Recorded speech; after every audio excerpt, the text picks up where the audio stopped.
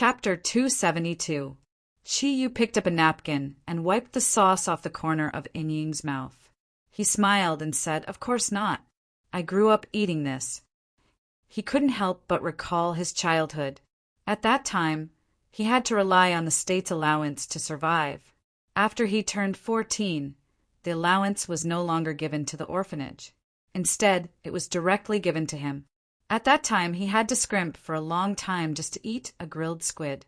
He could still remember clearly that the first time he joined those ruffians was because his boss treated him to a big meal. Now that he thought about it, he found it funny. But at that time, he would feel happy whenever he could eat squid. Rich people might not be happy, but poor people might not be unhappy. Life was real when there was always something to pursue. "Brother, why aren't you eating?" In-Ying handed a skewer of squid to Chi-Yu when she saw his pensive expression. Chi-Yu took the squid with a smile and said, "It's been a long time since I've been so relaxed. Okay, I'll have a big meal with you today. If I can come back next time, I'll bring you to Lawn Street. There are a lot of snacks there." At the mention of Lawn Street, Chi-Yu immediately thought of Wen-Ting. That was her favorite place. He felt a slight pain in his heart. "Ting-Ting, when are you going to eat snacks with me at Lawn Street again?" After ordering a bottle of beer, Chi-Yu and In-Ying began to gorge themselves on the food. Sometimes these roadside food tasted the best, and the two of them ate a total of 100 renminbi from this roadside stall. They only stopped when In-Ying was so satisfied that she couldn't eat anymore. "Brother, let's go. It's time to go to school." In-Ying naturally held Chi Tianlei's hand and walked along the road. "Brother, did you suffer a lot when you were young?" In-Ying asked curiously. Chi-Yu smiled faintly as he replied, "It's not as miserable as you think, although the situation back then wasn't too good." Although the situation wasn't good, it wasn't a problem to maintain a basic life with the state's aid. Orphans aren't what you think. In-Ying looked at Chi-Yu and suddenly asked a question that caused him to be taken aback. "When did you end your virginity?" Chi-Yu's face stiffened. He said awkwardly, "Why would a child ask this?" In-Ying smiled and said, "I'm just curious. Hurry up and tell me." Chi-Yu smiled bitterly. "About a year ago." In-Ying asked, "Is it with Sister Yu Guan? You looked so handsome when you took the bullet for her that day. If someone is willing to take a bullet for me, I will definitely marry him." Chi-Yu didn't know whether to laugh or cry. "You can't say things like that. Your sister Yu Guan is not my girlfriend. She is my girlfriend's brother's girlfriend." It's such a tongue twister. "Brother, could it be that you don't fancy Sister Yu Guan's beauty? When are you going to bring me to see sister-in-law?" Chi-Yu thought to himself, "It's better if you don't meet her. If my sister finds out that I have more than one woman, I'll definitely kill her. What would she think of me as her brother?" He said, "There will be a chance in the future." In-Ying quickened her steps and rushed in front of Chi-Yu. She suddenly turned around. She said seriously, "Brother, tell me honestly, are you in danger?" Chi-Yu was taken aback. "Why do you ask?" In-Ying said, "When we were eating just now, you told me that if you could come back, you would take me to Lawn Street to eat delicious food. Don't you mean that I'm in danger? Dad told me that you're not an ordinary person. I've seen it myself. Brother, what kind of danger is it? Can't you not go?" Chi-Yu walked forward and put his arm around In-Ying's shoulder. "Sometimes there are some things that you can't not do. When you grow up, I'll tell you, okay? Don't worry. It was just a slip of the tongue. Nothing will happen. Don't tell Dad and Mom about this, lest they worry needlessly." What an observant girl. She could accurately catch his own slip of the tongue. In-Ying's school was not far from the Golden Grain Group. To be able to open a large school in the downtown area of Beijing, the cost of the tuition was obviously not something ordinary people could afford. An aristocratic school. These 4 words flashed through Chi-Yu's mind. Before they reached the school gate, they met many students who were returning to school. These students caused a traffic jam on the entire road. It was not that there were too many people, but there were too many cars. Almost every student was escorted by a luxury car. Each and every one of them was well dressed. Although they were wearing school uniforms, the accessories on their bodies were not something that children of the same age could have. Perhaps it was because of the parent-teacher conference, but every student was accompanied by a man and a woman in their 40s. Ying, can't you let me be mentally prepared first? Chiyu smiled. Ying asked curiously, mentally prepared? What mentally prepared? Chiyu said, you have to let me know the real reason why you don't want Dad and Mom to attend the parent-teacher conference. I don't want to be scolded by the teacher as soon as I enter the door. Ying giggled and said, no, the teacher is not that scary. It's nothing. I'm just afraid that the teacher will tell Mom and Dad about my puppy love, so I have to beg you. Ah, puppy love? Didn't you just say you don't have a boyfriend? And you said you will talk about it after you enter university. Chiyu asked in surprise. Ying smiled and said, I just said I don't have a real boyfriend, but I didn't say I don't have any male friends. There are so many classmates, and it feels good to be taken care of. So, a lot of people think they're my boyfriends. I can't do anything about it. I can only let them be. However, who knows what kind of organization they've formed in school just for me. The teacher seemed to be in a difficult position, because these guys always fight because of me, so this time, Chiyu unhappily looked at her and said, so you're saying that I'm really a shield? Ying, it's not good for you. Although it's very likely that your classmates are trying to get close to you because of your family background. It's not good for you to not agree to anyone and not reject them. Ying said impatiently, all right. Brother, help me this time. Since he was already here, how could he not help? Chiyu nodded helplessly. However, when he walked into the school, he realized the seriousness of the problem. As soon as he entered the school, Chiyu was immediately surrounded by more than 10, 17, or 18-year-old boys. Looking at their unfriendly appearance, Chiyu also knew that it was Ying who had caused trouble. Who are you? You don't seem to be from our school. Ying, what's going on? The leader was a boy who looked pretty good. He still had a bit of a bookish aura, but the way he spoke was somewhat arrogant.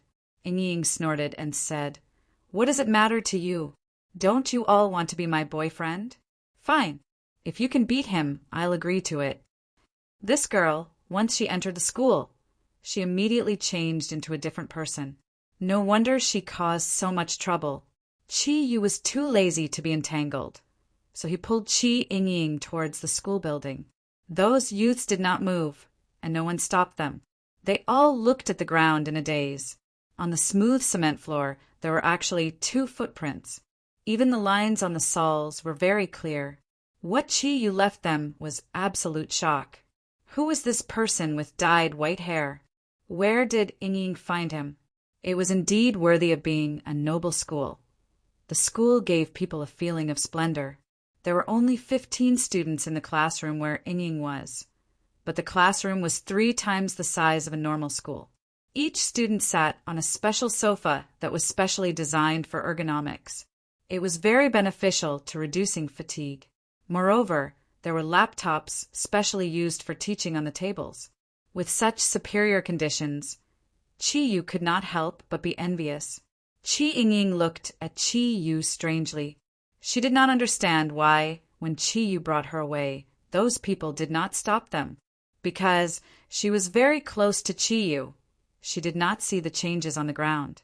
However, the news that Ying brought a white-haired monster quickly spread throughout the school. Chiyu and Ying arrived a little early, so there were not many people in the classroom. However, outside the classroom, there were many people gathered to watch the show. But no one dared to provoke Chiyu. Not to mention other things, Chiyu's tall and burly figure was not comparable to these young people with rich family backgrounds. Ying, you seem to be using me. Chiyu looked at his sister. The light in his eyes became colder. Ying saw that Chiyu was about to get angry, so she quickly said, Brother, don't be angry. Actually, there is a reason why I asked you to help. Listen to my explanation, okay? Chi Yu nodded, crossed his arms in front of his chest, and sat comfortably next to Chi Yingying. He said, "I'm waiting for your explanation." Chi Yingying whispered, "It's like this. Brother, there is a boy in school who is very powerful. Not only is he good at his studies, but he also seems to have special abilities. Yesterday, when I came to school, I saw him looking at the sky on the playground, and there seemed to be lightning flashing on his body.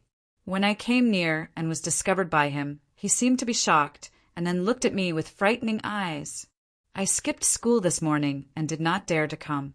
Do you think that a person like him will kill me to silence me?" No wonder, so this was the real reason. With Yingying's situation in front of her parents, it was indeed impossible for her to be afraid of the boys in school who were chasing after her to hold a parent-teacher conference. There are also people with special abilities in this school? Chi Yu's eyes became calm again, and he patted Yingying's small hand. He said, "Don't be afraid. As long as I am here, no one can hurt you." As soon as his voice fell, Chi Yu suddenly felt a sharp gaze directed at him. His spiritual force automatically fluctuated, and he immediately locked onto that gaze. Looking in that direction, he saw a student about 1.8 meters tall looking at him. From his body, Chi Yu unexpectedly felt a strong energy fluctuation. Chi Yingying also saw this person's existence and quickly whispered, "Brother, it's him." Chi Yu nodded and said, "Leave this matter to me. You stay here, I'll be back soon." While speaking, Chi stood up and walked outside. The moment he stepped out of the classroom, Chi Yu was immediately surrounded by a group of students. This time, there were a lot more people than before. There were about 40 to 50 of them, and all of them looked at him with unfriendly gazes. It seemed like they were ready to swarm him at any time.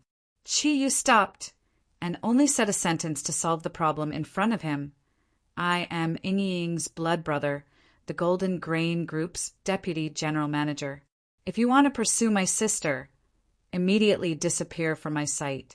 I don't like the feeling of being watched." A very cold voice came out of Chi Yu's mouth, and it was especially effective. He deliberately mixed a bit of spiritual force into his voice so that it would have a greater impact. Sure enough, once they heard that Chi Yu was Yingying's brother, the faces of these young people who were blinded by jealousy suddenly changed. One by one, they smiled and quickly left, returning to their own classrooms. There were a few who wanted to get close to Chi Yu, but when they saw Chi Yu's cold eyes, they also quickly left. In the end, the only one left was the student that Chi Yu felt before. "Did she bring you here?" The young man first asked Chi Yu. Chi Yu knew that his spiritual force just now did not affect him, so he gave a faint smile and said, "If you doubt what I just said, then you're wrong. I really am Yingying's brother. Should we find a place to talk?" The young man proudly raised his head. "Then you first have to have the qualifications." Chi Yu indifferently said, "Qualifications? You're the first person to say this to me." With a flash of purple light, a powerful thundercloud force came out of his body. Although it was only for a moment, the young man clearly felt his body being covered by a paralyzing energy. His face instantly changed as he said in surprise, "You're also a son of thunder?" Chi Yu looked at him in surprise and said, "Son of thunder? Now, can we find a place to talk?" The young man nodded and left the school building with Chi Yu. They found a secluded corner in the flower garden next to the school field. "What's your name?" Chi Yu asked. The young man said, "I'm Lei Tao." Chi Yu said, "First of all, I want to apologize for my sister seeing something she shouldn't have seen yesterday. However, I also want to warn you, if you have any bad intentions towards her, then don't blame me." Although his words were threatening, the expression on his face was very gentle. Chi Yu had a good impression of this cool and handsome young man. Lei Tao looked at Chi Yu with a serious look in his eyes. He did not look like a 17 or 18-year-old youth at all. Bad intentions? She saw me using my ability, so she only has two choices. When Chiyu saw that the young man in front of him could remain so calm, he couldn't help but admire him a bit more. After all, this was an ability user from the East. Oh, then what are the two choices? Lei Tao said, "My father told me that the Lei family are all born with lightning constitutions. In other words, we are the sons of lightning. This secret is very important to our family. If it were to spread, it would be a devastating blow to our family." Qi Yu interrupted him. "I can guarantee this. Ying won't tell anyone, and neither will I." Lei Tao shook his head. "No, we won't trust anyone so easily. It's because of what I just said that we can't let anyone know that we have Reiki. That day, I had a breakthrough in my energy, so I had no choice but to use my lightning. I didn't expect Qi Ying to see it. Father said that besides our closest kin, no one else can know that we have Reiki. Since she saw it, then she can only choose to become my closest kin or die." A cold light flashed across Qi Yu's eyes. He could not help but rejoice that he and Ying had come here today. His eyes flickered as he asked, "Then how can I become your closest relative?" Lei Tao answered without hesitation, "Marry me and become my wife. You'll naturally become my closest kin. At the very least, get engaged now." Qi Yu smiled. "You seem very stubborn." Lei Tao nodded resolutely. Qi Yu said, "But believe it or not, if I find out your Lei family's secret, you'll all die. You'll all die." Lei Tao's heart jumped. He looked at the tall man in front of him. Could it be that you're one of them?" Qi Yu smiled. "I don't know who you're talking about, but I can tell you that the you're talking about are nothing more than ants to me. Do you want to know what true lightning is? How about I take you to see it?" Lei Tao cautiously looked at Qi Yu. Although there was no lightning coming from him, the energy fluctuations on his body had clearly become stronger. Qi Yu didn't care about the energy fluctuations. He calmly walked in front of Lei Tao. He reached out with his right hand and grabbed his shoulder. The entire process was no different from a normal person. Lei Tao growled. He quickly raised his right hand to slap Qi Yu's hand. Before his hand even reached him, a numbing energy fluctuation was clearly transmitted. Qi Yu didn't move. He let him slap his hand. Lei Tao only felt that his lightning energy had met with a strong suction force. Following that, his body was no longer under the control of his brain. With a flash of light, Qi Yu brought Lei Tao and quietly disappeared from the school grounds. The next moment, when Lei Tao reacted, he was shocked to find that he was actually in the air. He could only see large patches of clouds under his feet. He couldn't see the ground. If it weren't for those clouds, he wouldn't have been able to tell where the sky was and where the ground was. He couldn't help but be shocked. Qi Yu grabbed Lei Tao with one hand and said, "Can your enemies fly? If they can't, then how do you think I compare to them? Watch." As he spoke, Qi Yu's left hand moved. The earth cave seal in front of his chest immediately displayed the effects of the Kirin Pearl. It turned completely purple, and the originally clear sky suddenly darkened. He waved his left hand lightly. With a thunderous roar, a snaking bolt of purple lightning descended from the sky. The purple lightning was actually thicker than a water tank. It was extremely powerful, and it was very close. Even Lei Tao, as the son of lightning, was shocked to feel the enormous power contained within it. Compared to him, the gap between them was simply too great. Do you see? This is the true power of lightning. If I'm not wrong, your cultivation process is mainly to absorb the lightning element in the air to strengthen your body. When you need to use it, you can use the lightning element in your body to attack, right? Just holding Lei Tao with his right hand made him feel many things. Lei Tao nodded subconsciously. So that's how it is. Isn't this a cultivation method that all adepts know? Qi Yu shook his head gently. If you continue to cultivate like this, then you will forever be stuck in the lower realm of adepts. You must know that human strength is limited, unless you can break through the bottleneck and change your body to be different from ordinary humans. In other words, you can become a Superman. Otherwise, how much lightning element do you think your body can withstand? Lei Tao seemed to be deep in thought. The fear he had felt from being in the air was gradually disappearing. Qi Yu smiled calmly. To reach the upper realm of adepts, what you need is not your own strength, but to fuse with the heavens. The so-called unity of man and nature is not a legend. When you can connect with the power of heaven and earth, then you can be called a strong person. Only then can you be called a strong person. Lightning is the accumulation of the righteous energy of heaven and earth. Only by using the righteous energy of heaven and earth to launch an attack can you achieve the power of a lightning element attack. Lei Tao suddenly understood. I understand now. Thank you, big brother. Lei Tao couldn't help but be in high spirits, a complete change from the cold attitude Qi Yu had when he first saw him. Qi Yu couldn't help but be surprised. This young man was much smarter than he had imagined. Qi Yu smiled. Look, this is another way of using lightning. When your strength isn't enough to command lightning, you must rely on surface attacks. That way, your enemies will have nowhere to hide. Kirin's 100 lightning strikes. With a low roar, the purple light lit up once more. With his current strength, it was extremely easy for him to execute the Qilin's 100 lightning strikes. A series of explosions sounded in the air as countless bolts of purple lightning appeared in the space around Qi Yu. Amidst the explosions, it was as if the entire world was being swallowed by the enormous lightning power. Lei Tao was completely stunned.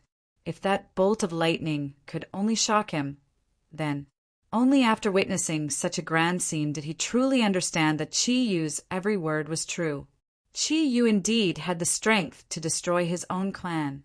How could a human be able to block this kind of heavenly lightning array? Qi Yu gave a slight smile and said, You've already seen what you should see. Remember what I said before. If you still remember my guidance, help me take care of Ying in the future. We should go back. Lei Tao only felt his vision blur.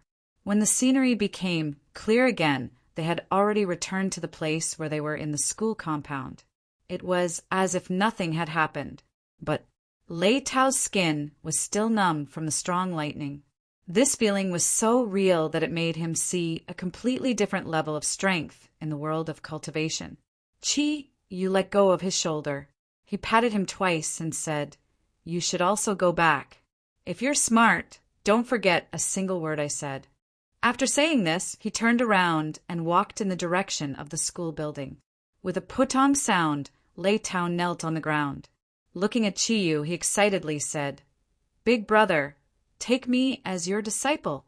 No matter what conditions you give. As long as I can do it, I'll agree. Qi Yu did not turn around. His footsteps paused for a bit before he said, When you can connect with the power of heaven and earth, tell Ying to bring you to me. My name is Qi Yu. Looking at that black figure, looking at that head of white hair, Lei Tao's eyes were filled with respect. He quickly stood up. He chased after Qi Yu. He was a very smart young man. A smart person would naturally know what to do at this time. Lei Tao respectfully followed Qi Yu back to Ying's classroom. At this time, the classroom was already full. All 15 students had already arrived. Besides Ying, the other students' parents were also present. The homeroom teacher was a woman around 30 years old. Her looks could be considered above average. In Qi Yu's eyes, she could barely enter the level of eye candy. As soon as the teacher saw Qi Yu, she couldn't help but frown. Which class are you from? Don't you know the school rules? You don't need to dye your hair. Why are you trying to act cool with white hair? Go back to your own class. Qi Yu was about to explain, but Lei Tao hurriedly said, Teacher, he's not a student of our school. He's Qi Ying's brother. He's here for the parent-teacher conference. The teacher was stunned. She couldn't help but awkwardly say, Oh, so that's how it is. Then please take a seat. But next time, it's best if your parents come to the parent-teacher conference. Qi Yu lightly said, I have full authority to represent my parents. After saying this, he directly walked to Qi Yingying's side and sat down. That invisible coldness made everyone present think of the word cool. Although the teacher was a bit dissatisfied, there were so many people at the parent-teacher conference that he didn't have time to argue. Lei Tao respectfully nodded to Qi Yu at the door and then left. Qi Yingying whispered in Qi Yu's ear, "Brother, is everything all right?" Qi Yu smiled. "What? You don't even believe in your brother's ability?" Qi Yingying giggled. "Of course I believe in you. Last time, I personally saw you kill someone with your hair." Qi Yu was slightly stunned. He didn't expect Qi Yingying to see the scene that day.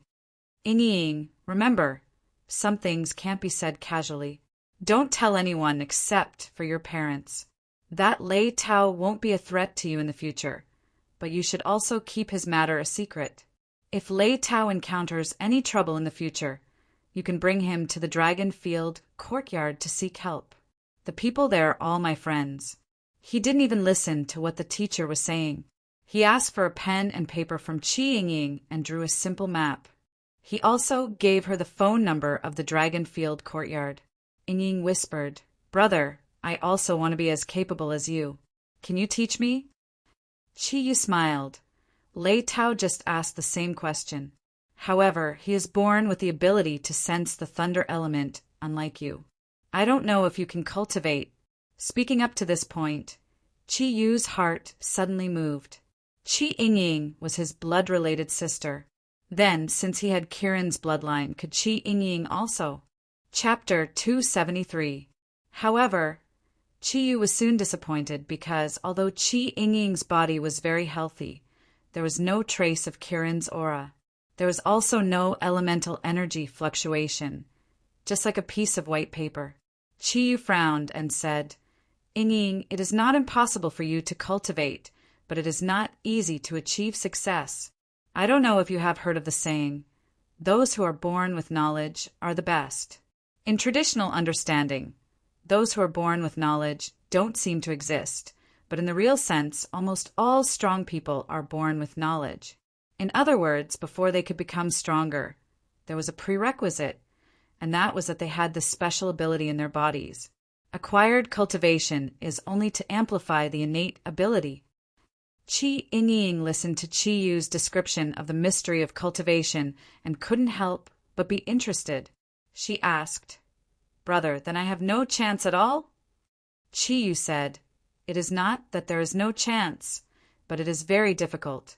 However, if you are willing to work hard, at least your body will be much stronger than an ordinary person. I can try my best to turn your body into one that is born with knowledge, but at the same time you need to work hard to achieve results." Okay, brother, I will definitely work hard." Perhaps because she was a little too excited, Qi Yingying's voice was a little louder, causing others to look in their direction.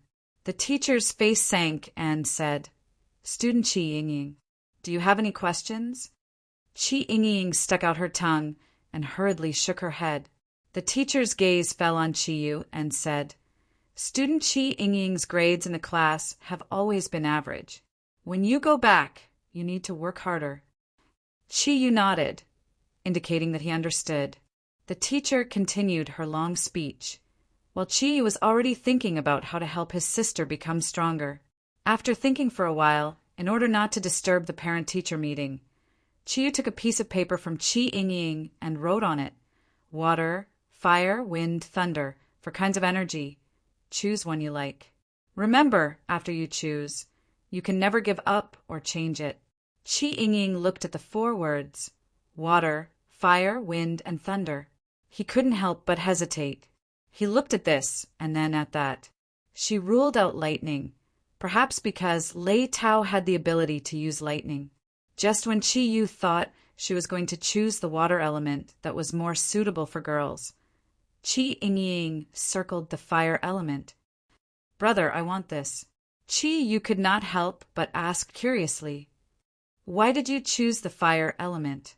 Don't you think water is more suitable for girls?" Qi Yingying shook her head and said, "No way, I want to be famous." There were so many benefits to fire. It could also be used for lighting. It can also be used for warmth. Furthermore, it can be used for barbecue when playing outside. With so many uses, of course I'll choose it. Chi-Yu was speechless as he looked at his sister. She actually cultivated for the sake of barbecuing. This was really too much of an idea. However, he soon felt relieved. Chi Yingying's thoughts proved that she didn't have any competitive spirit, which was a very good result. No matter how much she cultivated in the future, it wouldn't cause too much trouble. The parent-teacher conference lasted for a full 2 hours before it ended. In the end, the teacher specially talked to Chi-Yu. When she learned from Chi Yingying that Chi-Yu was the deputy general manager of the Golden Valley Group, the way she looked at Chi-Yu suddenly changed. At first, she told Chi-Yu to control Xu Yingying and not let her have too much contact with boys in school. Later, she began to probe about her situation and even asked if she was married. Chi-Yu impatiently dealt with it for 20 minutes before he and Yingying escaped from the abyss of suffering. When leaving the school circle, Chi-Yu couldn't help but think of the situation when he was in school. As an orphan, the biggest advantage was that he didn't need to invite his parents to the parent-teacher conference. Of course, it was also his greatest pain. On the way back to the Golden Valley Group, Chi-Yu said to Yingying, "Yingying, if you want to learn the method of cultivation, I have no objection, and I will guide you wholeheartedly. However, there are some things you must firmly remember, and you must not violate them. First of all, when you have extraordinary strength, you must not easily show it in front of ordinary people, unless there is a special situation or your safety is in danger." Yingying nodded and said, "I understand. People with special abilities are like Big Brother. They want to be hermits, right?" Chi-Yu smiled and said, "The second point is more important. In the process of cultivation, you must not be impatient. It is better not to cultivate than to show off. Otherwise, if there is a danger, then your life will be in great danger. Do you understand?" Yingying said, "Big Brother, are you talking about cultivation deviation?" Chi-Yu said something like that.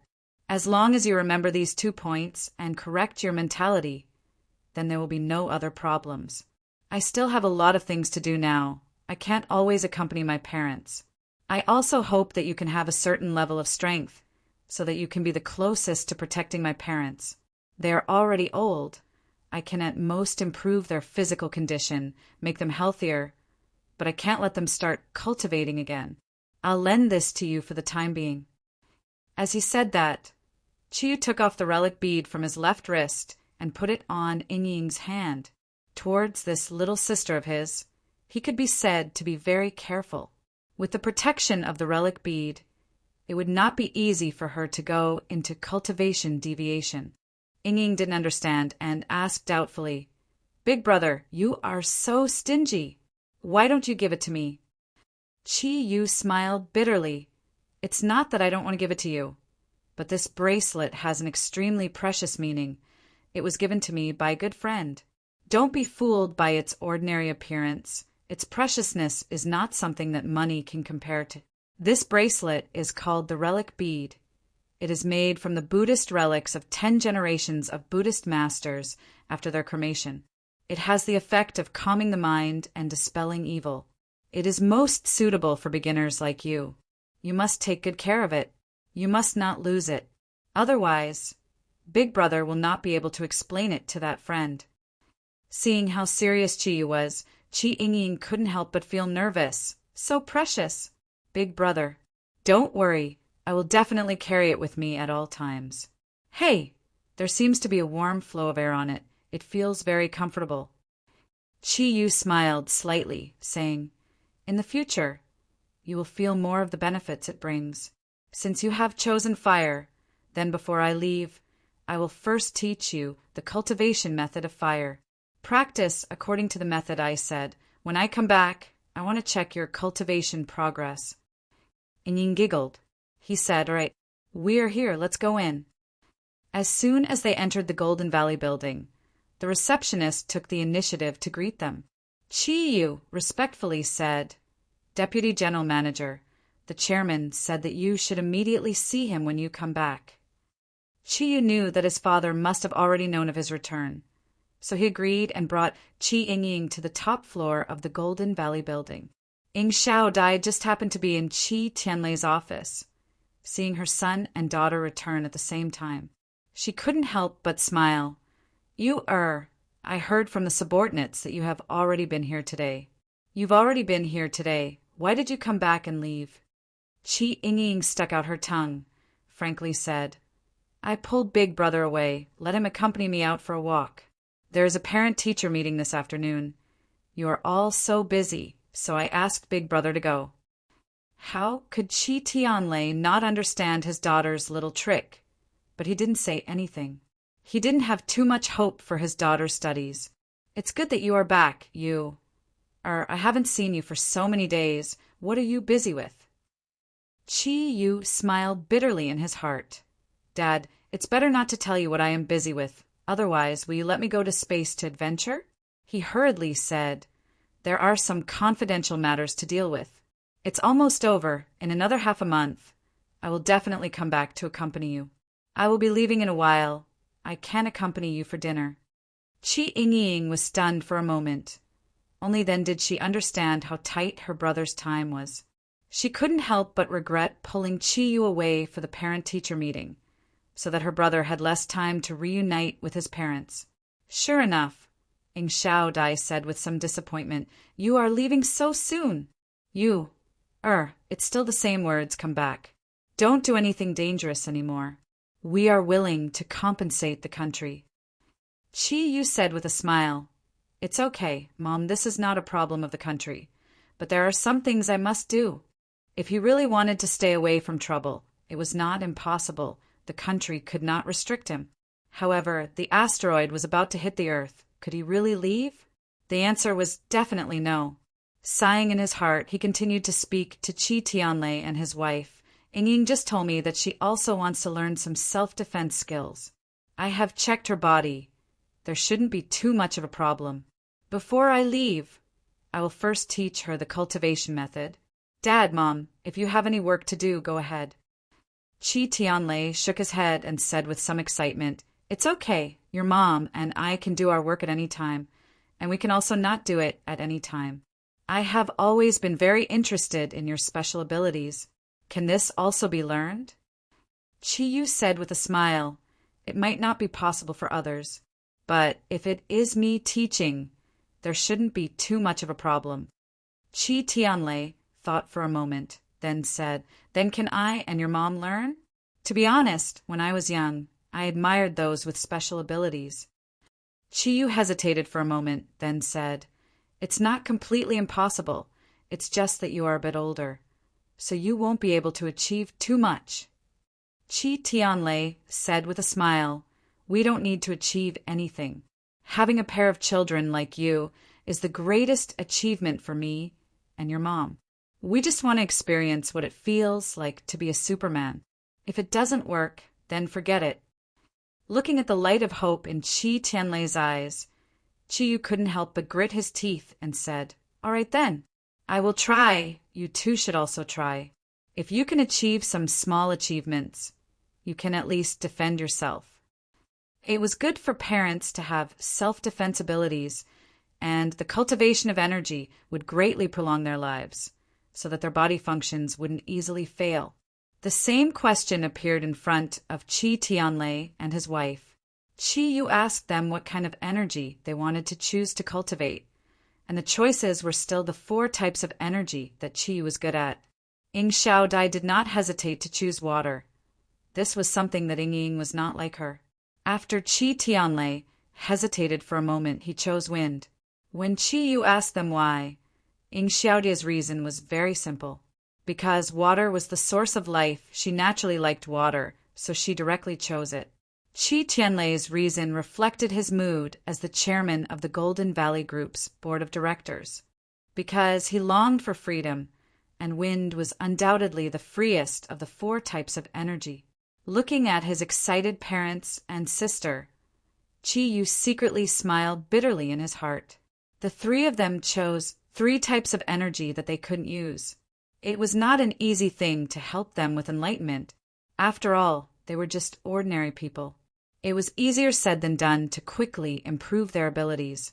However, Qi Yu didn't hesitate for too long. After Qi Tianlei told the security outside not to let anyone disturb them, the family of 4 went inside the room that was usually used to rest. Qi Yu asked his parents and sister to sit cross-legged on the bed. After thinking for a moment, he said, "Later, you must stabilize your mind. No matter what happens, don't resist. Just quietly accept it. Also, Dad, Mom, you're a little old. Remember not to be too hasty when cultivating. Every time you cultivate in the future, it's best if you can be together. With the protection of the relic bead that I gave to Inying, you'll be much safer." After reminding his parents and sister, Qi Yu asked them to close their eyes and calm their minds. Looking at his 3 relatives in this world, Qi Yu revealed a warm smile because he had already thought of a way to help them awaken. Although they couldn't become strong like the Zodiac guardian god warriors, they could at least use their bodies to absorb the energy molecules in the air to enhance their own strength. Taking a deep breath, he adjusted the energy in his body. During this period of cultivation, not only did his thundercloud force completely reach the 8-cloud realm, it also greatly improved his origin of nature energy. Although the improvement of origin of nature couldn't be seen on the surface, Qi Yu could feel that under the situation of photosynthesis, origin of nature had already undergone a qualitative change. There was a huge improvement in all aspects of origin of nature. The 3 types of energy chosen by his parents and sister were the ones that he had reached the 8-cloud realm. So relatively speaking, it wouldn't consume too much energy.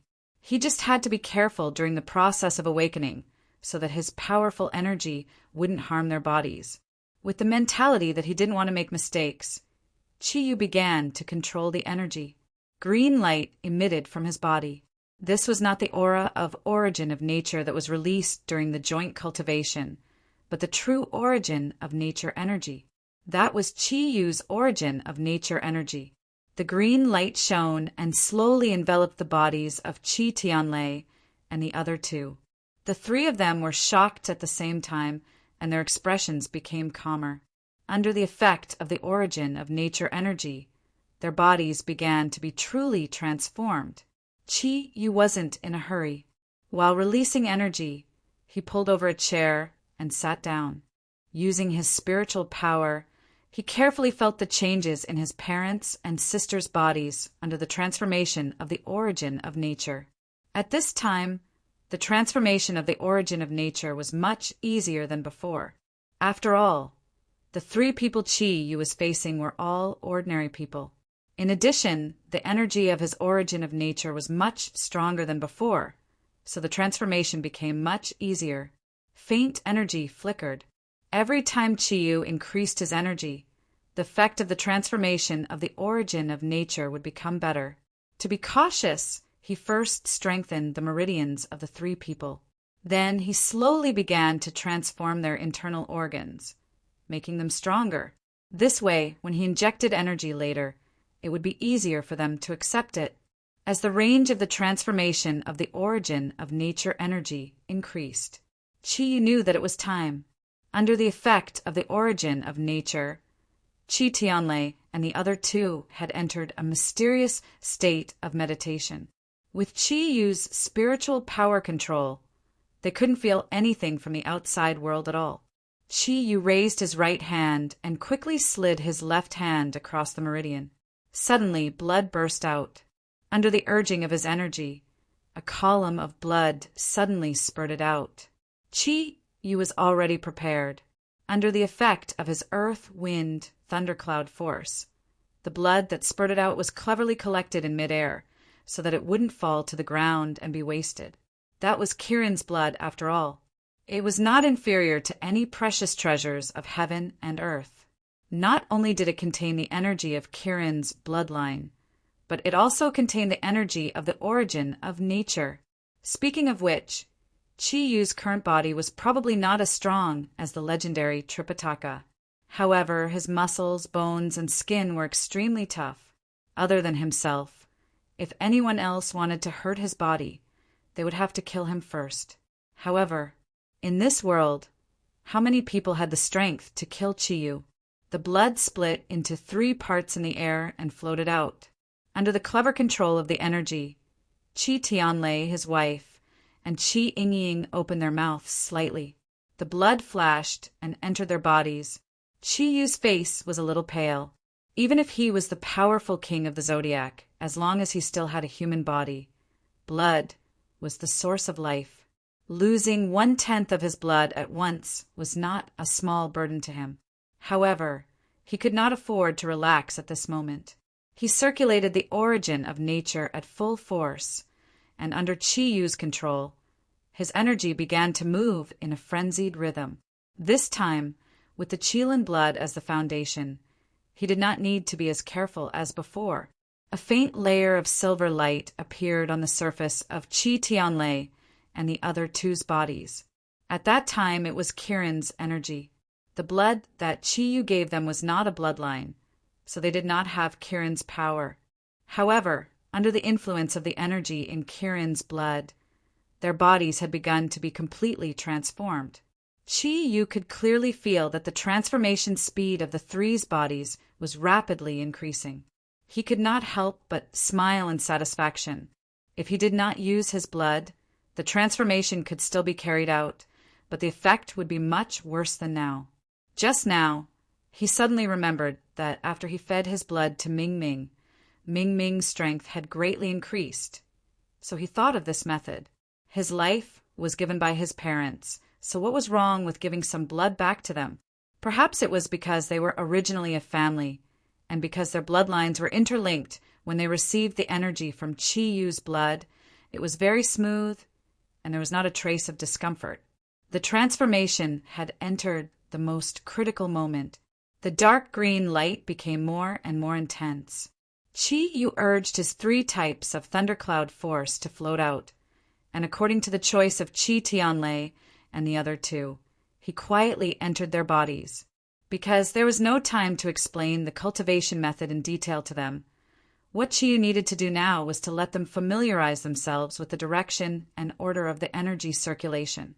With Qi Yu's powerful strength and the meridians in their bodies that had been transformed, the 3 different types of thundercloud force attacked the 8 extraordinary meridians in the bodies of Qi Tianlei and the other 2 at the same time. This time, it did not feel comfortable, and the 3 of them had varying degrees of pain on their faces. Among them, Ying Xiaodia's face had the least pain, because the water thundercloud force was the softest of the 4 types of thundercloud force. Although the impact was also strong, it felt much better. Qi Tianlei was second. The activity of the wind element made him suffer a lot. The one who suffered the most was Qi Yingying. The fire thundercloud force that she chose was a very violent energy, and the scorching airflow made her feel as if she had entered a furnace. It was as if magma was circulating in her body, and with every circulation, Qi Yingying would be drenched in sweat. Her clothes were completely soaked in sweat. Although Qi Yu could not bear it, he knew that this was a critical moment, and he must not stop.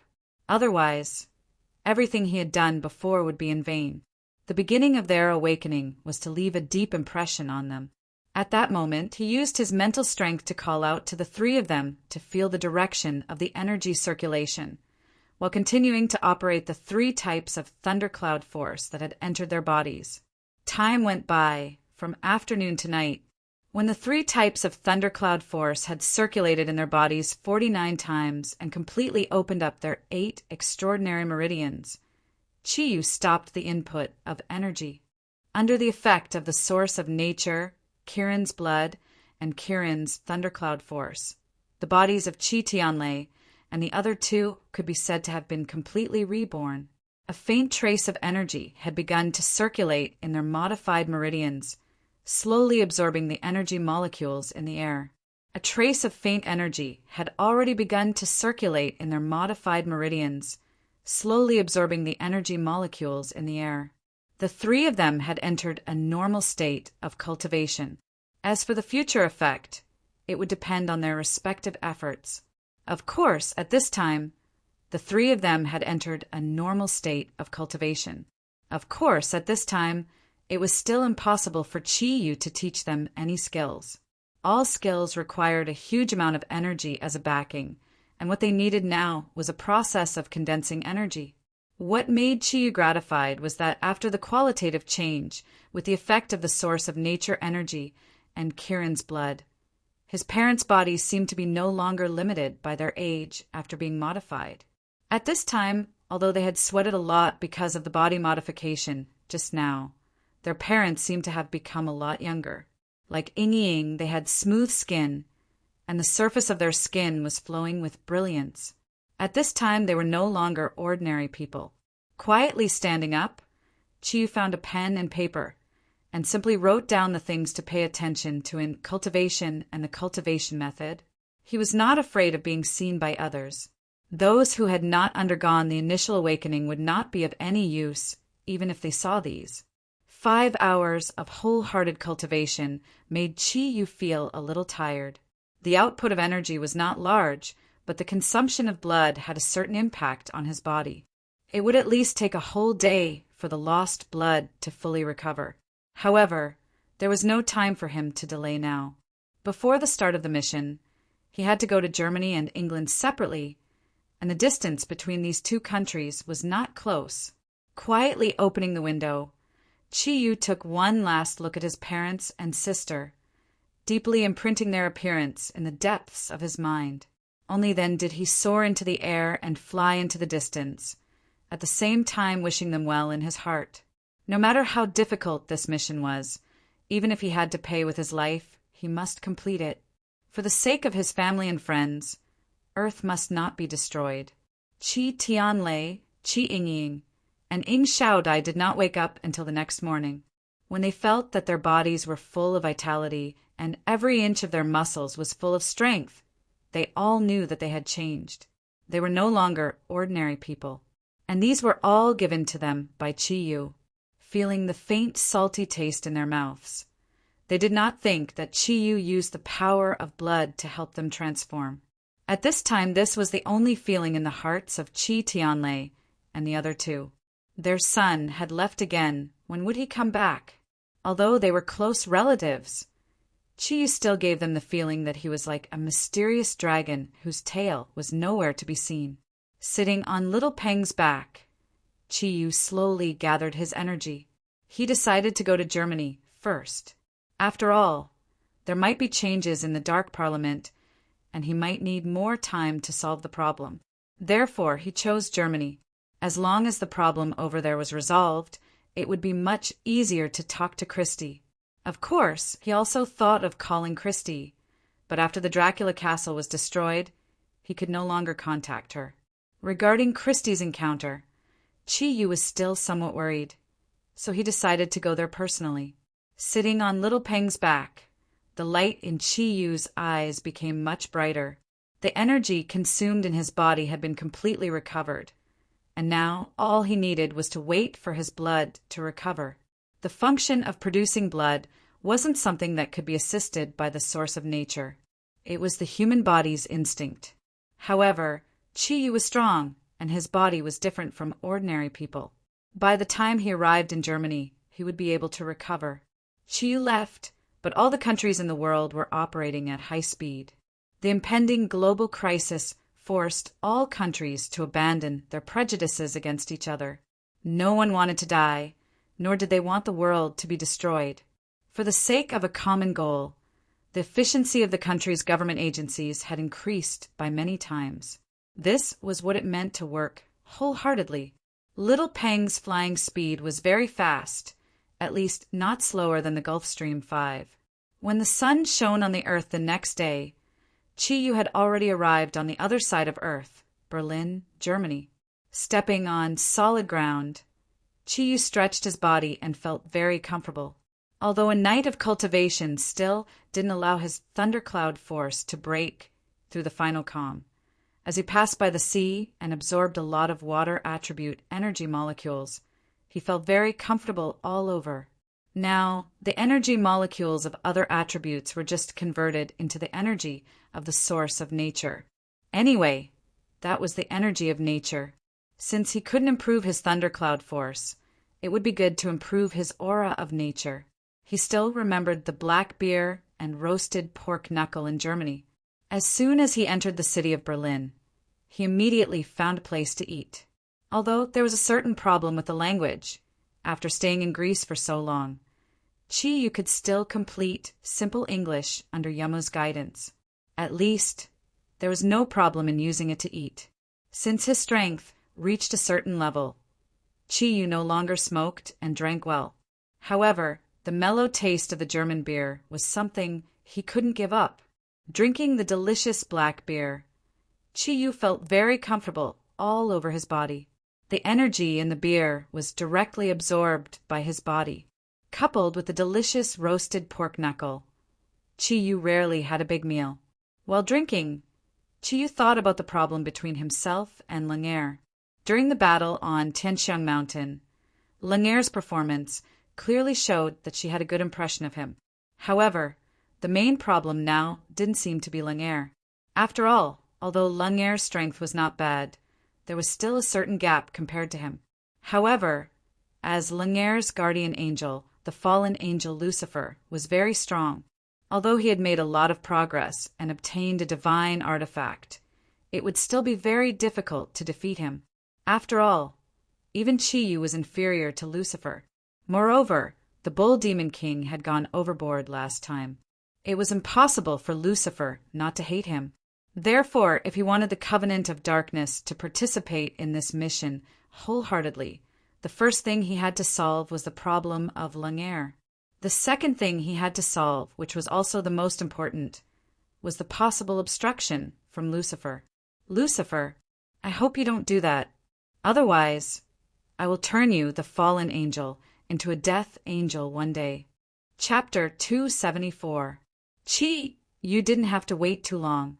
When he finished his third bottle of black beer, a cold and somewhat surprised voice sounded beside him. Why are you here? Could it be that you changed your mind? Chi-Yu turned around and raised his mug of beer to Lang'er. He smiled and said, Do you want one? Lang'er sat beside Chi-Yu and asked for a bottle of beer. You still haven't answered my question. From the looks of it, Lang'er seemed to have become even more beautiful, but the gentleness in her eyes was much less than before. Instead, there was a hint of loneliness. Chi-Yu had a good impression of this Hell Princess.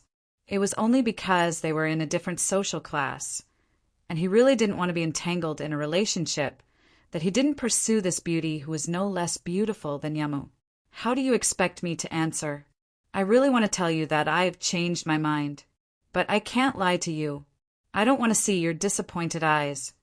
Chi-Yu said, half jokingly. Lang'er looked at him and said, Is that really what you think? I don't think so. If you really care about me, he wouldn't care about anything else.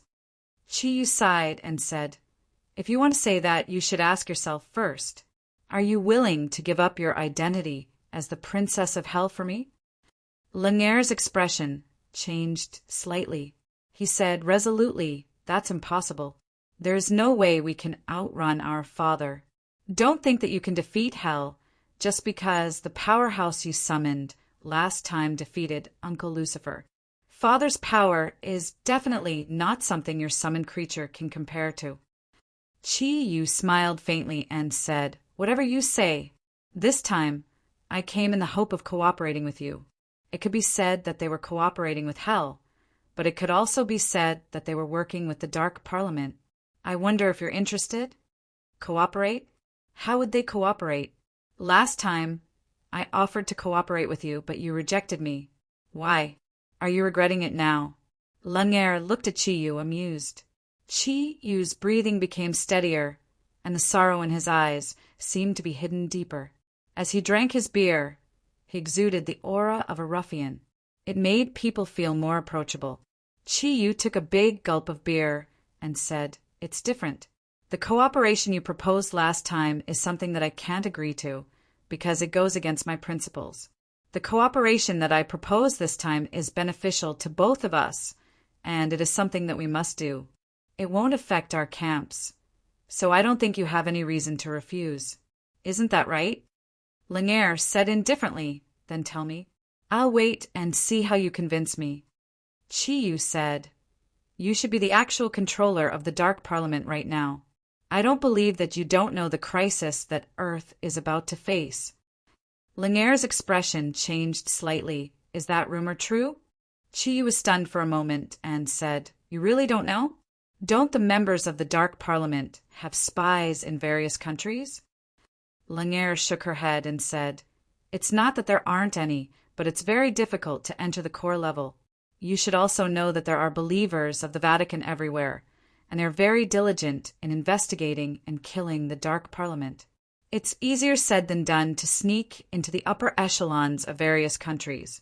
So, I only got some peripheral information, but I really can't believe that it's true. Chiyu said with a wry smile, don't say that you don't believe it. I didn't believe it either when I first learned about it. But the truth is in front of us.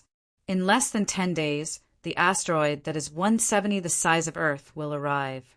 At that time, I'm afraid that hell won't have to come to this plane anymore, and Earth will never exist. Langare looked at Chiyu, her eyes flashing with a complicated light.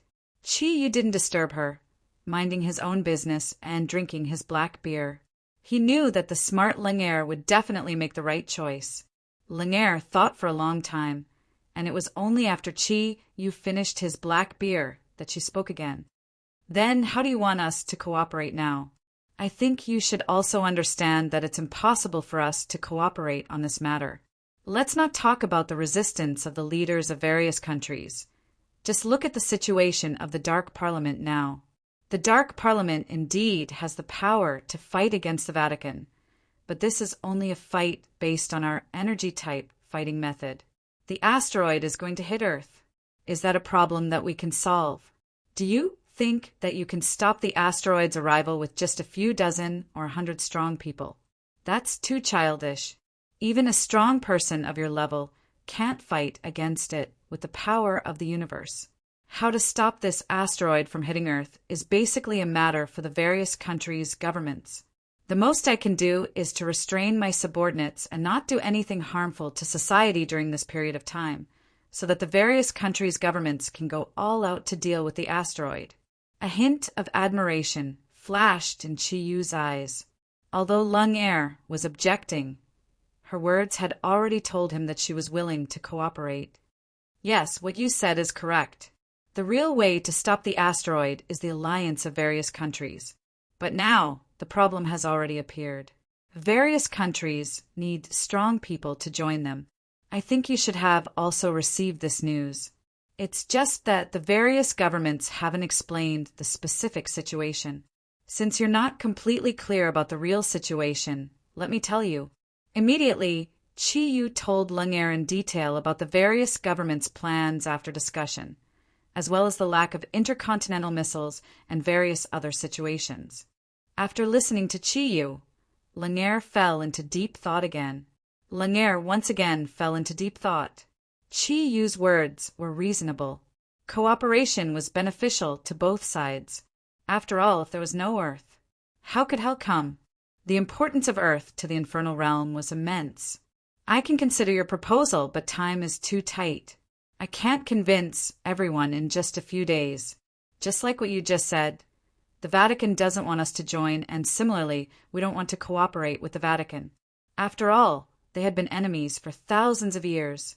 If they attacked him from behind, then the elites of our Covenant of Darkness will definitely suffer great losses. What should we do then? Chiyu said helplessly, what you're worried about is also what the Vatican is worried about.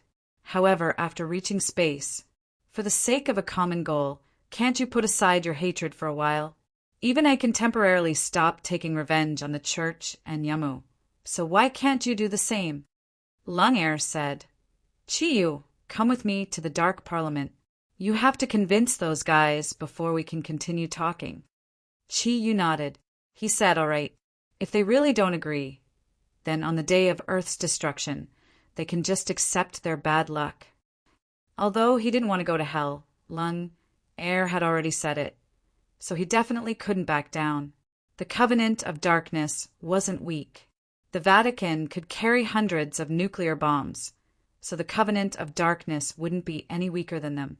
Moreover, there was a super powerhouse like Lucifer in the Covenant of Darkness. With his participation, everything would be much easier. Walking on the streets of Berlin, Chi-Yu breathed in the fresh air. He said, "Lung Air, how did you find me so quickly? Are you so sensitive to my aura?" Lung Air said impatiently, "Who's sensitive to your aura?" "It's just that my subordinates sensed a very dangerous aura on you, so they came to the ice storm. When they described you, I naturally knew it was you. It was just that I couldn't believe it at that time, because, in my memory, there didn't seem to be any reason for you to come. But I didn't expect it to be you." Chi-Yu chuckled. "Are you pleasantly surprised?" "You think too highly of yourself. What kind of surprise can there be? Last time, you guys heavily injured Uncle Lucifer, and he only barely recovered in the past few days. Let me tell you, Uncle Lucifer hates you to the core. If not for you being able to summon that super powerhouse to fight for you, he might have already gone to take revenge on you. This time, you should have thought about it. The biggest obstacle isn't me, nor the guys from the Covenant of Darkness, but Uncle Lucifer. Although he's my guardian angel in name, his status in hell is much higher than mine. When that time comes, I might not be able to protect you. It's not too late to regret it now."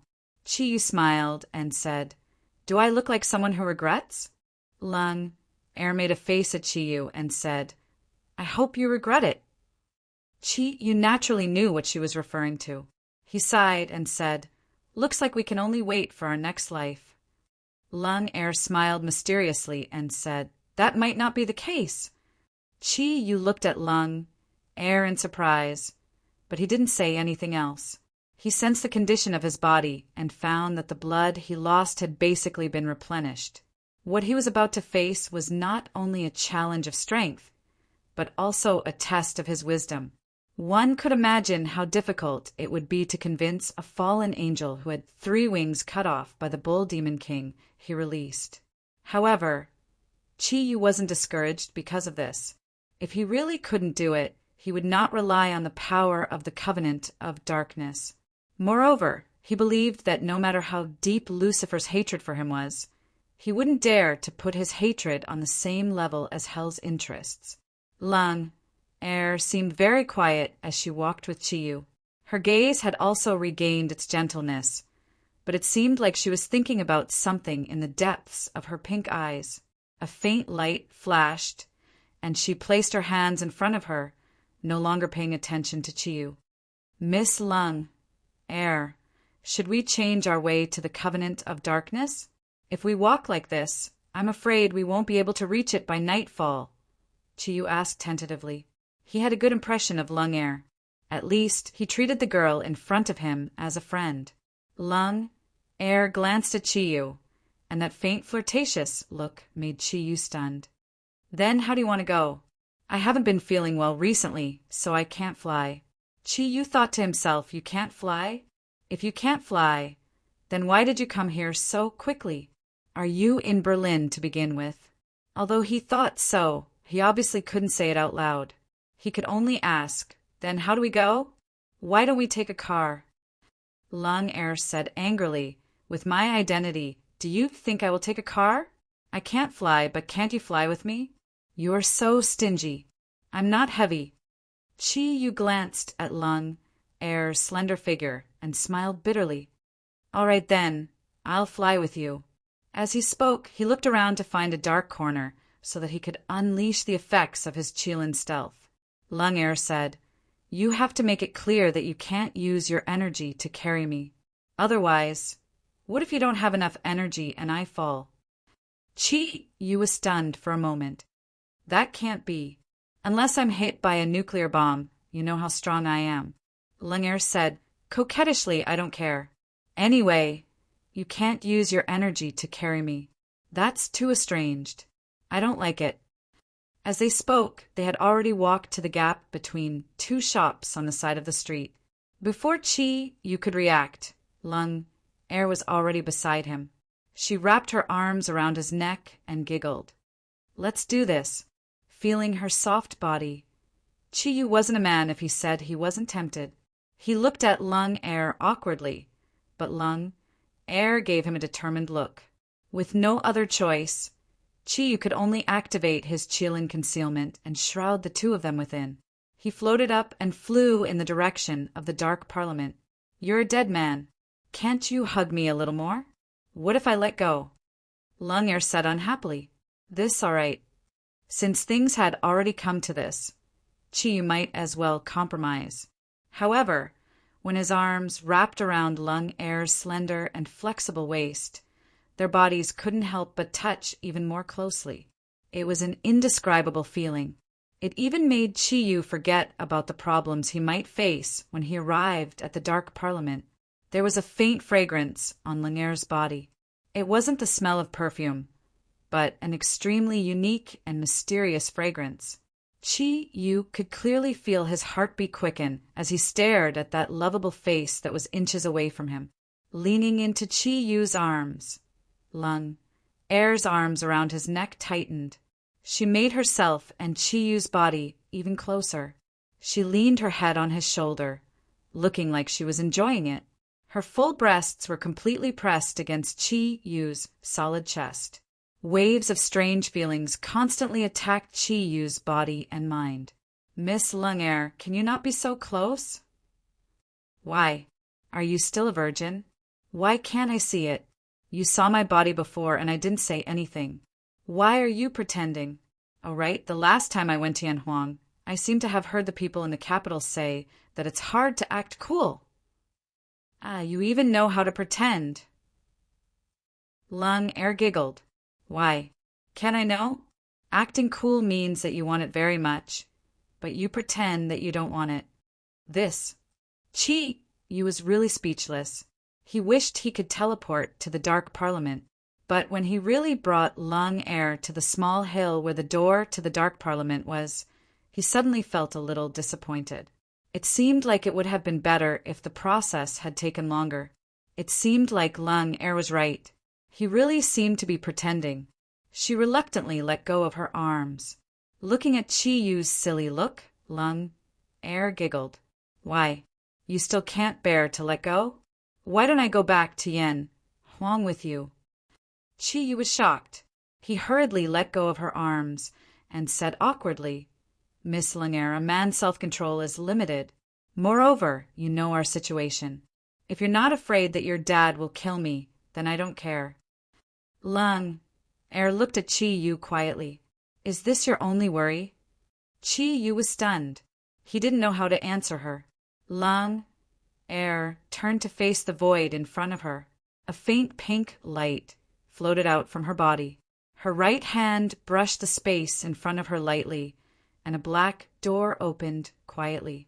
Turning back to look at Chi-Yu, she said, "Let's go." Chi-Yu floated up and entered the black door with Lung Air. This was his second time coming to the Dark Parliament. The sudden appearance of the dark energy still gave Chi-Yu a great sense of pressure. He subconsciously reined in his thoughts.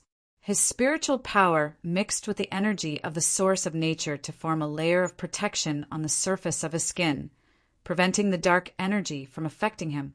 This time, he followed Lung Air into the Dark Parliament. Chi-Yu didn't need to hide his body anymore. As soon as they entered the space, they were immediately discovered by the dark warriors guarding the area. Immediately, a group of people surrounded them. The leader of the group, a dark warrior with a ruby embedded on his chest, knelt on one knee and said a few words to Lung Air in German. Lung Air wasn't as gentle to the dark warriors as she was to Chi-Yu. She only grunted and didn't even look at these low-level subordinates. She took Chi-Yu and floated up. They flew towards Hell City. She no longer said that she couldn't fly. Under the illumination of the violet sun, the two of them flew over the blood-red moat and the gray-white city walls, directly entering Nether City. As soon as they entered, they immediately passed by a few higher-ranked dark liches, leading the way. They only dared to lead the way from the side, not even daring to look at Lung Air. Lung Air said a few words to the dark liches in German. Immediately, one of them sped up and flew towards the inner city. On the other hand, Langere brought Chiyu directly to the tallest building in the inner city before stopping. I've asked them to call the Dark Chancellor and the Dark Warrior Emperor over. In this world of darkness, we only need to ask for their opinion. If it weren't for the fact that I can't confirm Uncle Lucifer's intentions, we wouldn't even need to call them over. Chiyu naturally understood the authority of this princess of hell. However, he couldn't help but ask, I heard that there are a total of 13 members in the Dark Parliament. Don't they even have the right to vote? Langere snorted disdainfully. What right to vote? This is the Dark World, not the Vatican. As long as you have absolute power, then you will have the absolute right to speak. I'm sure you understand this point. Here, other than Uncle Lucifer and I, only the 3 fellows who could summon the Dread Lord had the right to speak. As for the others, unless they have a death wish, do you think they will say anything? Hearing Langere's words, Chiyu couldn't help but feel a chill in his heart. Indeed, no matter how good his impression of Langere was, she was still from hell. There were many things that couldn't be considered with common sense. Langere, do you still remember the Dracula family? It's the Dracula family that was destroyed by the Vatican last time. How are they doing now? Langere turned her head to look at Chiyu and said, the Dracula family is now in the process of rebuilding. No matter what, they suffered heavy losses last time and even killed many experts from the Vatican. Of course, I know that it was all done by you, but for your sake, I'll give all the credit to them. After you left, I ordered the Dark Lich to send some people to help the Dracula family reactivate the hidden domain of the ancient castle. As for when they will be able to recover, that's not something I know. The current head of the Dracula family should be Klinsmann's sister, that girl from the east. After hearing Langere's words, Chiyu couldn't help but feel relieved. As long as the Dracula family still existed, nothing would happen to Christie. Chiyu's heart was filled with remorse for Klinsmann's death, and he could only repay this remorse with Christie. Moreover, he and Christie, who was still Su Qing, were more or less friends. Both of them entered the spire. This wasn't the residence of the Dark Chairman as Chiyu had imagined. Instead, it was an extremely spacious hall with a huge statue enshrined in the innermost part of the hall. The entire statue was shrouded in a layer of black mist and could only be vaguely seen. The statue had 12 black wings. Without a doubt, Chiyu knew that this statue represented Langere's father, the great demon King Satan, the ruler of hell. In the center of the hall, there was a long European-style table. The table was very large, but there were only 13 single sofas around the table. Even the sofas were covered with black leather. The entire hall exuded a gloomy feeling. In the middle of the hall, there was a purple crystal ball hanging in the air. The energy fluctuations of the purple crystal were very strong. It seemed to have an unusual relationship with the purple sun outside. The entire hall was filled with a lavender luster. Langere saw Chiyu staring at the purple crystal in the air. She smiled and said, the main energy source of this hell city is actually hell. I'm not afraid to tell you that this is the exit of hell. It's just that due to various reasons, hell hasn't come to the human world yet. But this time won't be long. The purple sun you see outside is just a fake one. The real purple sun only exists in hell. That is the energy source of the entire hell. Only under the cover of the purple sun, whether it is dark creatures or dark plants, can grow better. Just as she said this, the respectful voice of the Dark Chairman sounded from outside. Your Royal Highness. The smile on Langere's face disappeared. She walked to the main seat and sat down. Come in. The door opened. The Dark Chairman and the Dark Warrior Emperor walked in front. Behind them, there were 4 Dark Liches. The leader was the Dark Lich who could summon the Dread Lord last time. A faint light flickered, although they walked in with their heads down. But when they entered the hall, their eyes subconsciously saw Chiyu next to Langere. Langere had already sat down. Chiyu was naturally also sitting. and the position he sat in was where the dark chairman usually sat. Seeing the appearance of Chiyu, the eyes of these dark council leaders couldn't help but change. The heroic appearance of Chiyu last time when he defeated the Dreadlord alone was still deeply imprinted in their memories. Seeing this Easterner again, they couldn't help but have some strange thoughts.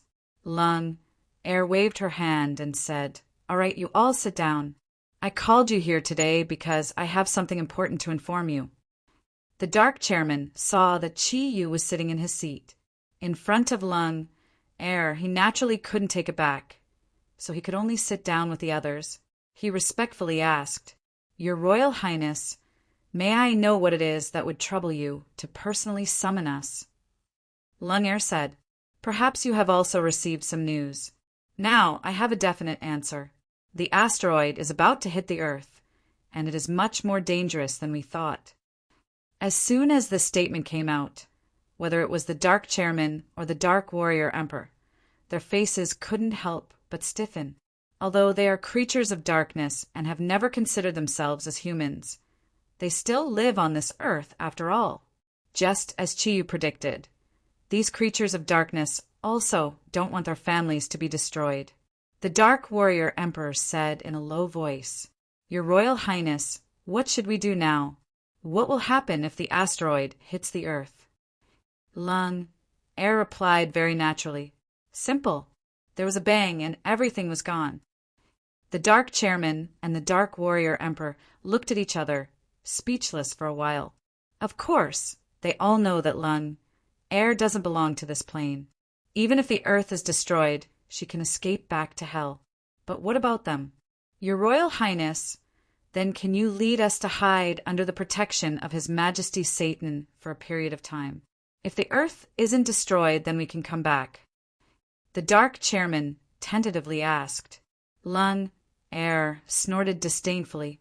"Who do you think you are? Do you think you can go to hell just because you say you want to?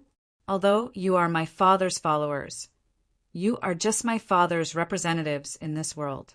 You don't belong to the true scope of hell. Don't say that I don't want to.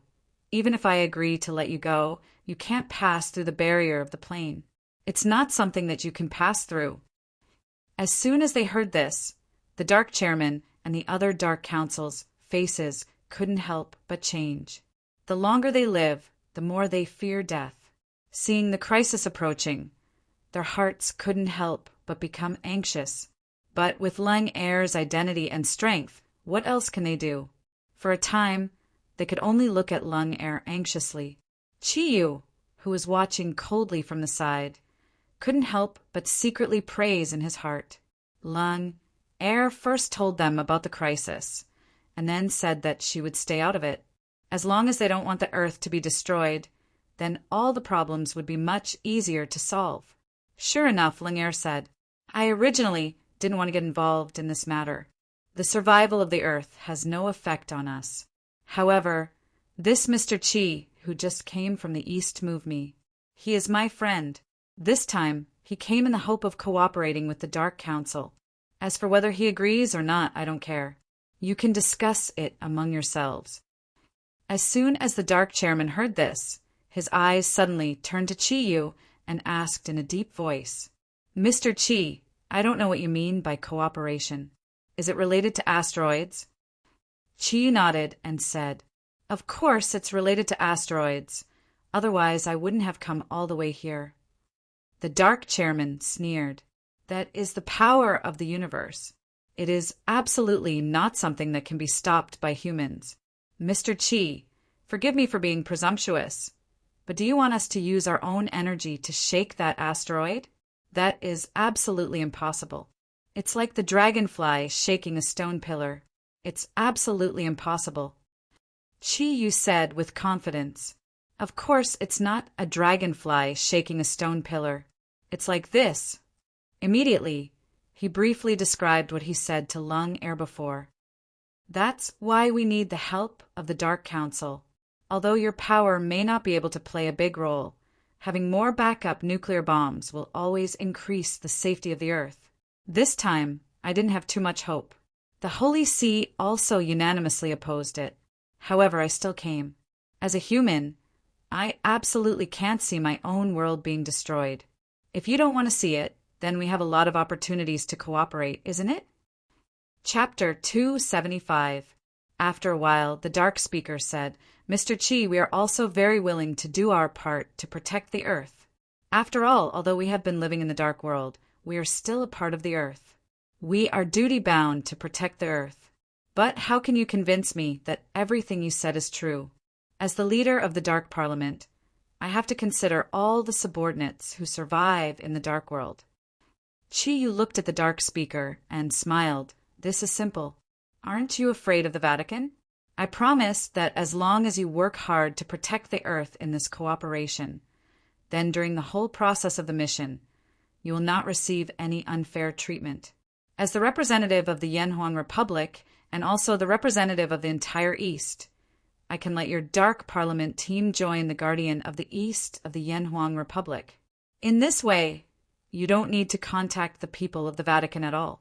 I also believe that with my strength, I can completely protect the people of the Dark Parliament.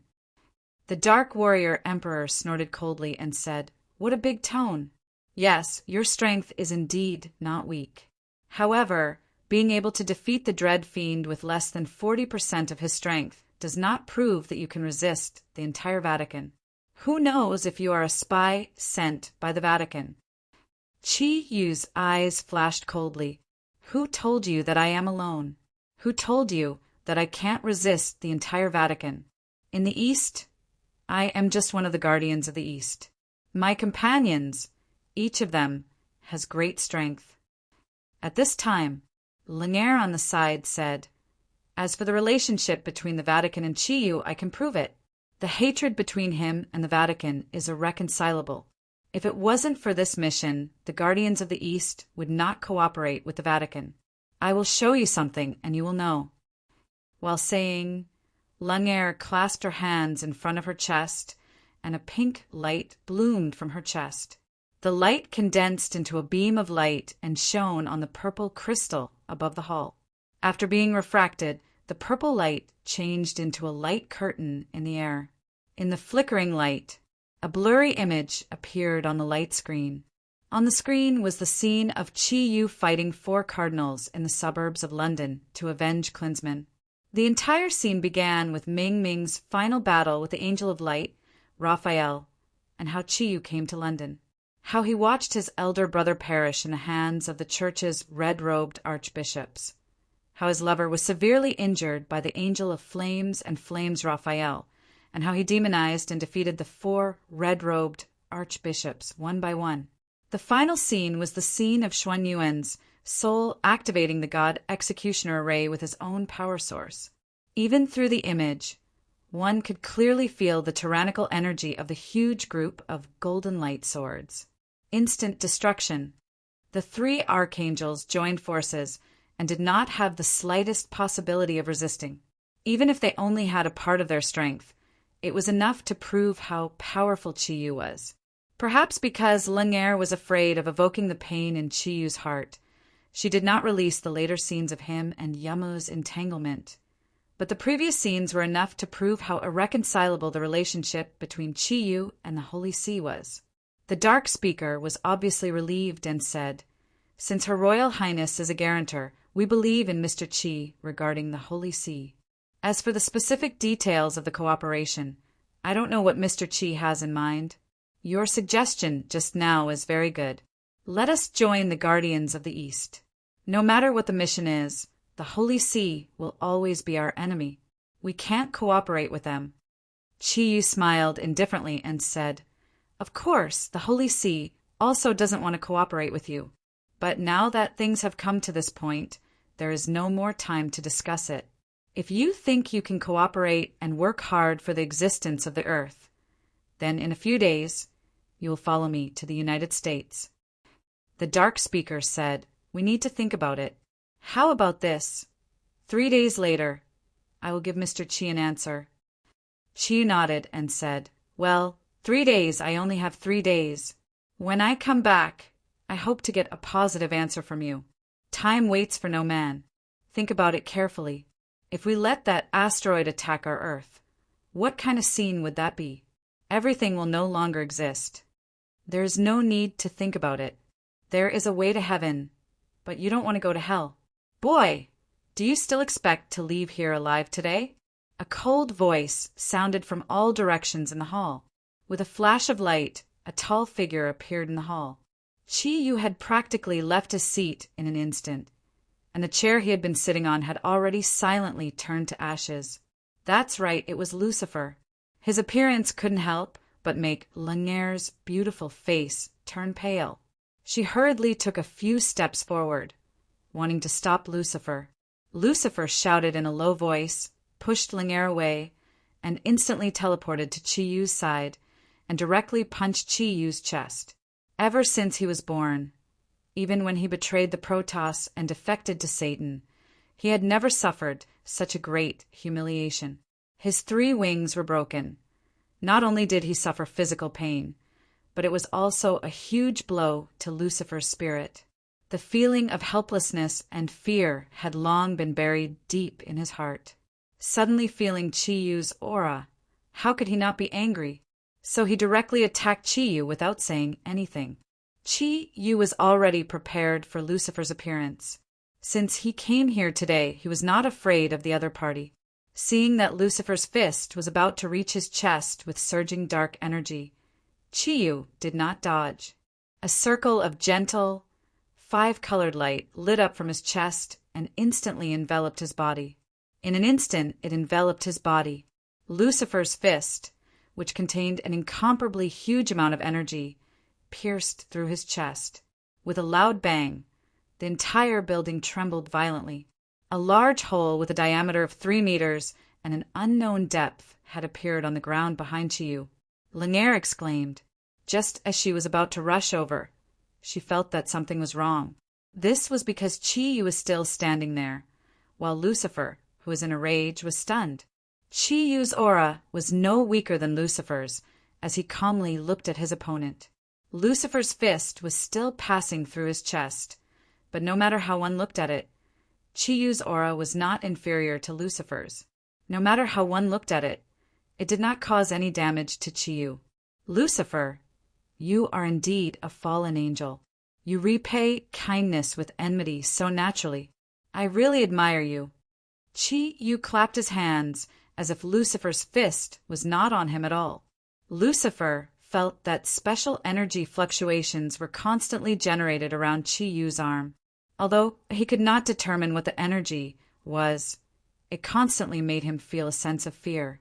He subconsciously retracted his arm and looked at Chi Yu coldly. What kindness do you have for me?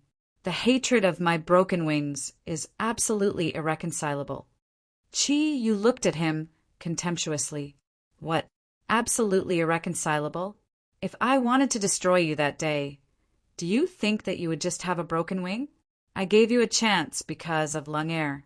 I didn't expect you to be so ignorant. In that case, it seems that I don't have to give Lanier face anymore. Why don't I send you back to heaven today? Lucifer gradually calmed down after listening to Chi Yu's words.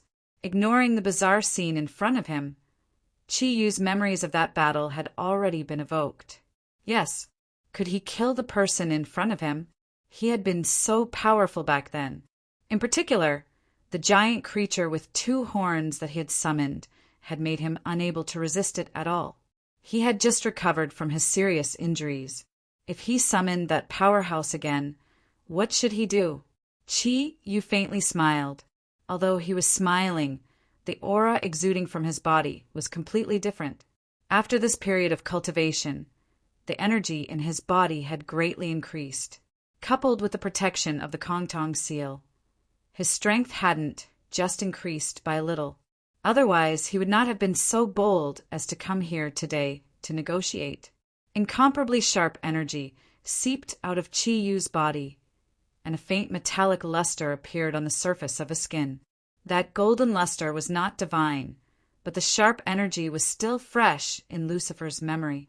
Chi Yu said calmly, Lucifer, actually you only need to calculate the odds of victory and defeat between us. If you still remember what happened that day, you should be able to calculate that with my current strength, I should have no problem resisting the people of the Covenant of Darkness and Lanier for a short period of time. But what about you? How long can you last against the Demon Bull King? There is no one here who can help you. There will only be one ending for you. I didn't kill you that day, but that doesn't mean I don't want to. I only left you alive because of Lanier. I'm here to negotiate today on behalf of the entire Earth. If you want to fight me or stop me, we can just stop the negotiations and solve the problem between us. Let's see if you kill me, or if I pull out all your wings. Lucifer's eyes flickered as he looked at Chiyu, the fierceness in his eyes growing even stronger. However, Chiyu knew very well that the fellow in front of him was just putting up a strong front. Otherwise, he wouldn't just look at him and not make a move. Was he afraid of death? As long as he was afraid of death. Did the fallen angel go to hell for freedom? If that was the case, freedom also came with the prerequisite of life. For a strong person like Lucifer, he was even more afraid of death. Lanier was naturally more familiar with Lucifer than Chiyu. She glanced at the people of the Covenant of Darkness and said, "Okay, you can go out first. There is just a small misunderstanding between Uncle Lucifer and Chiyu. As for the matter just now, you don't have to think about it anymore.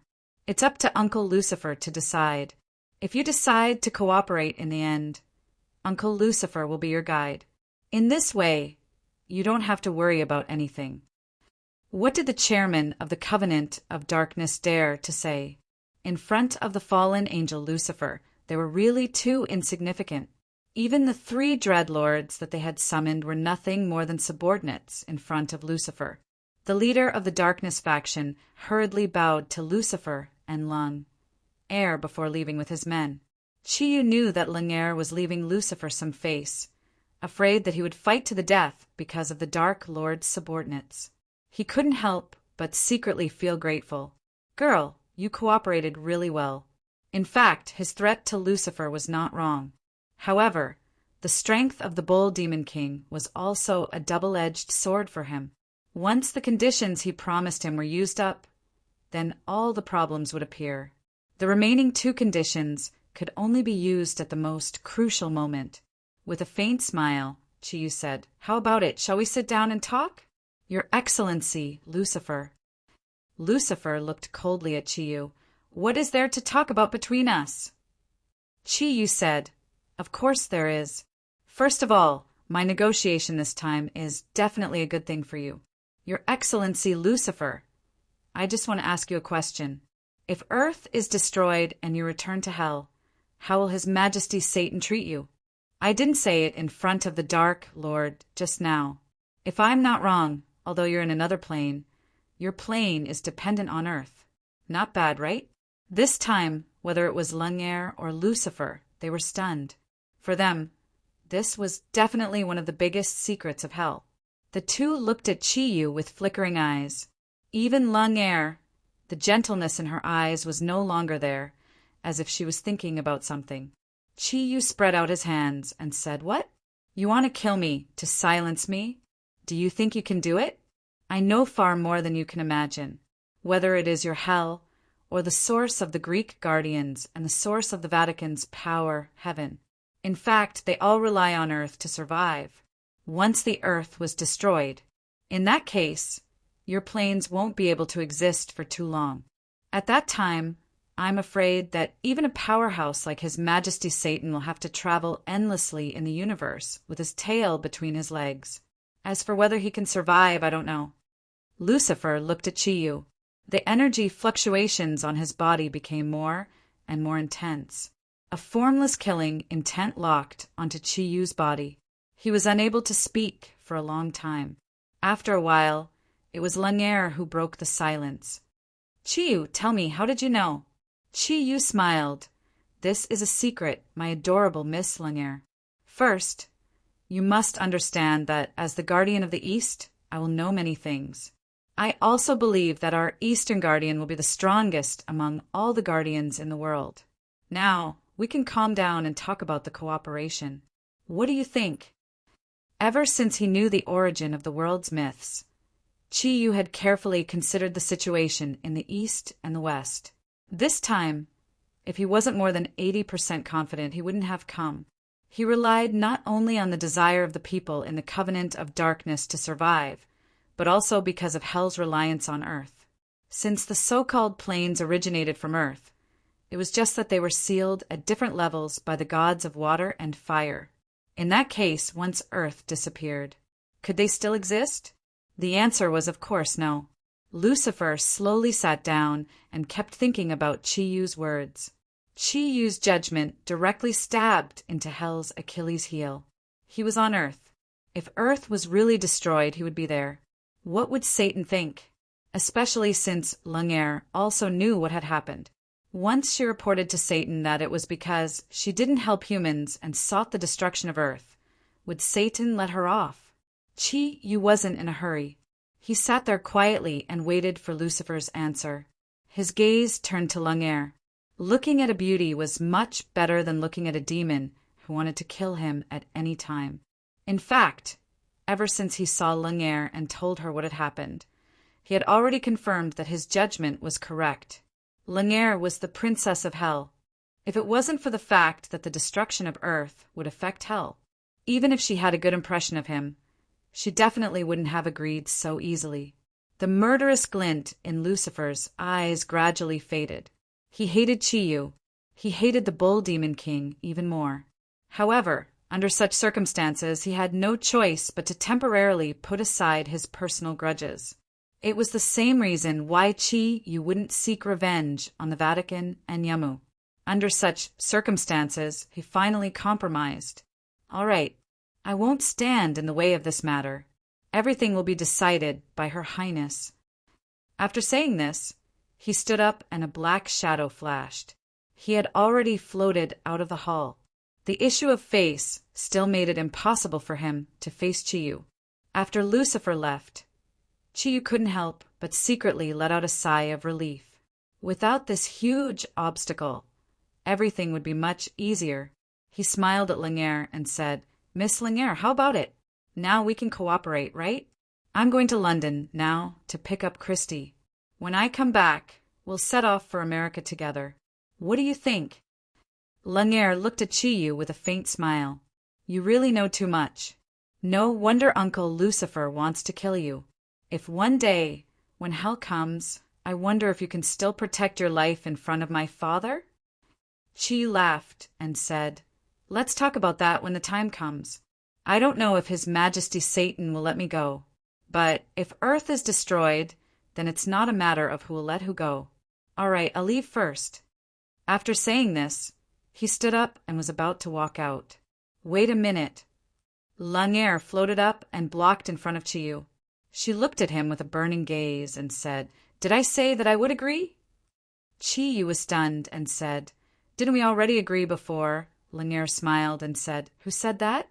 "I just said that we would discuss it here. I asked you to ask Uncle Lucifer for his opinion, but you heard it just now. Uncle Lucifer gave up his right to decide and gave it to me. I haven't agreed to participate in this operation of your human race." Chi-Yu looked at Lumiere and couldn't help but be a little stunned. He really couldn't think of any reason why Lumiere would stop this cooperation. From any point of view, cooperation would be beneficial to both sides. "Miss Lumiere, you're not joking with me, are you?" Lumiere said with a straight face. "Who's joking with you? Don't forget that I'm the Princess of Hell. As long as I don't agree, I'm afraid no one here would dare to agree to cooperate with you. After all, compared to dying when Earth is destroyed or dying now, I think it's easier for them to make the decision." Looking at Lumiere's serious expression, Chi-Yu's face sank. "Then what do you want?" Lumiere looked at Chi-Yu with a sly glint in her eyes. She smiled and said, "It's very simple. I can agree to it, but you have to agree to 2 conditions. As long as you agree to them, I will agree to this cooperation." Chi-Yu frowned and asked, "What conditions?" Lumiere said, "First, from now on, you can't call me Miss Lumiere. You have to call me by my name like when we first met. Of course, I won't object if you want to call me Sister Lumiere." Chi-Yu looked at her helplessly and thought to himself, "You call this a condition? Sister Lumiere? Although you look younger than me, Only God knows how old you, the princess of hell, the daughter of Satan, are. However, there was no reason for Chiyu to reject such a simple condition. He nodded and said, "No problem, Sister Lung." Lungair's eyes regained their gentleness, looking at Chiyu's helpless expression. She didn't know why, but she felt a special pleasure in her heart. "Then let's talk about the second condition. Do you still remember what I told you in the Yanhuang Republic?" Chiyu's expression changed. "You're not asking me to marry you, are you? You know that's impossible. Not to mention the others. You have a lot of problems on your side. If you really want to force me to do that, let's not talk about this cooperation." Seeing that Chiyu was about to explode, Lungair snapped. "Do you think I care? Don't tell me that I can't get married except for you." Chiyu's eyes lit up. "So it's not that condition?" Lungair looked at Chiyu's excited expression and couldn't help but feel bitter in her heart. She lowered her head and said with tears in her eyes, "So I'm so annoying. So you don't like Lungair that much. Am I really that ugly?" The tearful Lungair's killing power undoubtedly increased exponentially. Looking at her helpless expression, how could Chiyu harden his heart? He hurriedly smiled and said, "How can that be? Sister Lungair, you're so beautiful. You're also the daughter of the great demon king Satan. You can be said to be a proud daughter of heaven. It's me who doesn't deserve you. If there weren't so many factions between us, I would have agreed to your conditions a long time ago." It was true that Lungair was beautiful and extremely attractive, but Chiyu was currently lying. After last time's setback, it could be said that he was wholeheartedly devoted to his few remaining female confidants. He absolutely did not want to increase the number of his harem and hurt the hearts of his beloved girls. Hearing Chiyu's words, Lungair's tears turned into a smile. He said, "At least you still have some conscience. I also know that our factions decide many things. What I said to you last time was indeed too impulsive. Father aside, even Uncle Lucifer wouldn't agree to us being together, unless you're willing to join our hell faction. But I also know that you can't give up everything for me. My second condition is also very easy. It won't affect your faction, nor will it affect anything else. I just hope that after you complete this mission and after Earth is saved, you will be able to return to Earth. You and I can be husband and wife for a day." Silence, absolute silence. Looking at Lungair, Chiyu could not believe that she would propose such a condition. Although the second condition sounded as childish as the first, the difference was like heaven and earth. Chiyu knew his own personality very well. If something really happened between him and Lungair, even if he didn't form an alliance with Hell in the future, he would at least have some reservations in his heart when facing the Hell faction. Looking at Lungair, he could not help but fall silent, because he didn't know how to answer. If he rashly refused, not to mention the cooperation this time, it would probably cause a huge blow to Lungair. As the Princess of Hell, she put down her dignity to propose such a condition. Chiyu didn't dare to imagine what kind of reaction she would have if he rejected her. Lungair looked at Chiyu, and her beautiful eyes gradually turned red. "Chiyu, are you a man or not? Even I can put down everything and make such a shameless request. Can't you sacrifice a little for me? Don't worry. I, Lungair, am the daughter of Satan. I won't pester you or anything. There's a saying in the East that it doesn't matter if the world lasts forever, it only matters what you once had. Don't tell me you're not even willing to give me the opportunity that you once had? Is your heart harder than the black rocks of hell? I've said it." The struggle in his heart finally gave way to his emotions.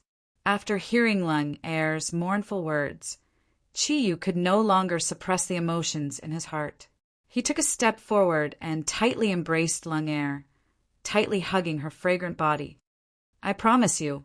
After saying this, Chiyu suddenly let go of Lungair and rushed out of the hall as fast as he could. The sharp energy of the Xianyuan sword easily broke through this imitation hell realm, allowing Chiyu to leave this place that was filled with darkness energy. Looking at the direction Chiyu left, the sadness in Lung Er's eyes gradually disappeared. Her beautiful eyes revealed a trace of a playful smile, and she muttered to herself, Chiyu, Chiyu, you're still the same as before. Even though Yemo dealt you a heavy blow, you still couldn't control your feelings. In the end, you still can't get out of my palm. I, the Princess of Hell, saw Lung Er. Am I that easy to refuse? As she said that, she fiercely clenched her palm, and her eyes turned completely pink. Dark Speaker, come in. The Dark Speaker floated into the hall, looked at Lung Er, who was releasing an evil aura, and said respectfully, Your Royal Highness, what are your orders? Lung Er said lightly, Pass my order. Select the elites from the Dark Parliament. Mainly the Dark Warriors. You and Dark Warrior Huang Emperor will lead the team, a total of 1,000 of the most outstanding people, and prepare to set off at any time. This time, I will personally lead the team with Uncle Lucifer, for the existence of the Earth, and for the future invasion of Hell. This time we must help humanity solve the problem of the asteroid. Yes, Your Royal Highness. Hearing Sa Lung Er's words, the Dark Speaker couldn't help but sigh in relief. He was most afraid that Lung Er would refuse Chiyu. He didn't want to die. Wait a minute. Sa Lung Er stopped the Dark Speaker, who was about to leave, and continued. At the same time, you give the order. During the course of this operation, everyone will listen to my orders.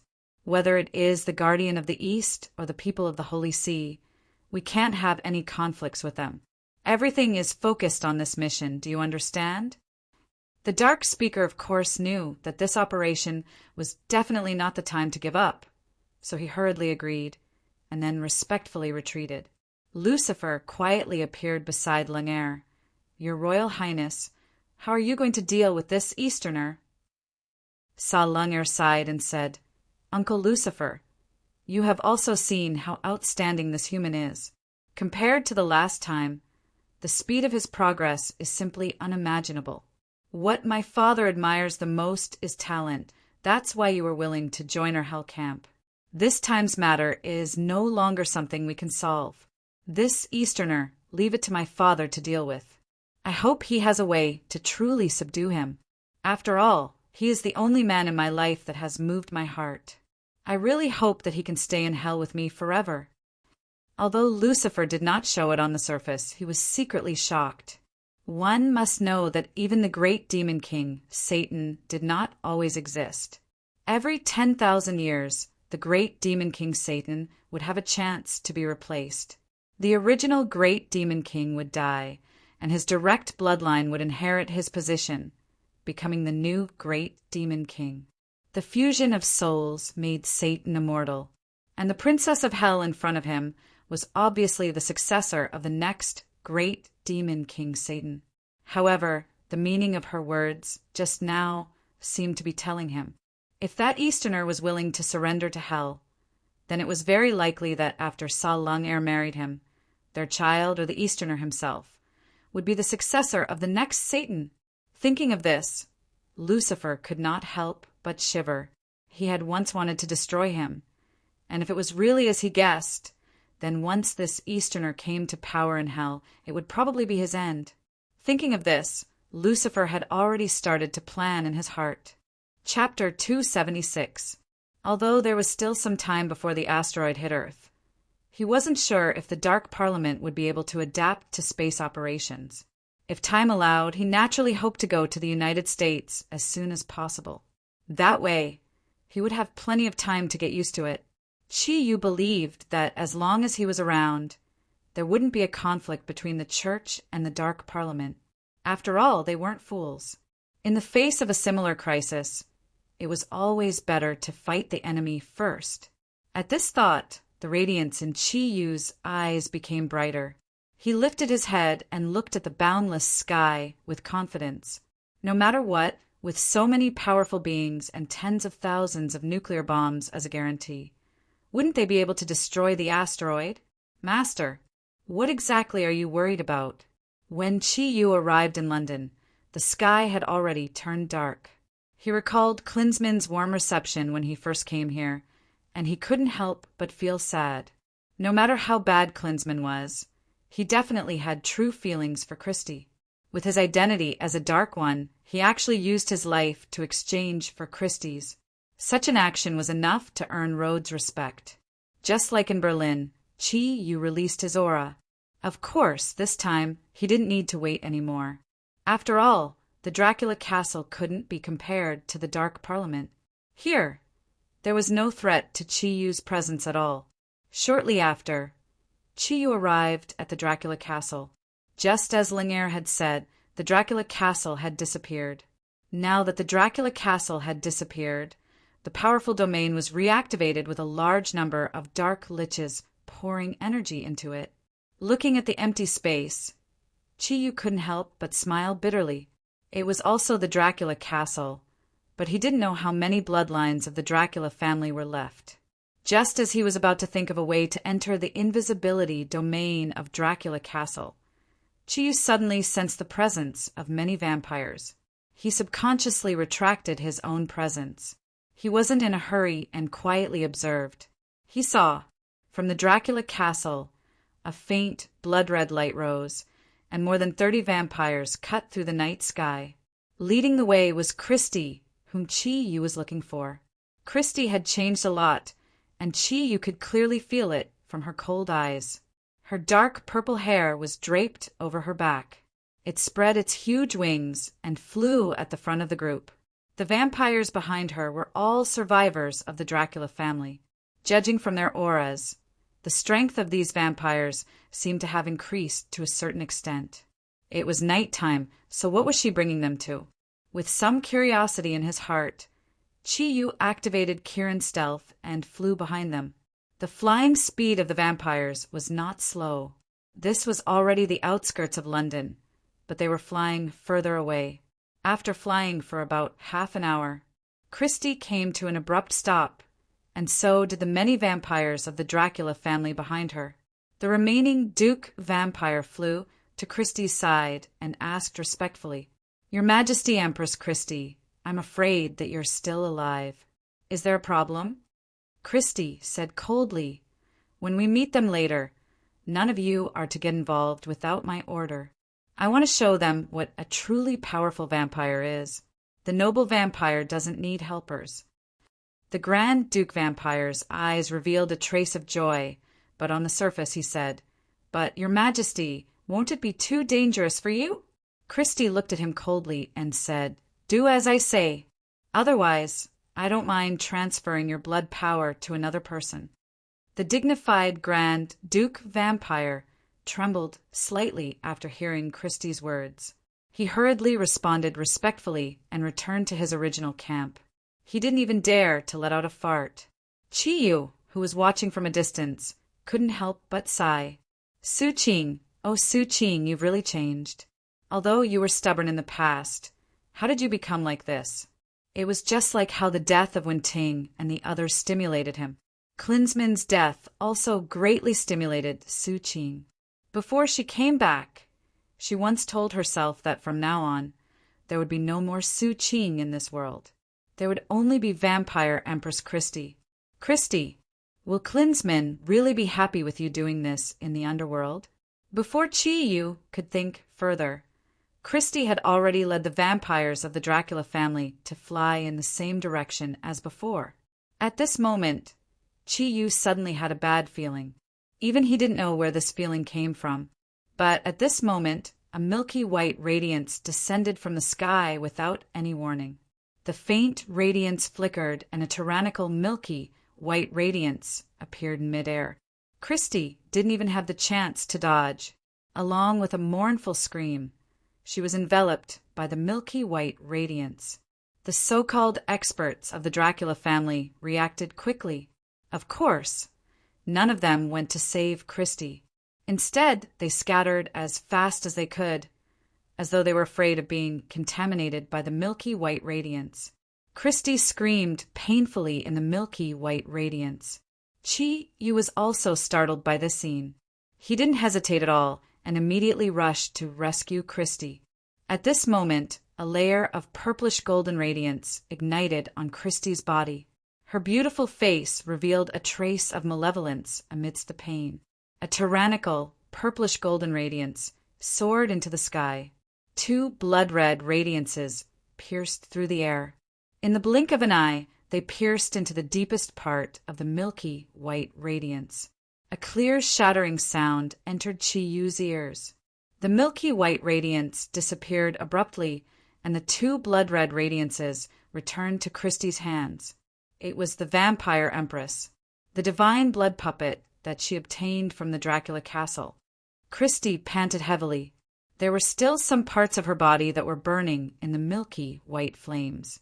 Although the purplish-golden energy devoured the flames quickly, Chi-Yu clearly sensed that Christie's energy undulations were much weaker than before. Ambush. A sudden ambush. Chi-Yu was clear about the attribute of the milky white radiance. That's right, it was the holy light of the Holy Church. Besides, the degree of condensation seemed to be even stronger than that of a cardinal. Could it be that Pope Marty is here? Impossible. Marty was busy with the upcoming space mission. Even if he wanted to attack Christie, he definitely wouldn't choose this moment. He was clear about his relationship with Christie. However, the holy light clearly belonged to the Holy Church. Who exactly would ambush Christie? While Chi-Yu was pondering, a large amount of evil aura surged from all directions. Large amounts of evil aura surged over from all directions. The appearance of the pair of wings made Chi-Yu suddenly understand. So, it wasn't the Holy Church that wanted Christie dead. Instead, it was a vampire like her. There were a lot of vampires. Compared to the dozens of vampires that Christie had, there were no less than 1,000 vampires flying over. Moreover, there were dozens of Grand Duke vampires flying at the front. Such a powerful force was definitely not something that Christie's Dracula family could compare to. Looking at this scene, Chi-Yu couldn't help but sigh for Klinsmann. The once powerful Dracula family was the overlord of the entire vampire world. But now, his younger sister, Christie, had to lead dozens of her remaining clansmen to face thousands of vampires from other families. However, he was also secretly glad that he had come at the right time. Otherwise, he would have let down Klinsmann's trust in him. As the surrounding vampires swarmed over, the dozens of Dracula family vampires that tried to escape were forced back. Their eyes were filled with panic as they surrounded Christie. Christie stared coldly at the vampires who were forcing their way forward. The glint in her eyes became even colder. His breathing gradually calmed down, and the purplish-golden light around him retracted. The thousands of vampires surrounded them in a circle with a diameter of 100 meters. No longer pressing forward, the evil energy of the vampires permeated the air, forming an isolated domain in the silent night sky. Although it was not a real domain, but in front of so many vampires, it was almost impossible to escape. Perhaps Christie was the only one who could break through the encirclement. Despicable. I didn't expect you to use the holy light of the Holy Church just to deal with me. You're all traitors to the vampire race. A lazy and very elegant voice sounded. Miss Christie, it's your turn. Why did he say that? As pure-blooded heirs of the blood race, we just don't want to see a huge conflict between the blood race because of you. The blood race has been united for so many years. Back then, it was under His Highness Klinsmann's leadership that we were able to develop to this extent. I think His Highness Klinsmann also doesn't wish to see this happen. Christie's gaze became focused, and she looked in a direction. Cloth, come out. I know you're there. The vampires split apart, and a handsome young man in a blood-red cloak flew out from the crack. His short blonde hair was neatly combed on top of his head. He looked at Christie with an evil glint in his eyes. In terms of dressing, he was actually 80% similar to Klinsmann. Seeing him, Christie couldn't help but recall the past. The coldness in her beautiful eyes disappeared a little, and she even became a little absent-minded. Beautiful Miss Christie, hello. Cloth gave Christie a gentleman's salute. Christie came back to her senses, and the glint in her eyes became incomparably cold. "How dare you imitate my brother's attire? Clough, you should know what the consequences are for blaspheming my brother's existence." Clough pretended to be a little surprised. "Really? But Miss Christie, don't you understand the situation in front of you? No matter what, you're still His Highness Klinsmann's sister. I don't think you're stupid, right?" Christie glanced at the surrounding vampires and said coldly, "Clough, do you think that numbers can determine the difference in strength? Don't forget, I'm the first queen in the history of the blood race. Don't tell me you dare to disobey my orders." Hearing her words, the faces of the surrounding vampires couldn't help but change, but they quickly returned to normal. Clough smiled and said, "Miss Christie, first of all, I have to admit that you're powerful. However, I can't recognize your identity as the Blood Emperor. First of all, your bloodline isn't pure. You're not the true heir of the Dracula family, but only an Easterner. As a noble blood race, there are very few people who follow the rules. Even if there are, they're just servants. We definitely can't accept the rule of an Easterner. This is something that all the major families have come to a consensus on. Fortunately, I've finally succeeded His Highness Klinsmann and become the new generation's prince of the blood race. The position of the blood race's leader should belong to me. As for you, you're an Easterner. Even if you've obtained His Highness Klinsmann's primordial blood, you can't be a pure blood race. So, you have to hand over your power today. If you're willing to take the initiative when I become more powerful, I can consider letting you become my concubine. This should be the best ending, and it can also be considered as me answering to His Highness Klinsmann. What do you think?" Christie's breathing became obviously unstable, and her eyes flickered with purple light. However, she did make a move. This was a very wise choice. Although she had dispelled the holy light just now, it still caused her quite a bit of damage. She needed time now, more time to absorb enough energy from this dark night. She smiled, a trace of disdain and sarcasm appearing on her pretty face. "Clough, do you really think that you can destroy me here today?" Clough was taken aback. Why, could it be that Miss Christie is still hallucinating? Christie shook her head. "No, it's not a hallucination. I just want to tell you that perhaps my people can't leave today, but it doesn't mean that I can't leave either. Let's all surrender. I think that in front of so many families you, Clough, won't be able to kill the enemies who surrender. What's more, the rest of my clansmen are at least earls. To the major families, it's a good supplement." Hearing Christie's words, Chi-Yu almost exclaimed in admiration. "Good idea, really good idea. Christie, you've grown up." In the face of such a crisis, she was still able to make such a wise choice. It was obviously the most correct decision. Although there were many enemies in front of them, these vampires were obviously from all vampire families. Let's not talk about whether they were a monolithic block or not. Just the lack of unity could cause a lot of problems.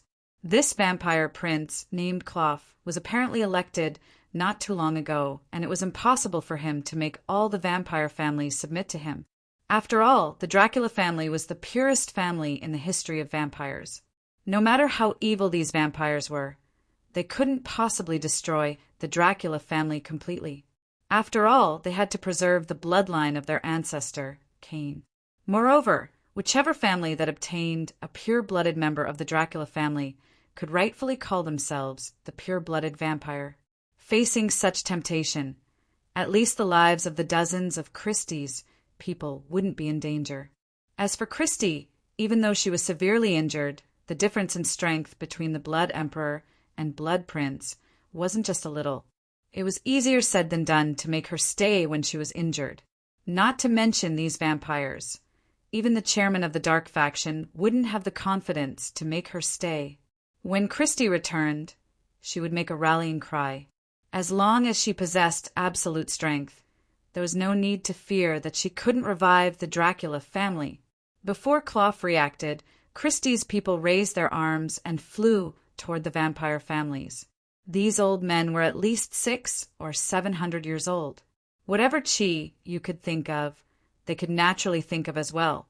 Not only did he surrender, but they all surrendered to different places. According to his previous knowledge, they surrendered to different families, and they all chose some big families among the vampires. Clough's expression gradually changed. It was apparent that he didn't expect Christie to make such a decision. In a short period of time, even though he understood Christie's intentions, he couldn't do anything about it. Among the people who surrendered, a portion of them had joined his family, and he couldn't bear to part with them. After all, it took time for a vampire to evolve. A vampire Grand Duke would have a lifespan of at least 1,500 years. How could he be willing to give up such an opportunity to strengthen himself? But he also knew that leaving the vampires of the Dracula family behind was equivalent to giving the Dracula family a chance to turn the tables. The elegance on his face gradually turned serious. Clough's eyes had turned blood red. 2 long fangs protruded from his lips. For the sake of today's battle, he didn't hesitate to pay a huge price to borrow a powerful artifact from the Holy Church that was second only to a legendary artifact. However, that artifact was also destroyed by the blood god puppet. He didn't know how he was going to explain this to the Holy Church. If he couldn't make Christie stay today, then he would really go for wool and come home shorn. Christie gazed at Clough, and the disdain in her eyes became more obvious. With just you. She lifted her right hand, and the blood god puppet flickered in a demonic radiance. The purplish golden radiance emanated from her skin, and the incomparably terrifying pressure instantly changed Clough's expression. Of course, he also knew that Christie had become the true Blood Emperor. However, to him, this was too good an opportunity. If he didn't take advantage of the Dracula family's strength being destroyed by the Holy Church, perhaps the vampires would become the Dracula family's subordinates in the future. It was also because of this opportunity that he was supported by many vampire families to go against Christie. The true strength of the Blood Emperor made him apprehensive. Nothing was more important than his life. On the surface, he couldn't tell the extent of Christie's injuries. He couldn't help but hesitate. Miss Christie, as long as you're willing to surrender and agree to disband the Dracula family, I can even consider not allowing you to contribute your strength. You only need to be under our surveillance and swear a blood oath to serve our family. If that's the case, I can let you become our family's supreme elder. What do you think? Seeing the sinister look in Clough's eyes, Christie said indifferently, What? You can't threaten me, so you're trying to entice me? Clough, do you think I can agree? Clough took a deep breath and said, Then you're forcing us to take action? Your Highness Klinsman, it's not that I don't care about your feelings, but it's because your sister is too overbearing. Miss Christie, everyone here today is an elite chosen by the major families. At the very least, they're all barons of the vampire race. Although I may not be your match, I think as long as I can hold you back, the final outcome will not change. I'll give you one last chance. Give your mother's head. A deep voice suddenly sounded beside Christie. Clough only felt a surge of energy that was even more terrifying than Christie's. He groaned, and under that enormous pressure, his body uncontrollably used teleportation and instantly left the center of the battlefield. Chi Yu's figure gradually appeared beside Christie. His ice-cold eyes emitted the king's aura of the Zodiac King. Tyrannical energy waves were constantly released from his body as he swept his gaze across the vampires. Just you guys, and you want to hurt Christie? As long as I'm here, not to mention 1,000 vampires, it's impossible even if all the vampires are here. Christie was dumbfounded as she sensed Chi Yu's aura. She didn't expect that this man would actually appear by her side during her most difficult time, just when she was being pressured by Clough. She thought that it would be great if he could come to her side. However, it was too late to seek help.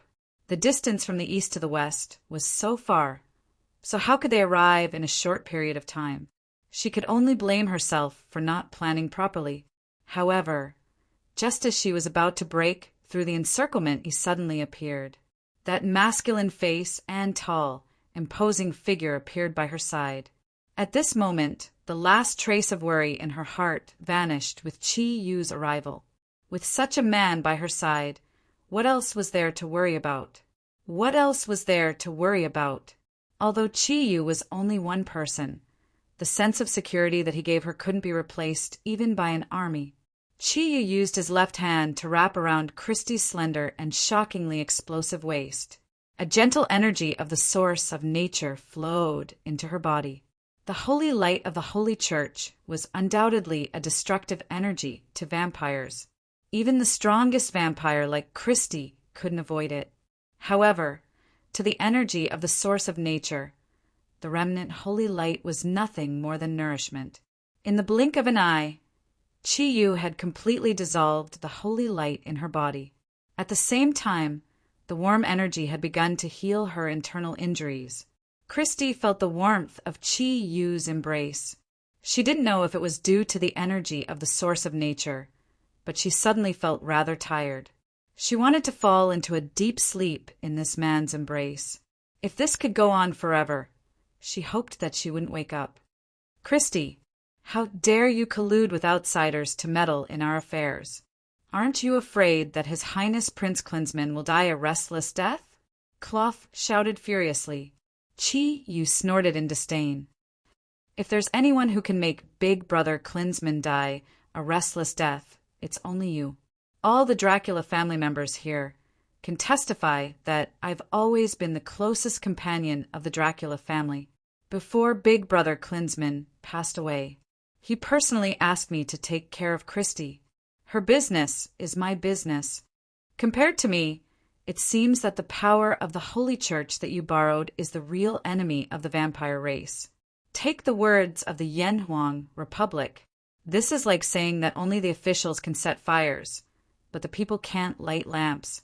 Come on, let me see what kind of blow the thousands of vampire race can bring me."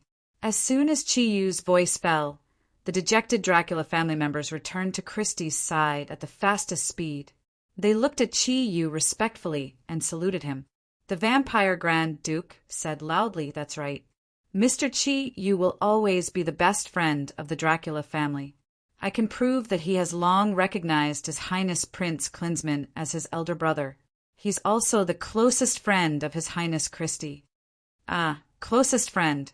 Chi Yu looked at this bootlicker helplessly, but at this time he couldn't refute anything. He's really quick to change the rudder. However, it was no wonder that the remaining higher-ups of the Dracula family had such a big reaction. How deep was the impression that Chi Yu left on them? He defeated 4 red-cloaked archbishops by himself. What kind of power was that? One had to know that if the 4 red-cloaked archbishops were here, perhaps most of the vampire race would choose to escape immediately. Recalling the scene where Chi Yu used countless sword shadows at the end and destroyed the angels summoned by the 4 red-cloaked archbishops before they could even use their sacrifice skill, the Dracula family members still had a lingering fear in their hearts. With such a powerful being here and the only vampire queen of their race, what else did they have to be afraid of? Under the nourishment of Chi Yu's source of nature, Christie's injured body quickly recovered. Nothing else could do, but with the assistance of the 8-cloud water thundercloud force and the source of nature, the healing effect was so strong that it was probably unparalleled in the world. Christie's eyes flickered coldly. She looked at Cloth and said coldly, "Now I'll give you one last chance. Surrender and admit my position in the Dracula family, or die." After all, Cloth was a vampire with a lifespan of 2,000 years. In such a tense situation, he definitely couldn't back down. Otherwise, his position in the vampire race would definitely plummet in the future. Even his position as a vampire prince couldn't avoid this situation. The blood-red wings on his back spread wide, and he roared, "Everyone follow me!" Thousands of vampires rushed over at the same time. All kinds of dark energy skills were condensed in the air. The pressure generated by thousands of vampires was still very huge. Even Chi Yu felt that it was a little difficult to bear. Of course, this was only the pressure and not the power. Christie was about to rush out and attack, but she felt that Chi-Yu's hand on her waist was very tight. He didn't have the slightest intention of letting go. "You were injured just now. Let me do it." Chi-Yu smiled gently at Christy. Christy hesitated for a moment and said, "But this is my race's matter." Chi-Yu said, "Don't forget, you're the first blood queen in the history of vampires. Are you afraid that no one will obey you in the future? I promised Brother Klinsman that I would take good care of you. As for this, I will definitely do it." The two of them talked and didn't put the vampires in their eyes at all. Chi-Yu lifted his head and looked at Cloth, who was at the front. "How long do you think you can last under my hands?" As he said that, he raised his right hand. A golden light flashed and the Xianyuan sword appeared. The moment the sharp energy appeared in Chi-Yu's hand, a huge crack appeared in the enormous pressure of thousands of vampires. Feeling the aura of the sword, the vampires who were advancing stopped in their tracks. That wasn't holy energy, but it was even more holy. In the next moment, Chi-Yu let these vampires know what true strength was. The golden light on the Xianyuan sword shone brightly. Under the full power of Chi-Yu's own energy, a 30-meter-long sword ray appeared out of thin air. The huge sword ray was more than 5 meters wide and 30 meters long. In Chi-Yu's hands, it was even more terrifying than the Grim Reaper's scythe. Suddenly feeling that Chi-Yu's aura was locked on him, Cloth didn't hesitate and immediately teleported to hide among his people. No matter how important his face was, it wasn't as important as his life. Chapter 277. When the Xianyuan sword was drawn, the weather changed. The entire dark night suddenly lit up, becoming even brighter than the day. Chi-Yu continued to float beside Christy and did not leave for even a moment. However, the Xianyuan divine sword in his hand had already abruptly shot forward with a huge golden light. Teleportation? When Klinsman used teleportation in front of Chi-Yu for the first time, it did give him a lot of trouble. However, things changed with time. The current Chi-Yu was no longer the Chi-Yu of the past. He had powerful mental strength and powerful energy of the source of nature. Although he couldn't stop Klinsman from using teleportation, as long as the opponent's strength wasn't close to his, he could easily use these two abilities to grasp the opponent's landing point. The golden light was like a rainbow, piercing through the entire area. A huge gap appeared in the encirclement. A cloud of blood mist appeared along with the golden light, covering at least a dozen square meters. It wasn't a human's blood mist. As the golden light flashed, the thunderous Xianyuan sword took the lives of at least 30 vampires. The sharp tip of the sword stopped in front of Cloth's chest. A corpse? You want a corpse in front of the Xianyuan sword? Do you think you're Athena or the Pope? Cloth died without a complete corpse. He turned into a rain of blood. Dozens of high-level vampires were buried with him. One sword, it was just a simple sword. He just raised his hand and made a piercing gesture. Almost all the vampires thought that if it wasn't a piercing gesture, but a sweeping gesture, then what would the outcome be? Some of the vampires at the edge of the golden light actually peed their pants. Rejoice! Rejoice that their companions who were just beside them turned into blood mist in the next moment. That golden light flashed past them. That incomparably sharp, awe-inspiring righteousness made them tremble. Everyone looked at Chi-Yu in a different light. Chi-Yu said faintly, "You have to remember one thing. She's not only Klinsman's sister, but she's also my sister." The younger sister was plotted against, so the older brother naturally had to stand up for her. "Remember my name. I am Chi-Yu, even with the Pope in front of me. He didn't dare to be presumptuous. To tell you the truth, I just came from the Dark Council. Even that old Dark Lord has to behave himself in front of me, not to mention you vampires. Who said Christian wasn't a real pure-blood vampire? Wasn't it possible for a pure-blooded vampire to become an unprecedented blood emperor? Let me be frank with you. Christy inherited Dracula's primordial blood, not Klinsman's. I believe that one of you should be able to verify the purity of the bloodline. You can try it now. However, let me say this first. If my sister's blood is not Dracula's, I will not say a word.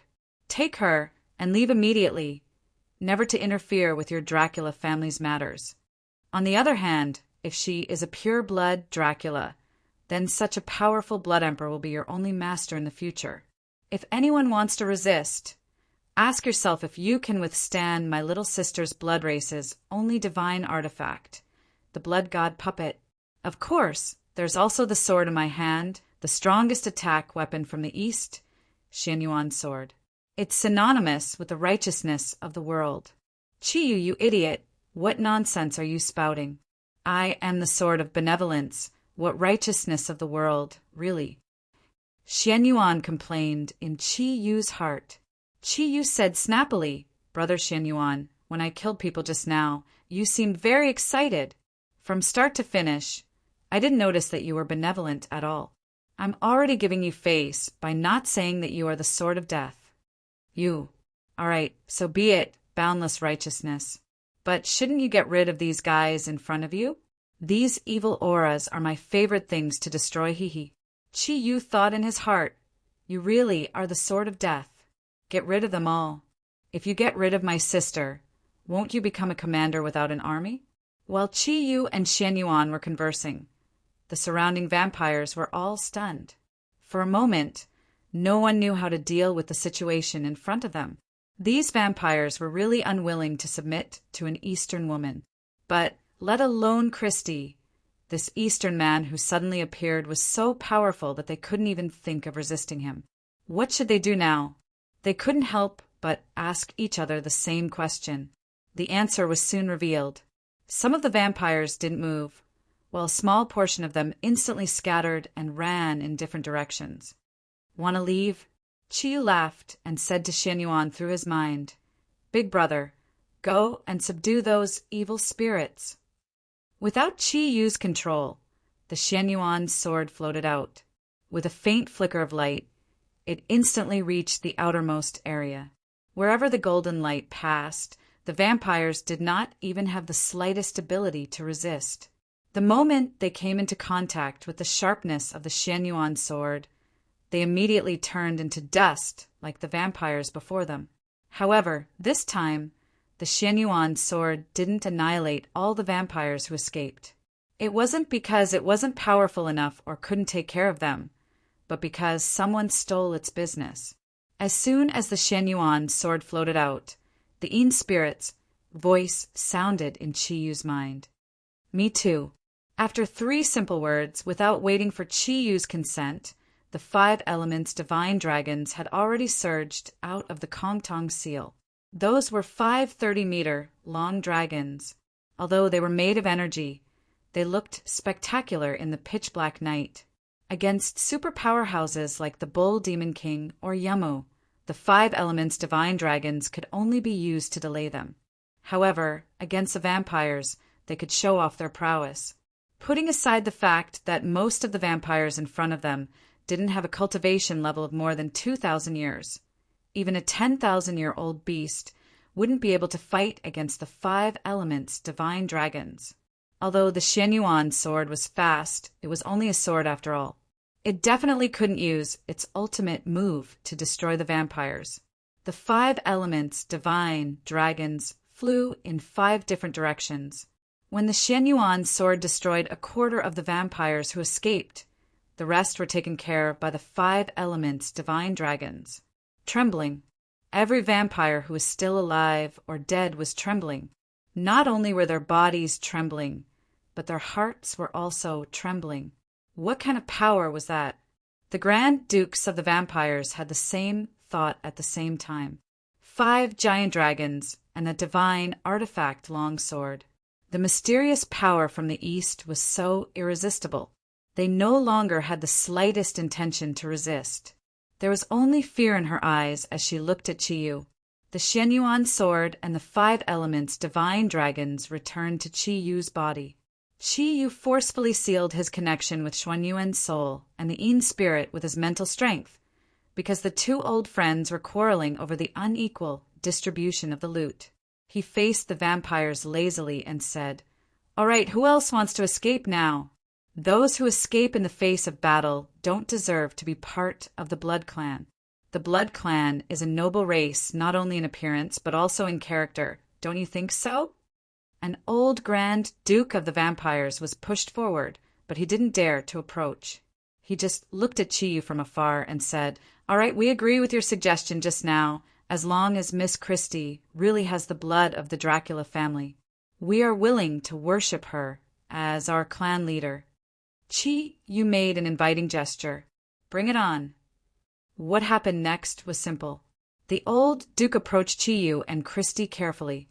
He peeked at the Xianyuan sword in Chiyu's hand and took a drop of blood sample from Christie's finger. It was simple. He didn't need any equipment at all. When he sensed the energy waves and the incomparably familiar aura from the drop of purplish-red blood, the old Duke was completely shocked. He was even more shocked than when he saw the 5 elements, divine dragons, and the Xianyuan sword. "How is it?" Chiyu asked with a smile. The old Duke muttered to himself, "No, that's impossible. How can it be? How can it be?" The Grand Duke vampires tensed up and cursed inwardly. "You old fella, even if you don't have the blood of the Dracula family, can't you say that she is? That Eastern man is so terrifying. If you don't say it, won't he destroy all of us here? Even if most of the vampires he killed were only Baron vampires. But he had also killed a vampire prince. That kind of strength is enough to destroy all of us. Rather than dying, we might as well acknowledge Christie as our master. At least we can live on. Why does the purity of the bloodline matter now?" As the Grand Duke vampires cursed the old Duke for not understanding the situation, the old Duke's words left them dumbfounded. "This is the first time I've seen such a pure bloodline of the Dracula family. This is actually similar to the bloodline of Cain's ancestors within 3 generations. What a comfortable feeling. This was definitely not wrong. This is the purest bloodline of the Dracula family. This old slave of the Charles family, Lipton Charles, will follow my master forever and serve Her Majesty Christie as our clan leader for all eternity. If I betray you, I will die from the bloodline virus." Vampires' power came from their blood. They swore with their blood as their final oath. Most of the vampires thought that the old Duke was putting on a show. But even if it was a show, it had to be done. These dark creatures had always worshipped power. Now that the other party was so powerful, how could they not yield? One by one, they kowtowed in midair and repeated the same oath. Blood oaths couldn't be broken easily. The current Christie was even more powerful than Klinsmann. She was definitely the true clan leader of the vampires. From now on, with the restrictions of the blood oath, none of the vampires present could disobey her orders. Now that there was nothing for Chiyu to do, he was happy to be at ease. He let go of Christie's hand and floated quietly at the side. Christie displayed the demeanor of an empress and said in a deep voice, "All Grand Duke vampires of the major families, come forward." Under her command, the Grand Duke vampires came before her one after another. Christie looked at them and said calmly, "My Dracula family has suffered a great loss after the battle with the Holy Church. I think everyone knows this. At the same time, you should also know that although our clan leader can become one of the 13 members of the Dark Parliament, we have never been the true core of the Dark Parliament. Why is that? Isn't it because our vampires aren't powerful enough? If not, why would the Holy Church dare to invade our territory? In this world where the strong preys on the weak, there is nothing you can do without powerful strength. You can only be a subsidiary of the Dark Parliament.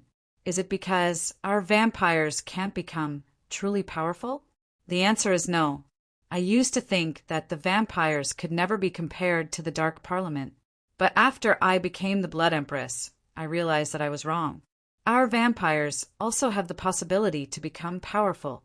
At least I have the confidence to go against the chairman of the Dark Parliament. However, the overall strength of our vampires is far from enough. In terms of numbers, we are no less than the Dark Warriors and Dark Liches. Why are we not powerful enough? There is only one answer, and that is because we are not united enough. This time, the Dracula family suffered a great loss. Since all of you have sworn to serve me as your clan leader, I will work hard for the entire vampires. In order to improve the strength of the Blood Clan, I've decided to let all of you join the Dracula family and become a part of the Dracula family. Each family that you belong to will also become a vassal of the Dracula family. From now on, my orders will be the only orders for the entire Blood Clan. Your Majesty, I'm afraid this is inappropriate. None of the previous clan leaders have done this. What you're doing is equivalent to burying the history of our clans. Christie stared coldly at the Grand Duke vampires and said, "History isn't burying it. If any of you become powerful in the future, you can also become my clan leader. I didn't say that the other families will disappear. They will only become the vampires of our Dracula family. All of you know that the Dracula family is the purest vampires. This is also the main reason why I can become the Blood Empress." Although the other dukes didn't speak, it was apparent from their disapproving gazes that none of them would support her.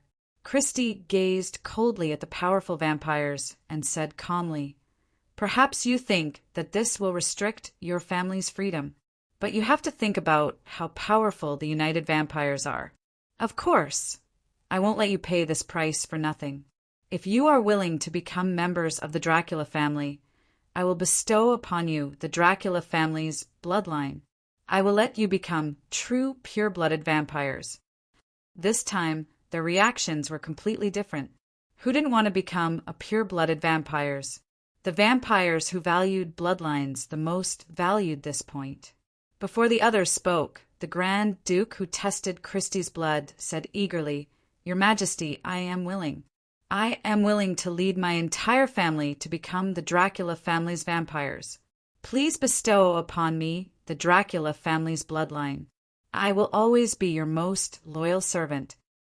The old duke's reaction suddenly shocked the other Grand Dukes, because they all knew very well that the old patriarch of the Charles family had always attached the most importance to the honor of the family. He suddenly made such a decision.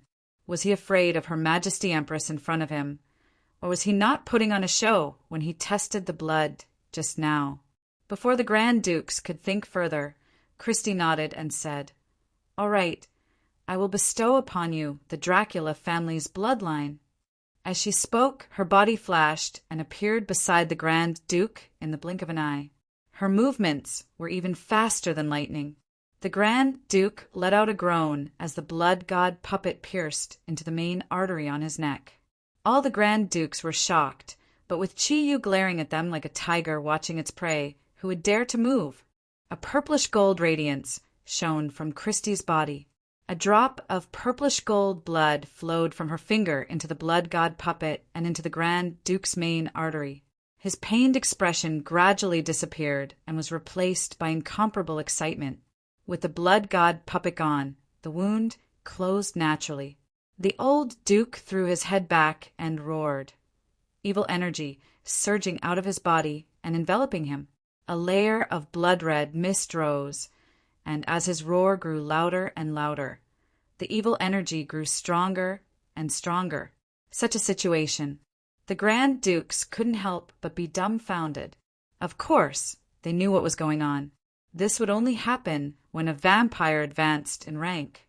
The original energy had evolved into a blood-red color.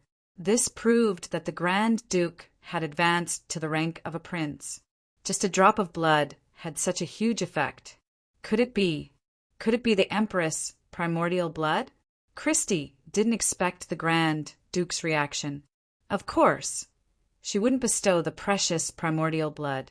What she forced out was only a drop of her essence blood. Actually, although her blood contained a large amount of energy, a drop of essence blood had a limit. The old Duke's reaction was due to the fact that he had a limited amount of energy. The main reason why the Grand Duke had such a reaction was mainly due to his years of cultivation. With this drop of blood essence, he broke through the bottleneck and advanced. Who didn't want to become stronger? Who didn't want to have a pure bloodline? At this moment, No one hesitated in the face of Chi-Yu and Christie's strength and the blood oath they had just sworn. Almost at the same time, the rest of the Grand Dukes bowed to Christie respectfully and asked her to bestow the Dracula family's bloodline. Chi-Yu watched from the side. He couldn't help but praise inwardly. After the battle with the Holy Church, the Dracula family's losses were too great. It was impossible to recover without 1,000 years. On the other hand, Christie took a different path and used this special method to restore the strength of the Dracula family. Not only that, but they were also much stronger than before. Moreover, with the Dracula family's patriarchs joining them, it could be said that they had indirectly controlled the entire vampire race. It seemed like Christie really had the potential to be a ruler. When Christie returned to the Dracula castle with Chi-Yu, she was already exhausted. Although her injuries were healed by Chi-Yu, her energy was greatly depleted by the holy power. She also forced out a lot of essence blood for the Grand Dukes. What she needed most now was rest. Chi-Yu, thank you so much for today. If it weren't for you, I think the best outcome for me would be to escape. Chi-Yu shook his head. Don't say that. Brother Klinsmann asked me to take care of you.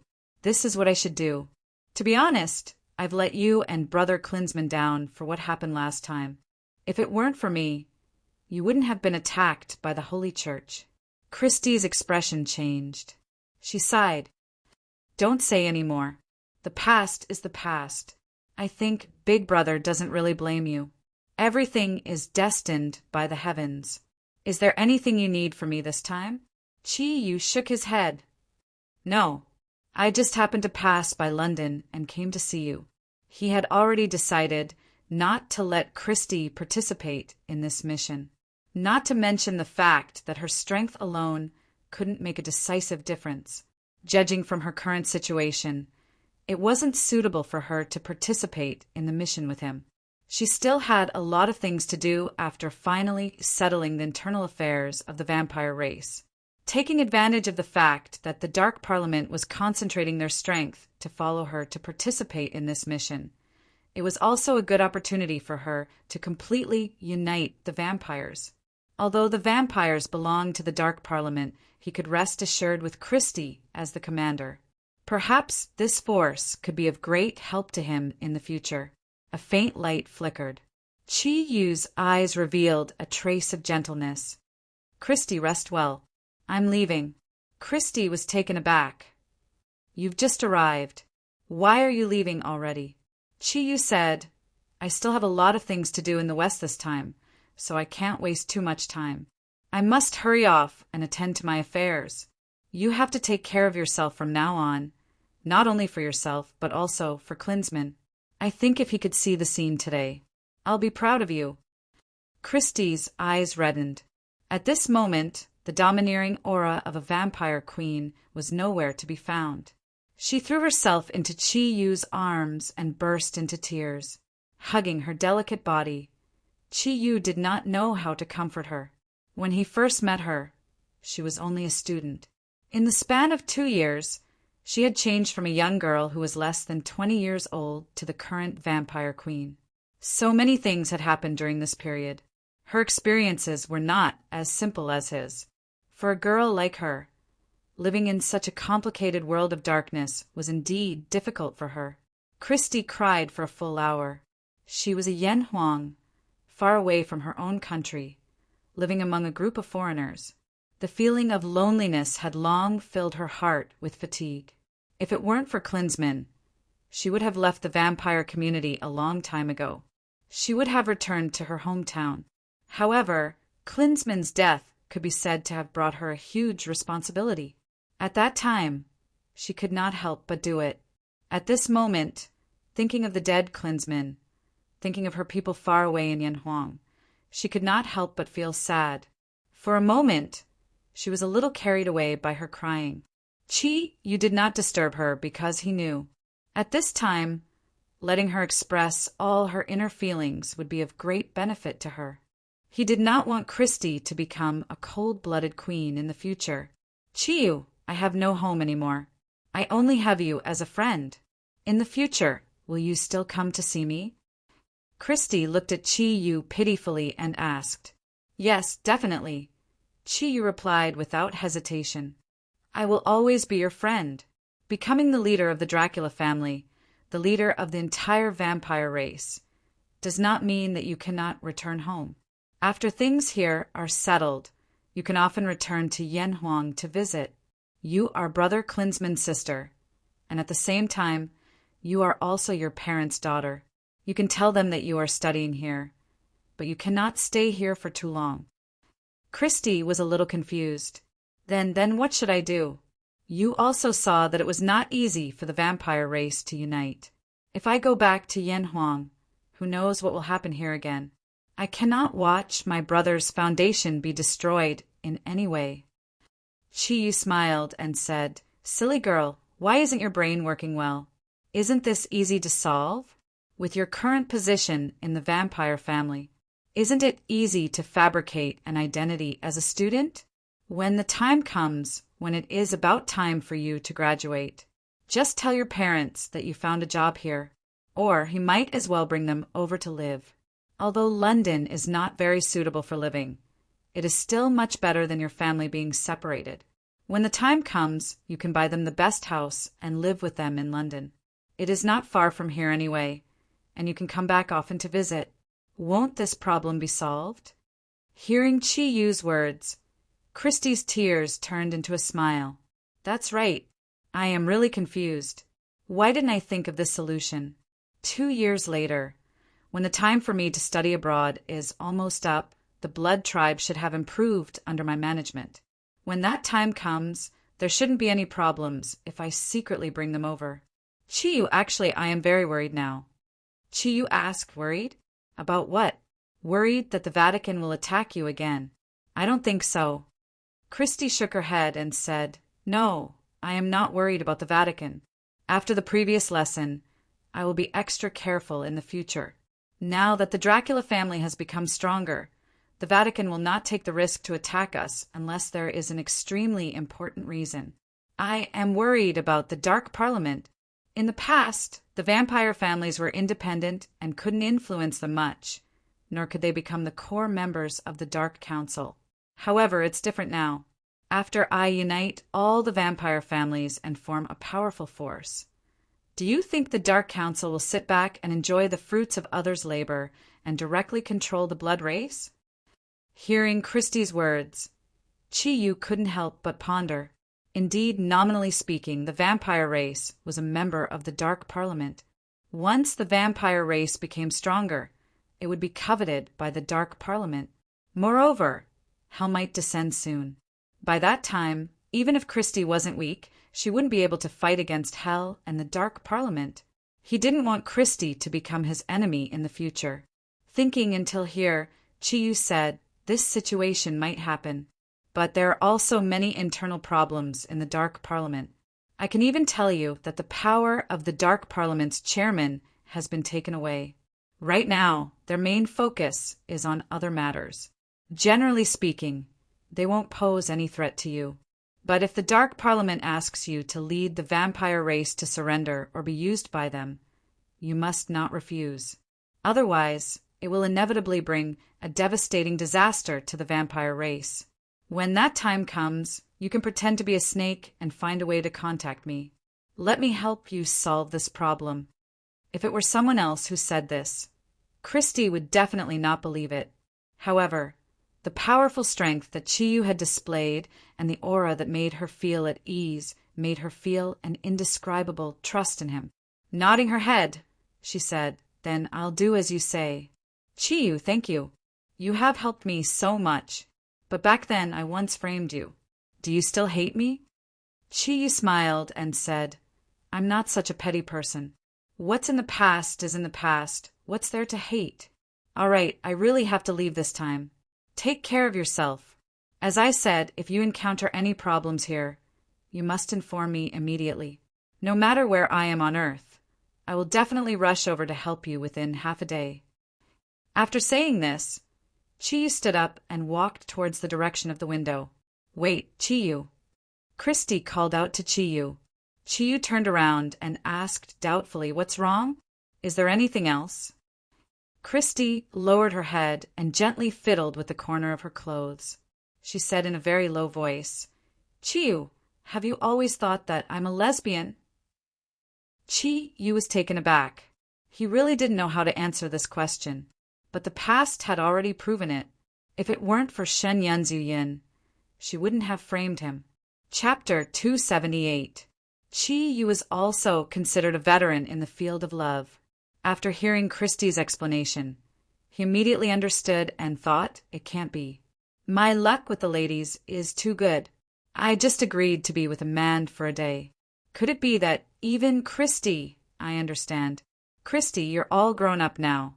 I think you will definitely find a good home in the future. At a time like this, in order to avoid any emotional entanglements, Chi-Yu could only muddle through and hope to deceive her. Christy raised her head abruptly. Her big eyes were already filled with tears. She said emotionally, "How can I still have a good home in my current state? Who would want to marry a vampire? Don't tell me that it's impossible for me to marry a vampire in the future. Although my body has become a vampire, but my heart is still human. Chi-Yu, seeing you again today, I can be honest with you. Actually, you're not my type. But now I have no other choice. Among humans, the only one who can accept my identity is you. I am a woman, and I also need a man's love. Are you willing to be with me?" Huh. She was so direct. Chi-Yu was stunned by Christy's question. Although he did not have a faction problem with Christy like he did with Lung-Er, how could he answer at this moment? He had already decided not to add any more emotional ties. However, he didn't have the heart to reject her. In this aspect, Lung-Er's judgment of him was very accurate. "Christian, calm down. In fact, Chi-Yu hesitated for a long time, but did not say anything. Actually, what? Are you trying to tell me that there are other men who can accept a woman like me? I'm a vampire. Forbidden vampires.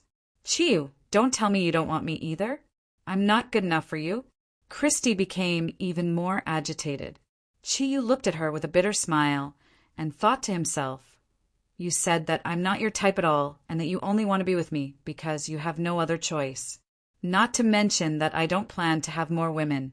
Even if I want to, you said so. How can I accept your feelings? Am I supposed to be with a woman who doesn't like me at all? Christian, calm down a bit. There's no possibility between us. As you know, I already had Ming Ming, Ruyue, and Wenting. My heart is already stained by them. I can't add anyone else to it." Christy slowly walked in front of Chi-Yu, looking at his awkward expression.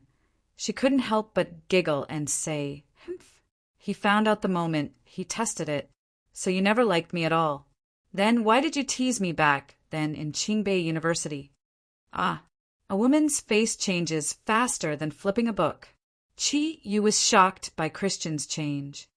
"You don't have to be embarrassed. I was just joking with you. Is it that rare?" "Humph, they all like you, but I don't." "What's so good about you? You're not handsome at all. You're not the type I like at all. What I meant just now was to tell you. When I bring my parents over, can you pretend to be a married couple with me? I can't never get married. At least I have to explain to my parents."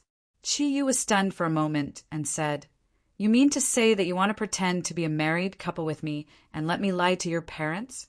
But don't forget, a married couple has to have children." Christian said naturally, "Isn't that simple? Just give birth to one." Easy. I can't cheat with my body." Chi-Yu looked at Christian and couldn't help but blush. Girls nowadays were actually so open, it seemed that they were even more hoodlum than him. Christian smiled and said, "Why? A former hoodlum also knows fear now? Didn't you say that beautiful sister could only obtain your body, but would never be able to obtain your pure soul? Now I'm just borrowing your body for a while. Don't tell me that I'm not a beautiful sister in your eyes. I'm just borrowing your seed. It's not like you need to give birth to it." "That works." Chi-Yu stared blankly at Christian. Borrowing his seed, only she could think of it. Christian said disapprovingly, "Why not? Although you're not good-looking, you still have some ability. Plus, with my excellent bloodline, You can definitely give birth to a little blood emperor. I don't need you to be responsible. It seems that it's still too early to talk about this now. Let's discuss this later. Chi Yu walked towards the window in a somewhat awkward manner. He really didn't dare to stay any longer. Christian smiled and said, "Are you afraid? Look, it's already so late. Why don't you leave tomorrow morning? I want to try the feeling of borrowing your seed to plant. If by any chance I'll tell my parents, 'Hey, don't run.' Don't run? If I don't run, I'll be borrowing his seed now." Chi Yu didn't think that his self-control was that strong. So he rushed out of the window and disappeared in the blink of an eye with a speed that surprised even himself. Looking at the direction in which Chi Yu left, the smile on Christian's pretty face gradually disappeared, and a trace of sadness gradually emerged. She sighed softly and muttered to herself, "It seems that the estrangement from back then still exists. I'm afraid that between him and I at most is a relationship of borrowing his seed. Forget it, I'm already a vampire. Other than being a lover, what else can I do?" In America, V3 Secret Military Base. This base was the world's largest military base, and at the same time it was also the most advanced military base. The entire base, within a radius of several hundred square kilometers, was completely a military control zone. There were only 7 days left before the asteroid hit Earth, and all the arrangements were in full swing. All the nuclear bombs in the possession of various countries had been sent to this military base. It could be said that if this military base were to explode now, the entire Earth might be blown into a huge hole. The incomparably powerful shock waves and radiation could completely destroy at least half of the world's creatures. It was precisely because the number of nuclear weapons stationed here was too terrifying that the two most well-equipped main armies of the United States were stationed at the periphery. All kinds of radar and satellite detection equipment could be said to have achieved seamless coverage of the entire base. Even if a mosquito flew into the base, news would immediately be sent to the main control room of the base. The soldiers were armed with live ammunition, and there was a person every 10 meters. The tight defensive measures were breathtaking. At the same time as the nuclear weapons of various countries, there were also representatives sent by various countries who were the powerhouses carrying out this mission. The arrival of the asteroid made the entire Earth nervous, and naturally the most nervous was the United States. As the world's largest country, although they weren't the overlord, they definitely didn't want Earth to be destroyed. Therefore, in order to deal with the asteroid this time, the United States even leaked many military secrets to other countries. Thus, in order to deal with the asteroid this time, the United States had even leaked many military secrets to other countries. In the entire base, a total of 1,600 mechas were ready to go. In the entire base, a total of 1,600 mechas were ready to go. The powerhouses from various countries were also completely concentrated in this military base, and they had to conduct at least 2 mock exercises every day. Ryue and the others had just arrived at this military base yesterday morning. However, they received very bad news. In order to be able to intercept the asteroid as soon as possible, this mission was scheduled to start 5 days before the asteroid hit Earth. In other words, they had 2 more days. They were about to head into space. This news was, of course, nothing to Ryue and the Zodiac army. After all, they were already here. However, what worried them the most was that Chi Yu did not know about this because he had left Yanhuang earlier. Chi Yu's phone was not turned on at all, and they could not think of any way to inform him now.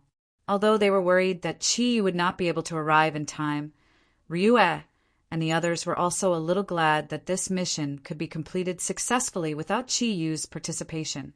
It would also allow him to avoid danger. After thinking it through, everyone was no longer so worried. The powerhouses from the east were arranged to live on the east side of the base. In addition to cooperating with the powerhouses from the west and adapting to the single nuclear bomb equipment every day, they lived here. The facilities of this base were extremely advanced, but no one used all kinds of devices that were similar to entertainment. The entire base was shrouded in a depressing atmosphere. This time, the lineup of the Guardians of the East could be said to be very strong. The 12 Zodiac Guardian Warriors led their 12 Zodiac squads, as well as Snow Girl, the Plant Soul, and Shangbing. Originally, Ruyue wanted Snow Girl and the other two to stay in the Dragon Field courtyard. However, the three women could not bear the loneliness and worry, so they finally followed them. When Ruyue and the others first arrived at V3 base, they were very unpopular. Although the Yanhuang Republic had an excellent aviation unit with them, they had transported all the nuclear bombs that were prepared to participate in this mission. However, when the Zodiac Legion appeared in front of the American mecha soldiers, they were immediately ridiculed by the other party. It was no wonder that the American soldiers looked down on them. These mecha soldiers were the most elite troops selected from millions of U.S. soldiers. Every one of them had gone through countless trials of blood and fire to be selected as the #1 elite legion of the United States. Although there were only 1,600 of them in total, they had the ability to destroy a country. Every American mecha warrior was over 2 meters tall, and solid muscles filled every part of their bodies. Even if they weren't wearing their mechas, if they were to stand in a row, they would definitely be as solid as a steel fortress. Compared to them, the bodies of the Zodiac Legion soldiers looked much thinner.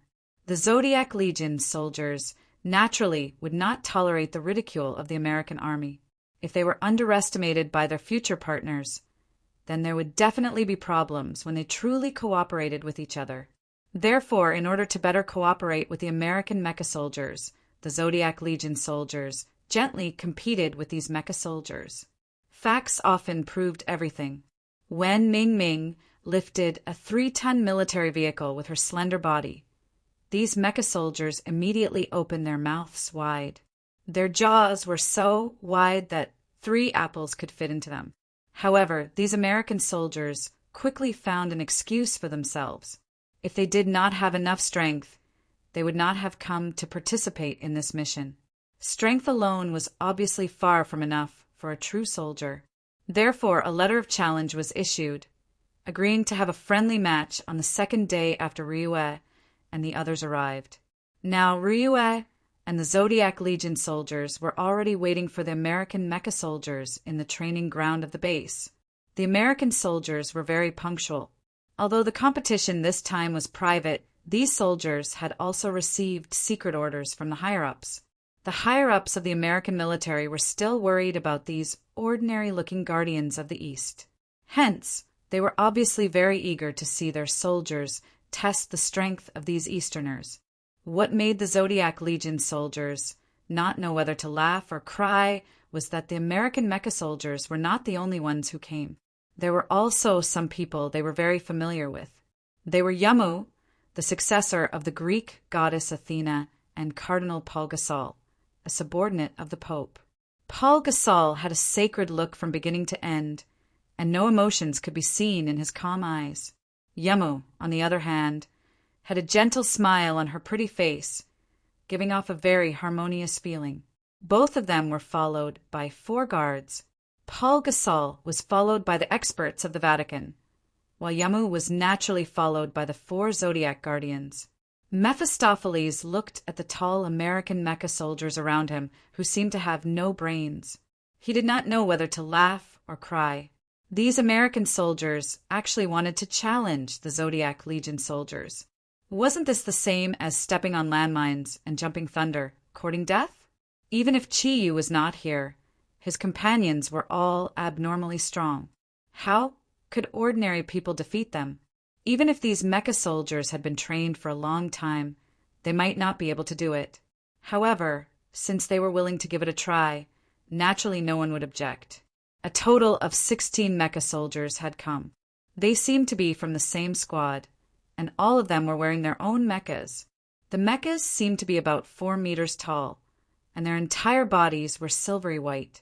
The metal surface flickered with a faint light. They were very well made.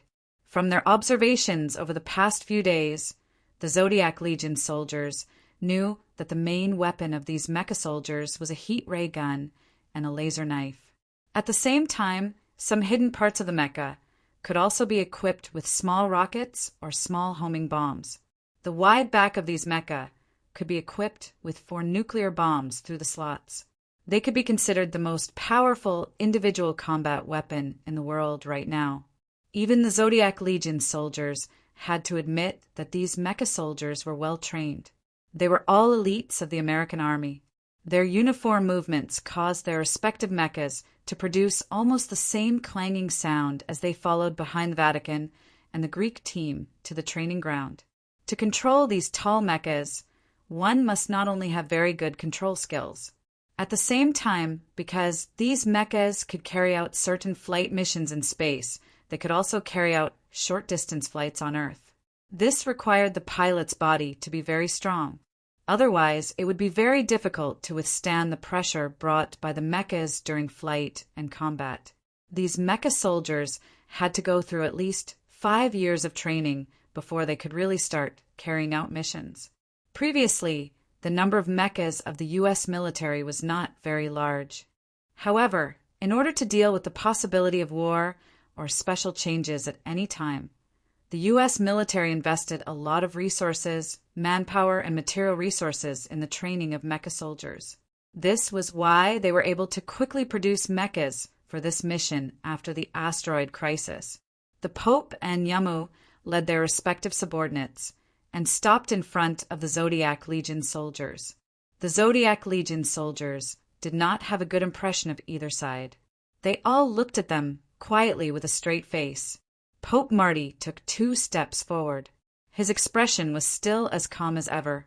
"Greetings, protectors of the East." Ryue said calmly, "I didn't expect that a small challenge would even alarm Your Highness the Pope." Marty said calmly, "In order to avoid any damage to both sides, we protectors of the East and West can also grow together through this exchange of pointers. In order for us guardians of the East and the West to grow together through sparring, Miss Rainai and I have specially come to be the witnesses and referees of this sparring match between your side and the American mecha warriors." The Greeks knew how strong the Zodiac Legion soldiers were. Of course, the Pope also knew how strong the Zodiac Legion soldiers were, especially the abnormally strong Chiyu. However, the relationship between the Vatican and the United States was also very ordinary. The Vatican's main forces were concentrated in Europe, and the United States, as the world's largest country, had always been the place where he wanted to spread his teachings. It was just that it was difficult for the American government to accept him. This time, since the American soldiers were going to fight against the Zodiac Legion soldiers, it was definitely not a bad thing for the Vatican. Whether it was to see the strength of the American mecha soldiers or the strength of the subordinates brought by the Zodiac Legion soldiers, it was definitely beneficial for the Vatican. This was why he came with Yama this time. The American mecha soldiers could be said to be their super trump card. As long as they could enter this rank, they would at least have the rank of captain or above. The American mecha warriors could be said to be their super trump cards. Any soldier who could enter this rank would at least be a captain or above. The highest rank of a squad leader could even reach the rank of a colonel. The highest commander of all the mecha warriors was the President of the United States. There was no presidential warrant. No one had the right to command this army. It was also because of the importance of this mecha army in the world military that they were able to invite the Vatican and the Greek guardians to come and act as judges. It was quite normal. The mecha operators also had their own thoughts. Since they were going to compete, they wanted to fully display their strength in front of the various powers of the world. This would also prove that they, the mecha operators, were the true leaders of this mission, and not those so-called powerhouses. They had never thought that the power of human beings could compete with the powerful technology. The 16 mech warriors lined up neatly behind the Pope and the others. With the same sound, the thick titanium alloy chest plate on the chest of the mech swiftly opened up. One by one, burly soldiers wearing the special military uniform of mecha warrior walked out. In order to face the challenge against the Guardian of the East this time, The higher-ups of the United States had secretly given clear instructions that they could only win and not lose. Thus, the 16 mecha warriors who could appear here were all powerhouses of the Mecha Corps. They were also the first to join this army. Ryue's gaze swept across the 16 burly men who were at least 1 meter tall, and she couldn't help but feel a chill in her heart. Although they were wearing military uniforms, Ryue could clearly feel that the bodies covered by the uniforms of these American soldiers were very strong. The strength of their muscles was far from what ordinary people could compare to. Each and every one of them was tall, and coupled with the cold aura they exuded, they looked like steel lions. Every mecha warrior was wearing a helmet with a red light constantly flickering back and forth on the helmet. She didn't know what it was for. The protective suits on their bodies, which were the same color as the mecha, constantly emitted layers of energy fluctuations. It was obvious that they had special effects. What surprised Ryue the most was the American military insignia worn by the mecha warriors in front of her. She could tell that the 16 burly men were at least colonels, and the one leading them was actually a lieutenant general. Clearly, the people here were all at least squad leaders and above. The one leading them was even a senior captain. The American mecha warriors were divided into decimal units. 10 people formed a squad, 100 people formed a squadron, and 1,000 people formed a brigade. A squad leader was a lieutenant colonel or colonel. A squadron leader was a major general, and a senior captain was a lieutenant general. There were only 2 senior captains in the entire Mecha Legion, and they only obeyed the orders of the president. In other words, the burly man standing at the front of the group, who was nearly 3 meters tall and had a body like a city wall, was one of the senior captains. After identifying this, Ryue couldn't help but reveal a faint sneer. She knew that the United States wanted to leave a deep impression on the Guardians of the East. At the same time, it was also to intimidate the Greek Guardians and the Vatican. However, could they really succeed? Could those huge mechas compete with the Zodiac warriors? Although she became more cautious, the contempt in Ryue's eyes increased. Guan Qing came to Ryue's side and said in a low voice, "According to the information our country has received, these mecha warriors are all wearing holographic helmets. The bodies of the mechas are mainly made of titanium alloy with carbon fibers added and cast with nanotechnology. Its attack and defense were both extremely shocking. Since the mecha was only maintained at a height of about 4 to 5 meters, it was still able to maintain extreme agility during combat. Coupled with the most advanced radar lock-on device, this thing could be said to be almost invincible in a ground battle. Even if there was only a small team of mecha warriors, under the premise of not considering nuclear weapons, they would still be able to face an entire armored division and not be at a disadvantage. These mechas looked the same on the surface, but according to the pilot's ability to withstand different pressures, the mecha's internal configurations were also different. In other words, the stronger the pilot, the more powerful the mecha. This was also an important reason why the number of mecha warriors could only be maintained at around 1,000 before this mission. Apart from the mecha warriors who had rushed out this time, there were also the powerhouses who were originally mecha warriors. All of them were the trump cards of the U.S. military. The dozen or so people in front of him were obviously the trump cards of trump cards.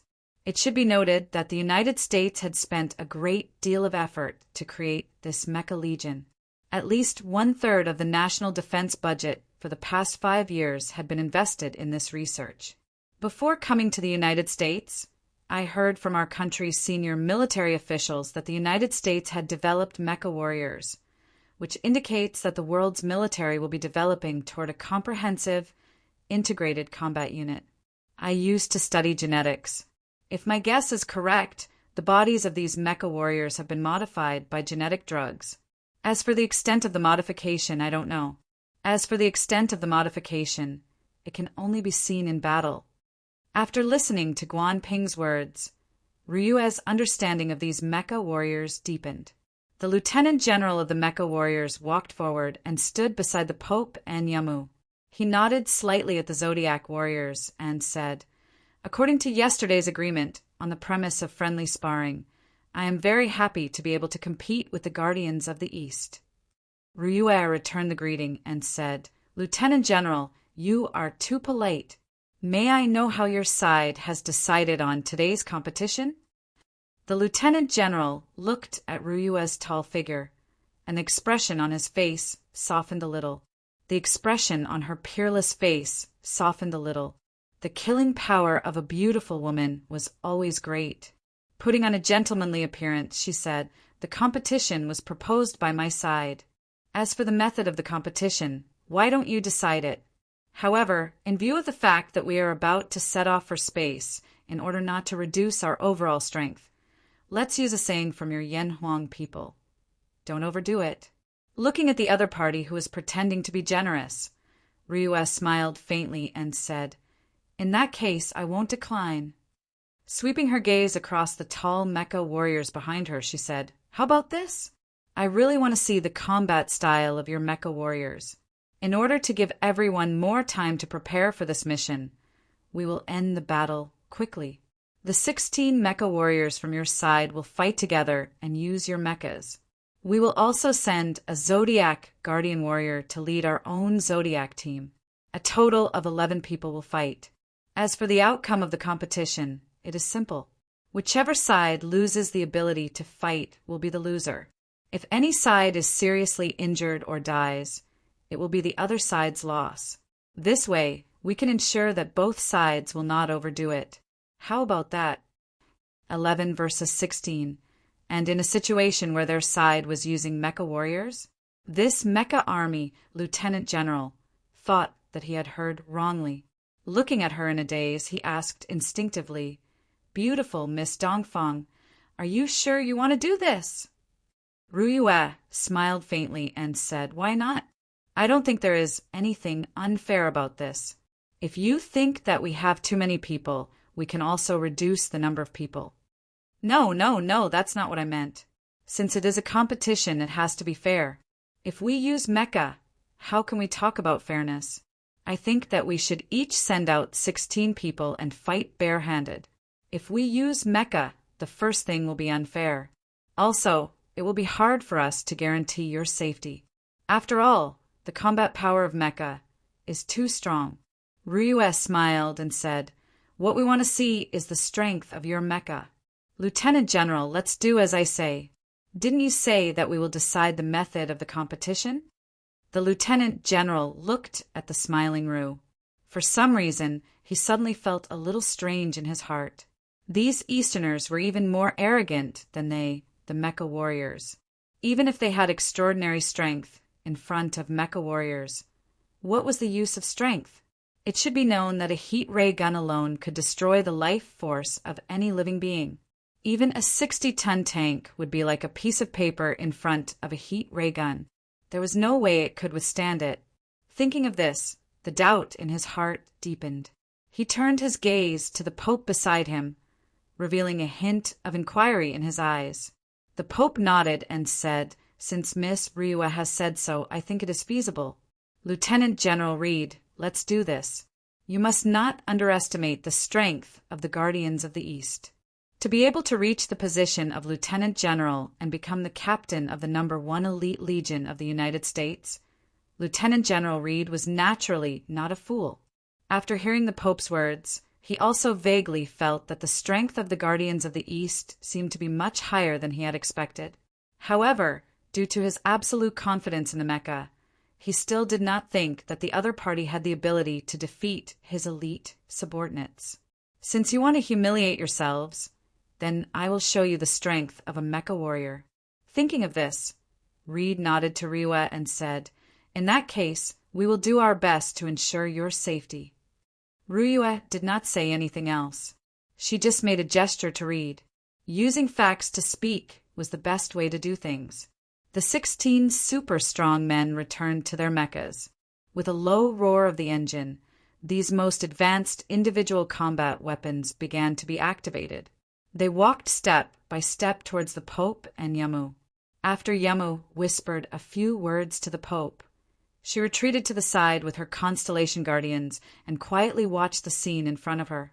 She was familiar with the strength of the Zodiac warriors, so she was naturally not worried about the battle in front of her. At this moment, Yamu was more concerned about when Chiyu would arrive. Could he bring the power of the Dark Parliament here to participate in this mission to save Earth? Chapter 279. Ming Ming had long been eager to give it a try. Ever since she reached the 8-cloud level, she could be said to be the second best among the Zodiac Guardian Warriors. With the exception of Ryue, only Su Dong's ability could barely be compared to hers. This was not because the Tiger Zodiac was inferior to the Chicken Zodiac. Ming Ming's achievements today were mostly thanks to the blood that Chiyu fed her. Kirin's blood had a great effect on any Zodiac. At that time, in order to save Ming Ming, Chiyu generously fed her a large amount of his blood, causing a certain change in Ming Ming's bloodline. Under the effect of Kirin's blood, her Chicken Zodiac's bloodline had greatly improved. It was not just a simple increase in strength, but also increased her overall potential as a Chicken Zodiac warrior. Except for the powerful Tyrannosaurus Rex, like Ryue, the other Zodiac warriors were no match for her in terms of potential. A faint light flashed, and Ming Ming shouted in a low voice, "Chicken Zodiac team, fight!" As she said that, she strode out. In the Zodiac army, the 10 Zodiac warriors who stood behind her followed, closely behind Ming Ming. Since Ming Ming was a woman, her Chicken Zodiac team was mostly composed of women. Out of the 10 members, 7 were women. Among the members of the 4 major families in Ming Ming's Chicken Zodiac team, there were 3 children from the Zhou and Su families, and 2 from the other 2 families. The strength was very balanced. The 10 Zodiac warriors followed behind Ming Ming.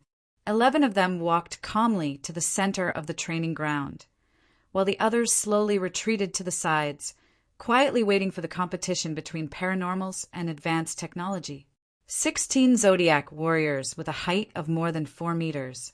Facing 11 Easter humans, the overall momentum of the Chicken Zodiac team was not on the same level at all. The roar of the engines of the Zodiac warriors and the energy fluctuations produced by their bodies were constantly heard. The Chicken Zodiac team couldn't compare. However, when the Pope and Yamu saw the Chicken Zodiac team walk out from the Zodiac army, their expressions changed. The soldiers of the United States might not have sensed anything, but as powerhouses of the world, how could they not have sensed it? The murderous aura emanating from every member of the Chicken Zodiac squad was definitely not something an ordinary person could compare to. Putting aside their strength, just their strong killing intent alone was not something that could be achieved through ordinary training. From their bodies, one could even smell the distinct scent of blood. If it wasn't for the fact that he had experienced blood and fire a few times in the past, such a situation would never have occurred.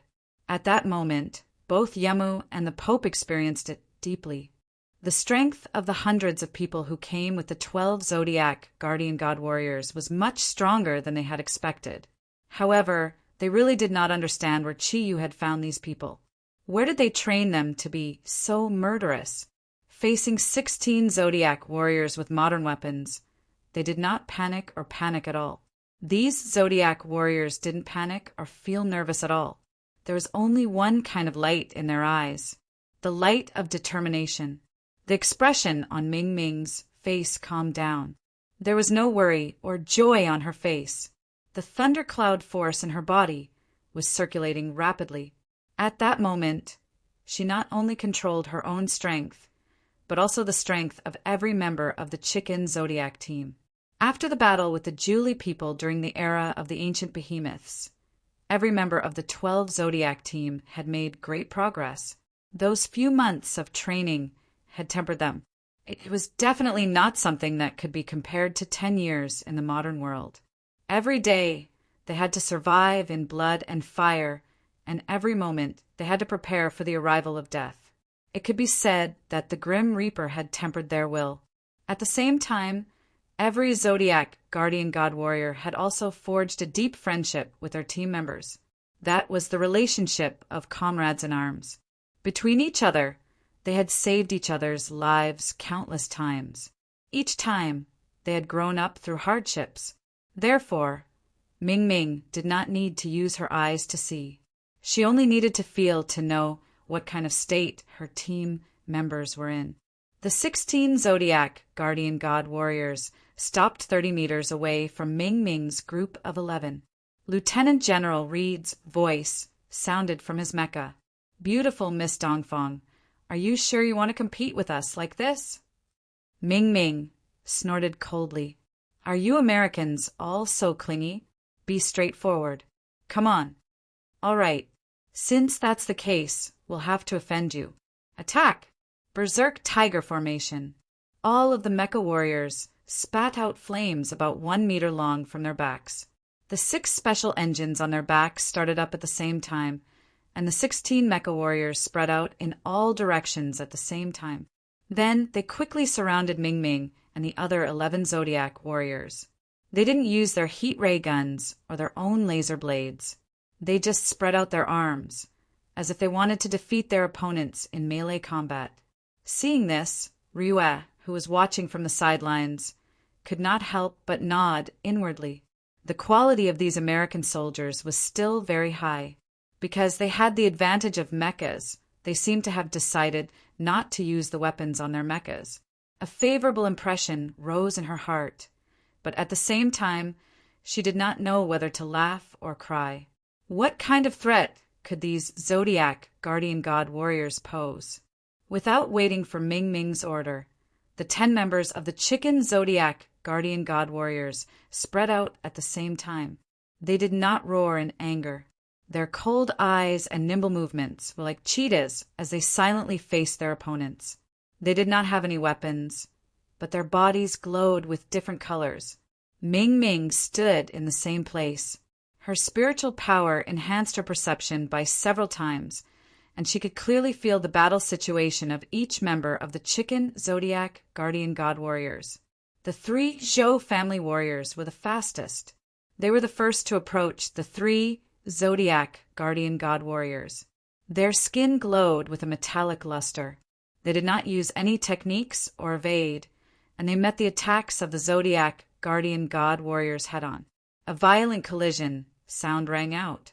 Amidst the roar, the American soldiers who were watching the battle from afar were shocked to find that after the 3 Zodiac Guardian God warriors collided with the 3 Asians, the Zodiac Guardian God warriors' momentum was abruptly halted.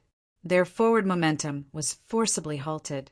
The violent stop of their bodies and the sound of metal colliding shook everyone's hearts.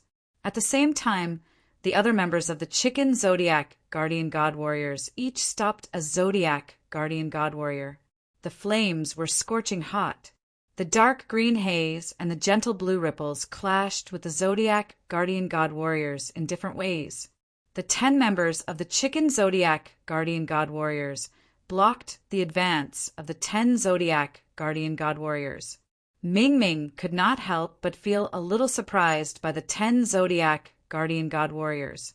The first thing that surprised her was the sturdiness of the Zodiac Guardian God warriors. The Zodiac Guardian God warriors were made of titanium alloy and carbon fiber, forged with nanotechnology. The Zodiac Guardian God warriors were not at a disadvantage in the process of colliding with the 3 Zhou family members. They were really strong. At the same time, she was also surprised by the Zodiac Guardian God warriors' agility. The height of more than 4 meters did not affect the Zodiac Guardian God warriors' combat skills. Although the Zodiac Guardian God warriors were surprised by the toughness of the Chicken Zodiac Guardian God warriors, the Zodiac Guardian God warriors reacted quickly. They used fast and effective fighting methods to fight the Chicken Zodiac Guardian God warriors. Because they did not know each other well, they were only launching probing attacks. As the engines roared, the 6 Zodiac Guardian God warriors, including Lieutenant General Reed, arrived in front of Ming Ming. Under Reed's special command, the Zodiac Guardian God warriors did not attack. Instead, they surrounded Ming Ming. Reed said sincerely very strong, "You Asians are really strong. You can actually fight with the Zodiac Guardian God warriors with your human strength. I really admire you. I have to admit, if we don't use the Zodiac Guardian God warriors, Our Zodiac guardian god warriors are no match for you. But now, beautiful lady, you can surrender. No one can survive the siege of 6 Zodiac guardian god warriors. It seems that you should at least send out the same number of Zodiac guardian god warriors to compete with us. How about this? Ming Ming's beauty was different from Ruyue's. Ruyue was like a blooming ice rose. Ming Ming, on the other hand, was like a pure and gentle lily. But no matter which one she was, it was easy to attract a man's attention. On one hand, they still needed to cooperate. On the other hand, Reed did not want to hurt the beautiful woman in front of him. That was why he made such a suggestion. After all, the Zodiac guardian god warriors had the advantage in numbers. Even if Ming Ming's team surrendered, it would not be a shameful thing. Ming Ming said, "What? Do you want to go back on your word? That won't do." "Why not? You haven't defeated me yet." Reed was stunned. Just as he was about to persuade Ming Ming again, he heard Ming Ming's gentle voice. "Be careful." The next moment, the radar that had never failed before suddenly lost track of the beauty. What kind of speed was this? He reacted immediately and immediately turned around.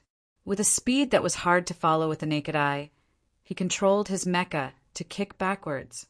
His rich combat experience made him understand that his opponent was very likely to be right behind him.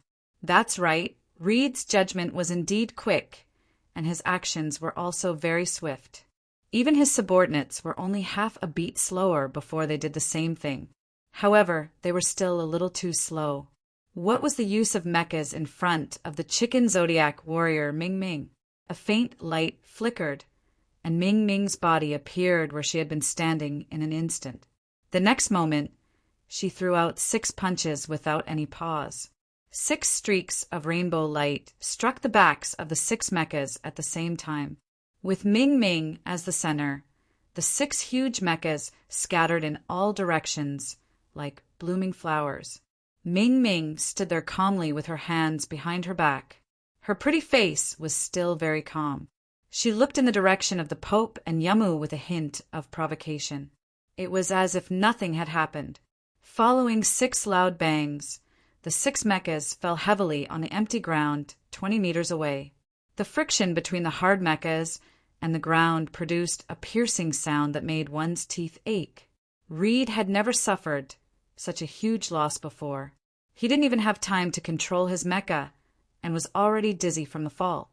This was an outcome that he had never expected, but it was also an outcome that he could not accept. Ming Ming's attack didn't really damage the 6 mechas. It only left a small fist mark on the chest area of each mecha. It was about 3 inches deep, and it looked as obvious as the badges they were wearing. This time, Reed didn't dare to underestimate the opponent in front of him. With a low growl, he took the lead and rushed towards Ming Ming. The other 5 mechas that followed him surrounded Ming Ming in different ways. With their huge bodies that were more than 4 meters tall, they easily sealed off every possible direction that Ming Ming could dodge. Did Ming Ming need to dodge? The answer was of course no. Compared to the members of the Chicken Zodiac team, as the team leader and one of the top Zodiac guardian warriors, even the Pope wouldn't be able to defeat her without summoning 2 archangels, let alone these mechas in front of her. This time, they could only watch helplessly as the rainbow-like light attacked them. Although the speed and agility of the mechas were very good, in a close combat situation, with their huge bodies, Ming Ming didn't even need to lock onto them. She could easily hit each of them. They didn't even touch the corner of Ming Ming's clothes. The 6 mechas returned to the place where they fell, but this time they were facing the sky. Reed's entire body was in pain from the violent shaking of the mecha. Even with his strong body, he felt a little overwhelmed. Another fist mark appeared on his chest. His brain short-circuited. How was this possible? How was this possible? That was just a beautiful girl. Looking at her appearance, she was at most in her 20s. However, in front of her, the 6 mecha warriors were like toys, and they were sent flying twice in succession. How much strength did that require? Could it be that she was a superwoman? Even if she was a superwoman, she probably wouldn't be able to do all this. It should be known that although the body of each mecha soldier was made of light alloy, it definitely weighed more than 3 tons. To send a mecha flying with 6 punches at the same time, one would need at least twice the strength of one's weight.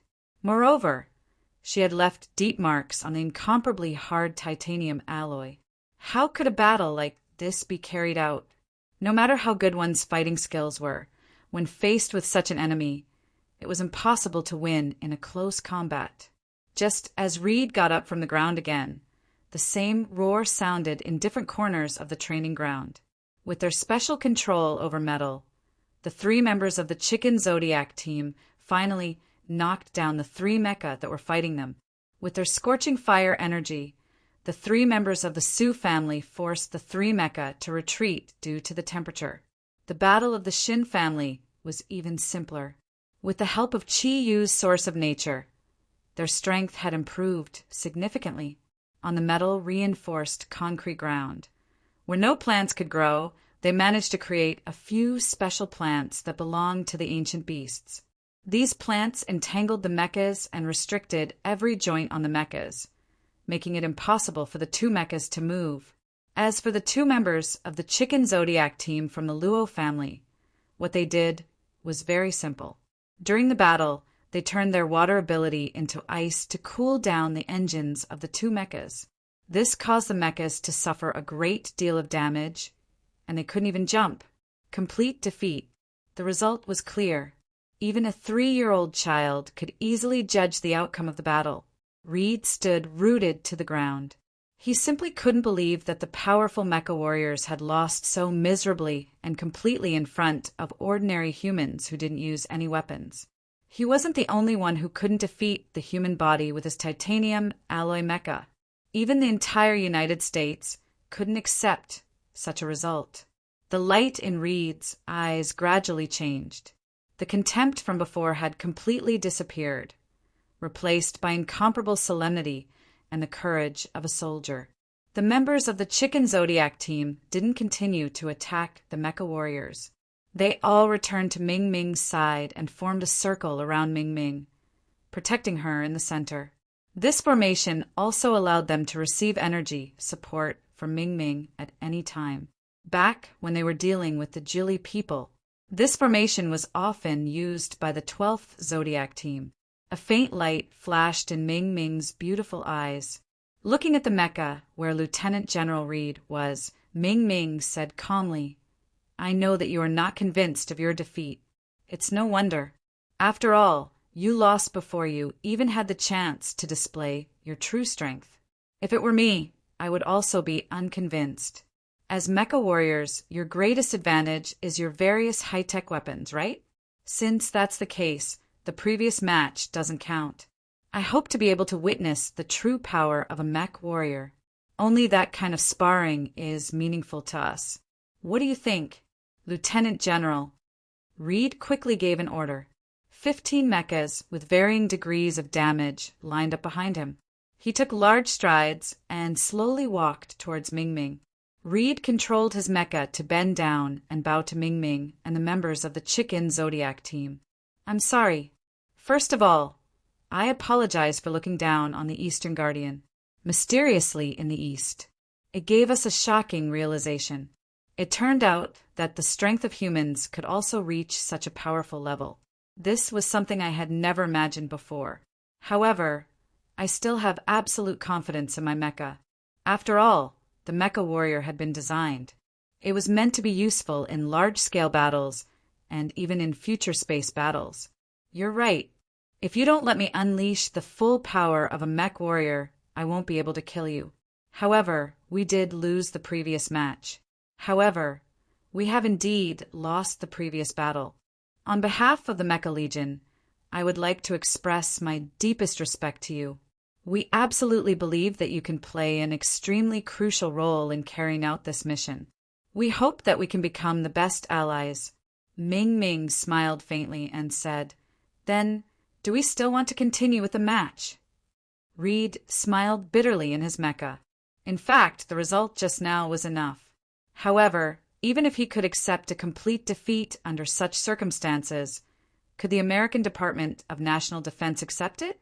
If he were to go back like this, he would no longer be the captain of the Mecha Corps in less than an hour.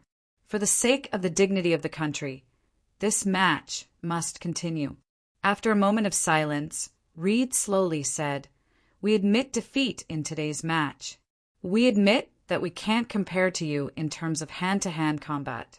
However, I believe that you also want to understand the true strength of our mecha warriors. Why don't we have another match that doesn't require us to fight and won't incur any losses? What do you think?" Ming Ming looked at Reed in surprise and couldn't help but laugh inwardly. "These American soldiers are trying to regain some face." She nodded and said, "Please explain, Lieutenant General." Reed's face turned red. Fortunately, he was in the mecha, so no one could see him. He immediately thickened his face and said, "The main combat power of our mecha warriors lies in our various weapons. Excluding nuclear weapons, we have a total of 4 main weapons. They are the heat ray gun used in conventional combat, the laser knife with powerful cutting power, and the 2 small star missiles used against the air and ground. The homing missiles are specially developed for mechas. Although they aren't large, they are extremely powerful. A mecha equipped with 20 anti-air missiles and 16 anti-ground missiles is a moving fortress." In order to regain some face, Reed gave a simple introduction of the entire mecha. It sounded like he was explaining the mecha's abilities to familiarize everyone with it. But everyone knew that he was just showing off the mecha's offensive power to make up for his terrible defeat in hand-to-hand combat. However, although everyone knew his purpose, they still couldn't help but gasp when Reed opened up the mecha's shoulder, chest, and leg armor to reveal a total of 36 miniature missiles. At least he was right about one thing. This mecha developed by the United States was indeed like a moving fortress. If all 36 missiles were fired within a certain range, the destructive power they could create would be absolutely terrifying. Such a powerful mecha warrior was enough to become a nightmare for any country's armed forces. Its cost would definitely not be lower than a medium-sized fighter jet. Reed looked at the silent crowd through the scanner inside the mecha. He couldn't help but feel a lot better, and his tone also became a little more spirited. "How about this? Since we are going to cooperate this time, let's show His Holiness the Supreme Pontiff, Miss Yamu, and all the powerhouses present the destructive power of our mecha warriors. Raise the intensity targets." Following Reed's order, a huge target rose from the other side of the training ground, although it was unknown what it was made of. Although it was unknown what they were made of, the 100 targets looked extremely solid. They were at least 5 meters thick and had a diameter of 10 meters. From afar, they looked like huge shields. Reed said, "Using the explosive force of 1,000 kilograms of TNT as a scale, these special targets can withstand up to 10 degrees of attack. At the same time, the specific strength of the attack can be displayed through the electronic equipment. Everyone, please take a look." In order to regain his face, he was willing to do anything. Although the abilities of the mecha he had displayed were military secrets to a certain extent, the United States had always been good at deterrence by force. This cooperation was unavoidable. In any case, the other countries would know the strength of the mecha sooner or later. Thus, he didn't hide anything. Following a clanging sound, a 2.5-meter long heat ray gun appeared in the hands of the mecha operated by Reed. The silver-white body of the gun looked very beautiful. It had a streamlined design, and the body of the gun lit up with a red glow as it was filled with energy. With a flash of light, a red beam of light shot out and shot toward the target in the center. In the blink of an eye, a small red beam of light lit up on the target nearly a kilometer away. The soldier in charge of electronic control shouted through a loudspeaker, "Penetrate the target. The core strength has reached 0.5 degrees. 0.5 degrees might sound like a small number, but according to Lieutenant General Reed's description, it was a very small number. However, according to Lieutenant General Reed's description, the destructive power produced by the heat ray gun in an instant was actually comparable to 500 kilograms of TBB explosives. What kind of concept was this? It was no wonder that he was so proud of his mecha operator. While everyone was pondering, Reed moved. Under his control, the mecha rushed out like lightning. The engine power was instantly raised to the maximum, and during the short 500 meters of acceleration, the mecha reached the speed of sound. A red beam of light shot out from his hands and condensed into a huge long sword in front of him. With a loud bang, Reed's body swept past the previous target. The mecha formed an arc from bottom to top and flew high into the air. The attack strength of the beam saber, linear attack, the strongest point, is 0. 3 degrees. This was the best way to describe the terrifying melee weapon. Reed's performance wasn't over yet. He controlled the mecha to fly higher and higher, and in the blink of an eye he had already become a small black dot in the sky. Suddenly, black and white smoke shot out from the black shop. As the smoke became clearer, those with good eyesight could clearly see that it was a miniature homing missile. It was the same one that appeared on Reed's body just now. 36 missiles, regardless of whether they were aimed at the air or the ground, were actually fired by Lieutenant General Reed at the same time. A shocking scene appeared. Although they were fired at the same time, the 36 homing missiles were actually able to accurately find the target they were aiming at. An earthquake-like effect appeared, and the huge roar caused the entire base to tremble. 36 huge clouds of smoke appeared from the heavy targets, and the tyrannical explosive force brought about a huge wave of air. Even from thousands of meters away, the Zodiac soldiers still had to use their own energy to resist and not be injured. With a whoosh, Reed controlled the mecha to descend from the sky. When it was about to reach the ground, it suddenly slowed down and landed steadily on the ground. The flames from the 6 engines on its back looked very dazzling, and the deterrence of the Iron Warrior was undoubtedly displayed. Overall attack power, 42 degrees. Air homing missile attack power, 26 degrees. Ground homing missile attack power, 16 degrees. The voice reported a little later. Reed wasn't exaggerating. These miniature missiles were made of unknown materials. But in terms of attack power, they were definitely not inferior to the conventional missiles carried by any bomber. Guan Qing said to Rain Ai with some amazement, "It seems that we still underestimated these guys. Not to mention 10 mecha warriors. Even if there is only one, it can occasionally bring a devastating disaster to an entire armored division when they are caught off guard. It seems that our country still has a long way to go in this regard." Reed smiled and said, "Excuse me, everyone. This is the true power of a mecha warrior. While we were on this mission, in addition to these homing bombs, we will also attach 4 nuclear bombs to the back of each mecha operator for the mission." What he said now could be considered a naked threat. He was clearly telling everyone that if a mecha warrior was equipped with a nuclear warhead, the effect would not be as simple as it was now. A super army of 1,600 mecha warriors definitely had the power to destroy an entire country. The Pope's eyes were filled with shock. Of course, he also knew how powerful these mecha warriors were. Indeed, with such powerful technology, it would be very difficult to use one's physical body to resist it, no matter how strong one was. Mecha warriors armed with nuclear bombs could only be described as killing machines. More importantly, there were more than 1,600 such mecha warriors. With them, and with enough ammunition, the United States could conquer all the countries on Earth. If it weren't for the deterrence of nuclear weapons, who could guarantee that the United States would not do such a thing? Ming Ming looked at the big guy beside her, nodded, and said, "Very strong, really very strong." For human technology to reach such a level, it can be considered to have entered another stage of weapons. Reed smiled calmly and said, "Actually, mecha warriors are not prepared to deal with battles on Earth. After all, even without these mecha warriors, the United States military strength is still the strongest in the world. With the passage of time, technology has become more and more advanced. However, our Earth has also become weaker and smaller.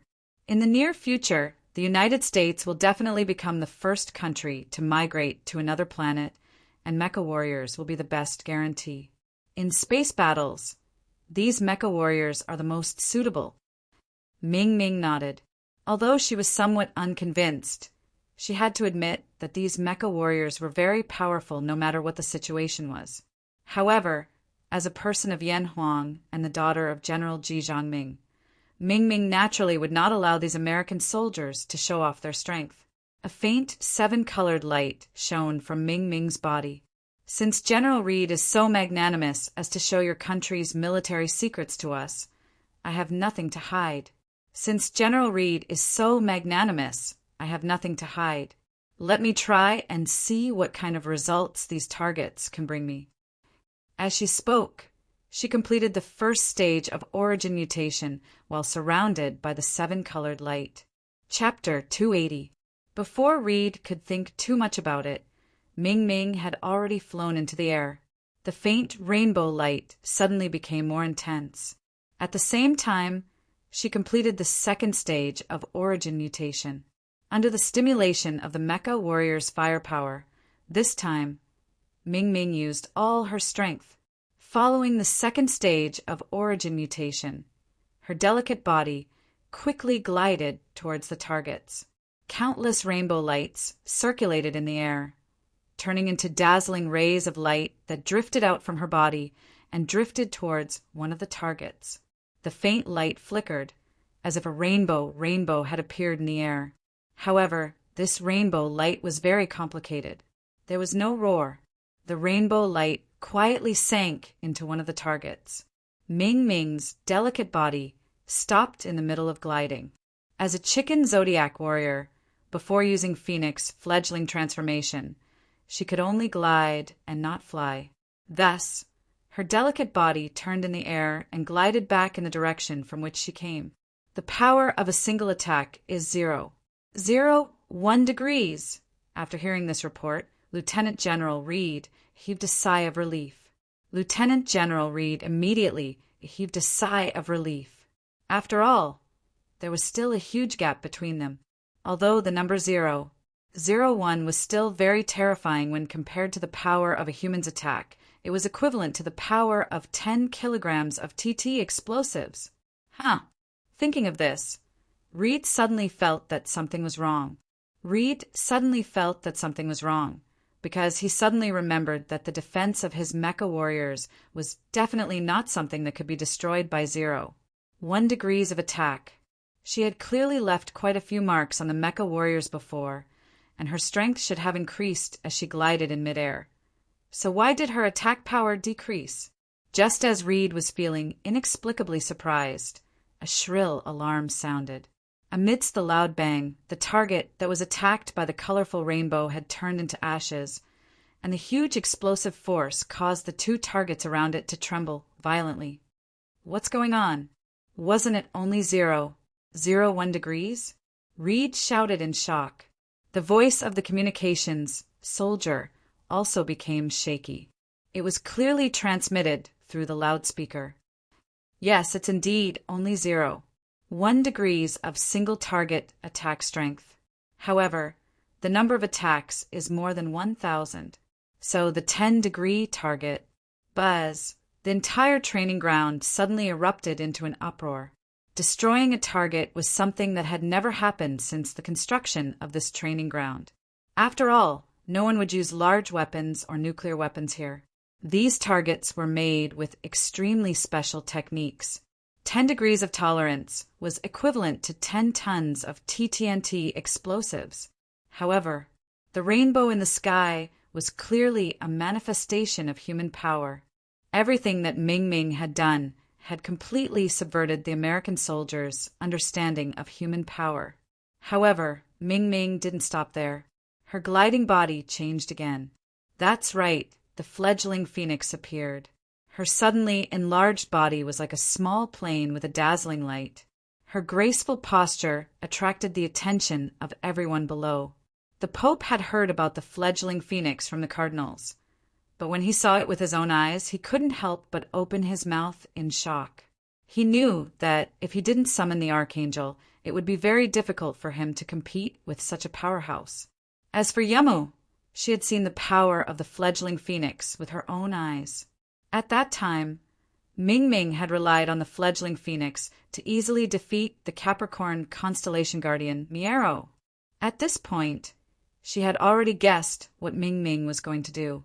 After completing the fledgling phoenix, Ming Ming's body instantly soared, and her speed suddenly increased to the limit.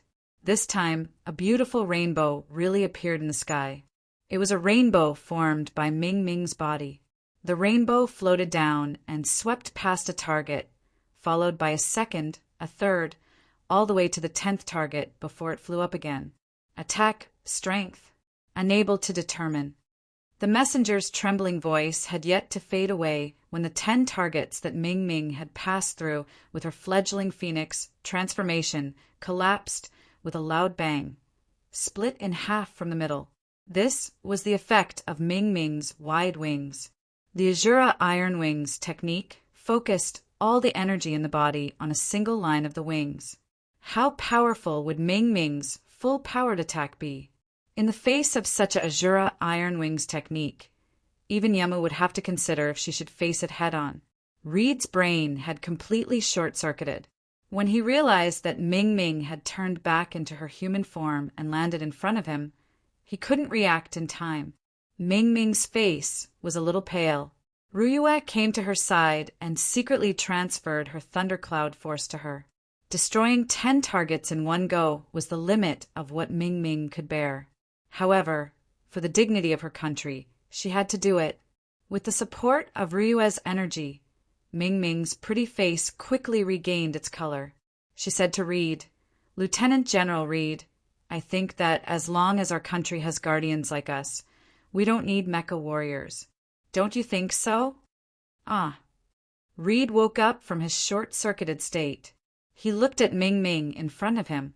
He no longer saw her as a human. Not to mention him, perhaps no one present had expected such an outcome. Such an outcome was enough for him to go back and explain himself. After all, losing in the face of absolute power was no longer a crime. His strength was far inferior to the opponent. What else could he say? He deeply believed that even if it was just Ming Ming alone, as long as she could maintain the intensity and speed of her attacks for a certain period of time, even 100 mecha warriors might not be a match for her. The tyrannical attack power produced in that instant was enough to destroy 10 targets. It was definitely not something a titanium alloy could withstand. At that moment, the last bit of pride in Reed's heart crumbled because of Ming Ming. He activated his mecha and walked out. He looked at the Zodiac warriors in front of him. There was only respect and fear in his eyes. Just as Reed was about to say something, a long whistle suddenly came from afar. Along with it was a loud alarm that sounded throughout the entire base. In the distance, a dark red light with a hint of golden light was approaching them from the sky at an alarming speed. The base's surface-to-air missile defense system quickly began to move, trying to lock onto the enemy through the radar. A hint of joy appeared on the pretty faces of Ryue and Ming Ming at the same time. Ryue hurriedly said to Reed, "Don't misunderstand. It's one of us. Please remove the alarm." Reed was stunned for a moment. Although he was a lieutenant general, he belonged to a different system from this base. He had no right to directly give orders. However, after being subdued by Ming Ming, he was very cooperative and immediately sent a message to the base control center. Pure English sounded throughout the entire base and directly into the sky. "Attention, please. Please state your identity, otherwise you will be attacked. You will be responsible for the consequences. Please state your identity." Just as the attention of the broadcast and the entire base was focused on the dark red light, suddenly the dark red light disappeared without warning. The originally huge energy fluctuations actually disappeared in an instant. This sudden change caused the entire base to become even more panicked. Reed was just about to ask a few questions to Ryue, but he was surprised to find that there was a man beside the two women. He didn't know when it happened, but there was already a man beside them. He was asking Ming Ming something with concern. This man was tall, although he was not as tall as the mecha warriors. His figure looked much more coordinated. His long silver hair easily left a deep impression, and his black attire made people feel a little cold. There was a hint of a smile at the corner of his mouth. Although he could not be considered handsome, it was easy to easily give people a strange kind of attraction. What shocked Reed even more was that when this man appeared, other than the 12 Zodiac Guardian Warriors, the other members of the 12 Zodiac squad all knelt on one knee and respectfully saluted this man. This kind of salutation was extremely rare in the modern era. Who is he? The man was none other than Chiyu. He could feel Ming Ming's energy fluctuations from far away. The energy produced by the fledgling phoenix transformation surprised Chiyu. In his opinion, for Ming Ming to use the fledgling phoenix transformation, it was obvious that they had encountered an extremely powerful enemy. Therefore, he immediately increased his energy to the limit without hesitation and rushed over as fast as he could. His speed was actually so fast that even the radar could not lock onto him. After discovering that this was the U.S. military base, he immediately used Kirin's stealth skill and 1,000 transformations of the Big Dipper realm to teleport to the two women. After listening to Ming Ming's simple explanation, Chiyu finally understood what was going on. He couldn't help but be secretly shocked. The strength of the mecha warriors was enough to threaten other countries in the world. Ming Ming's decision to use this to deter the other party was very correct. After all, this would also make the United States think more about the existence of these people if they wanted to do anything to the Yanhuang Republic in the future. Lieutenant General Reed took a few steps forward and asked tentatively, "Sir, you are?" Ryu stuck close to Chiyu and held his arm. She said proudly, "This is the strongest of the Guardians of the East, the King of the Zodiac." The strongest? A huge question mark suddenly appeared in Reed's mind. Wasn't that girl just now the strongest? Could it be that this man was even stronger than her? Oh my God, the mysterious East. What kind of freak have you given birth to? Chiyu smiled slightly, and the light in his eyes gradually became stronger. The invisible domineering aura made him look much taller than he actually was. He nodded at Reed and said, "Hello, Your Excellency, Lieutenant General. There are many companions who came with me. Should you immediately inform the base to prevent any misunderstandings?" Reed was even more surprised when he heard Chiyu's words.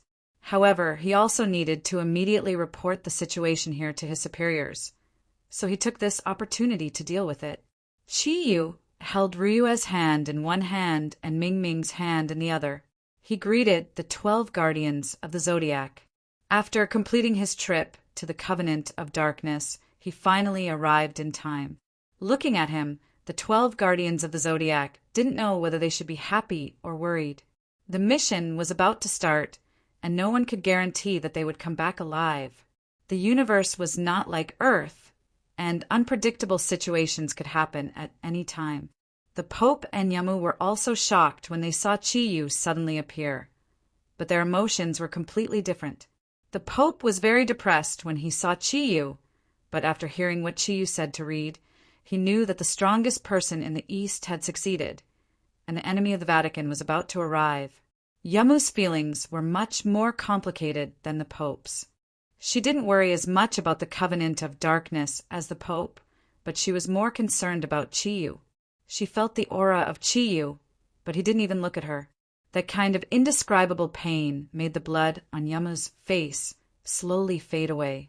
"Mr. Chi, it's nice to see you again." Pope Marty took the initiative to walk over. Faced with Chiyu's strong ambassador, he had secretly given up on the idea of dealing with the Guardians of the East. Since he couldn't fight them head-on, he now hoped to cooperate with the Guardians of the East. Although their relationship was very stiff in the past, and he was once hostile to Chiyu, through the cooperation training and this mission, Marty hoped to establish a certain relationship with Chiyu and the Guardians of the East.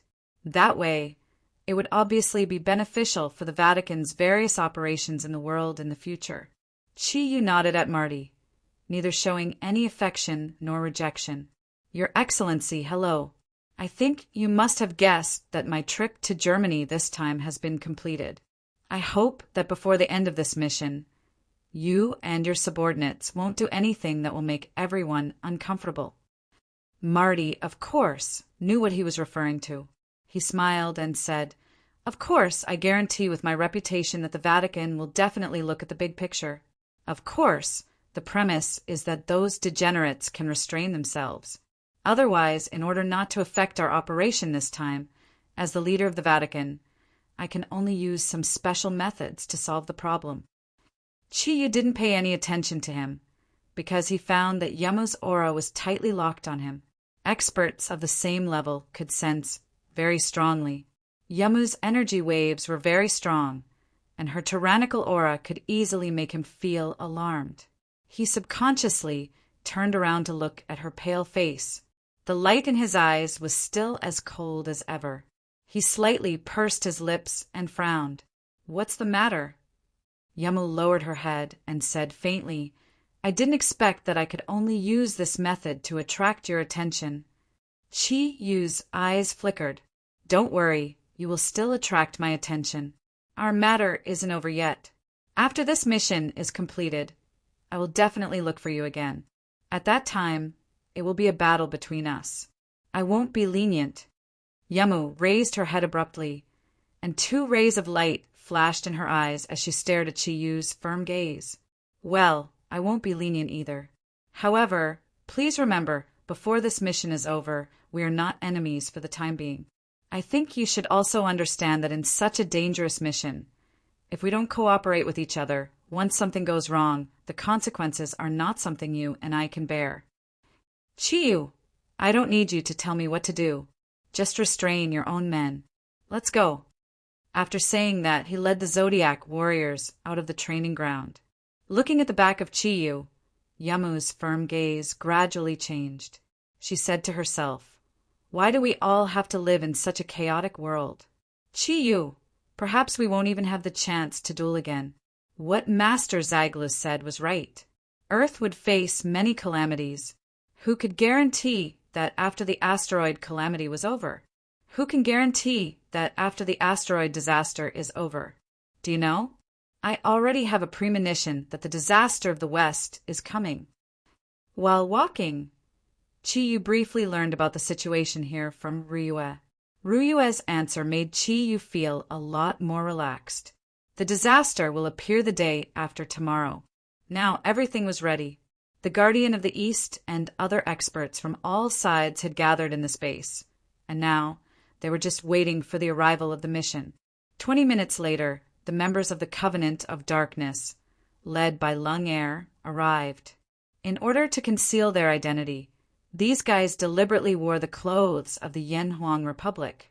Under the coordination of the Zodiac warriors, led by Chiyu, as well as the order of the Yanhuang Republic that Chiyu had obtained before coming here, the United States allowed these hundreds of people to enter the base.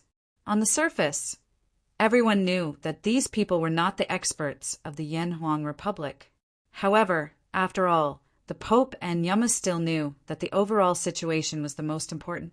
With the coordination of their identities, these experts belonging to the Covenant of Darkness were able to stay in the room next to the Guardian of the East. After a brief discussion with Lung Air, Chiyu decided not to waste any more time. They immediately carried out a simple space survival training and explained the mission to the members of the Covenant of Darkness, which fell on the Guardians of the East. Although the members of the Covenant of Darkness came from the darkness, there was also an advantage.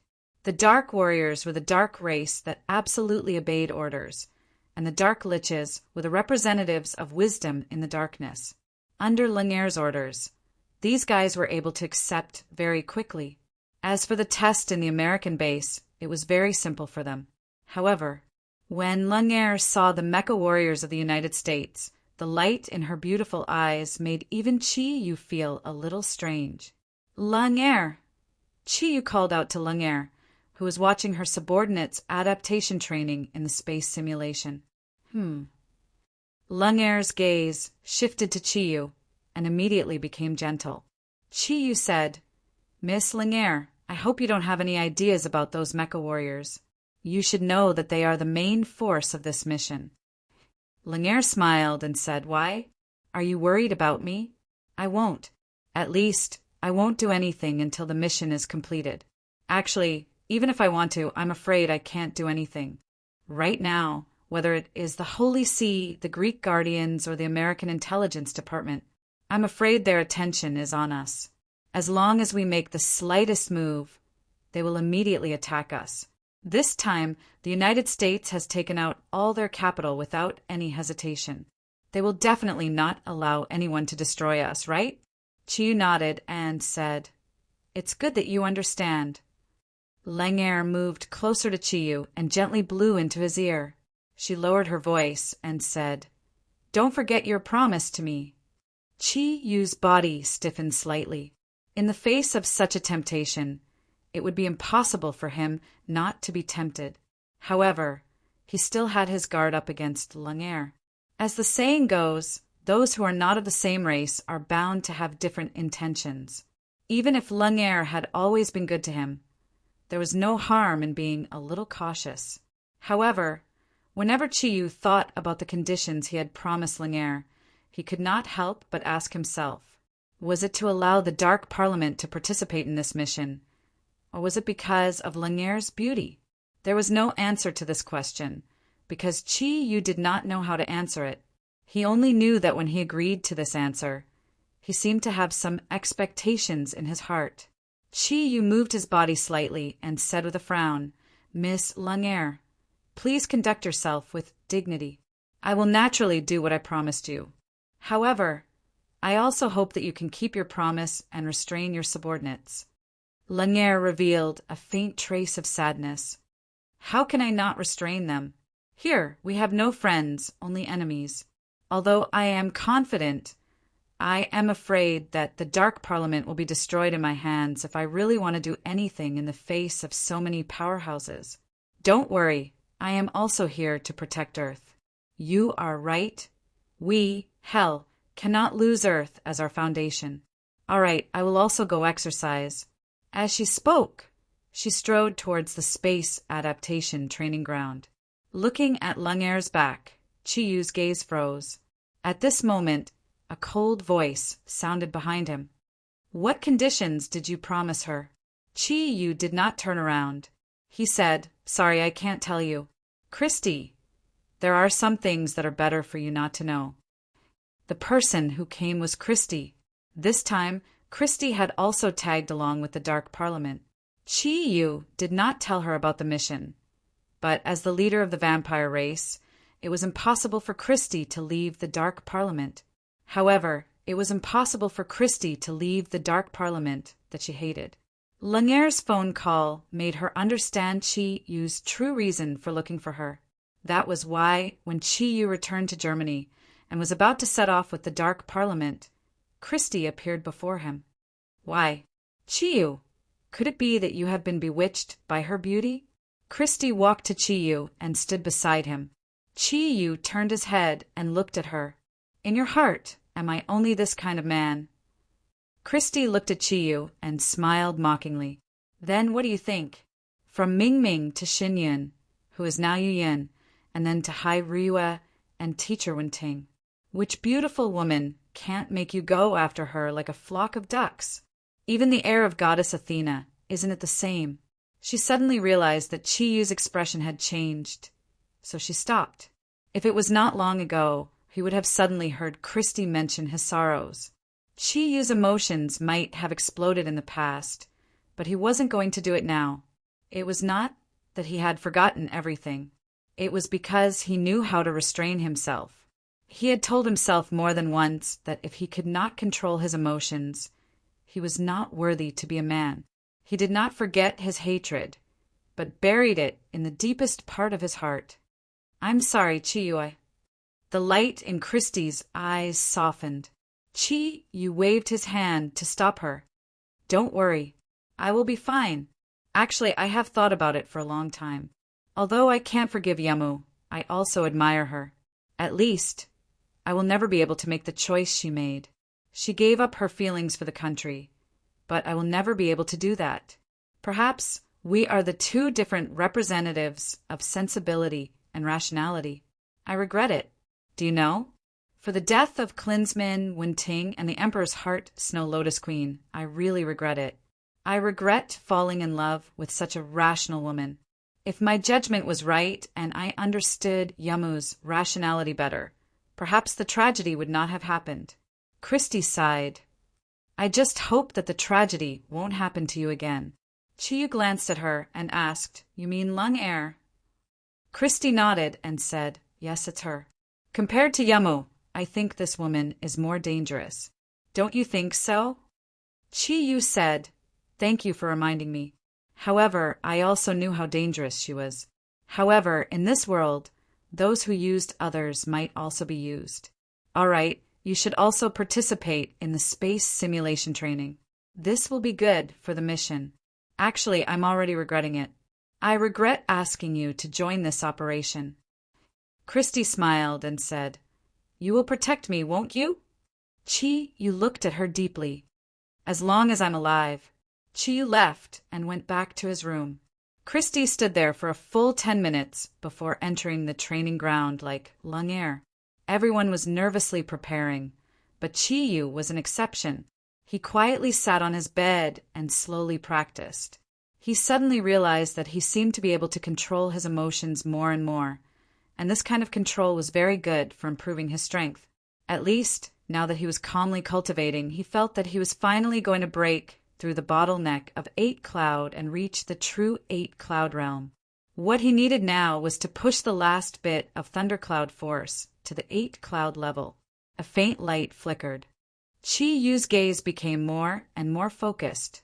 The entire American military base was operating at high speed under a huge, invisible pressure. Everything was in preparation for the takeoff the day after tomorrow. At this moment, everyone in this base decided the fate of Earth, but no one knew that the most important person was the king from the East.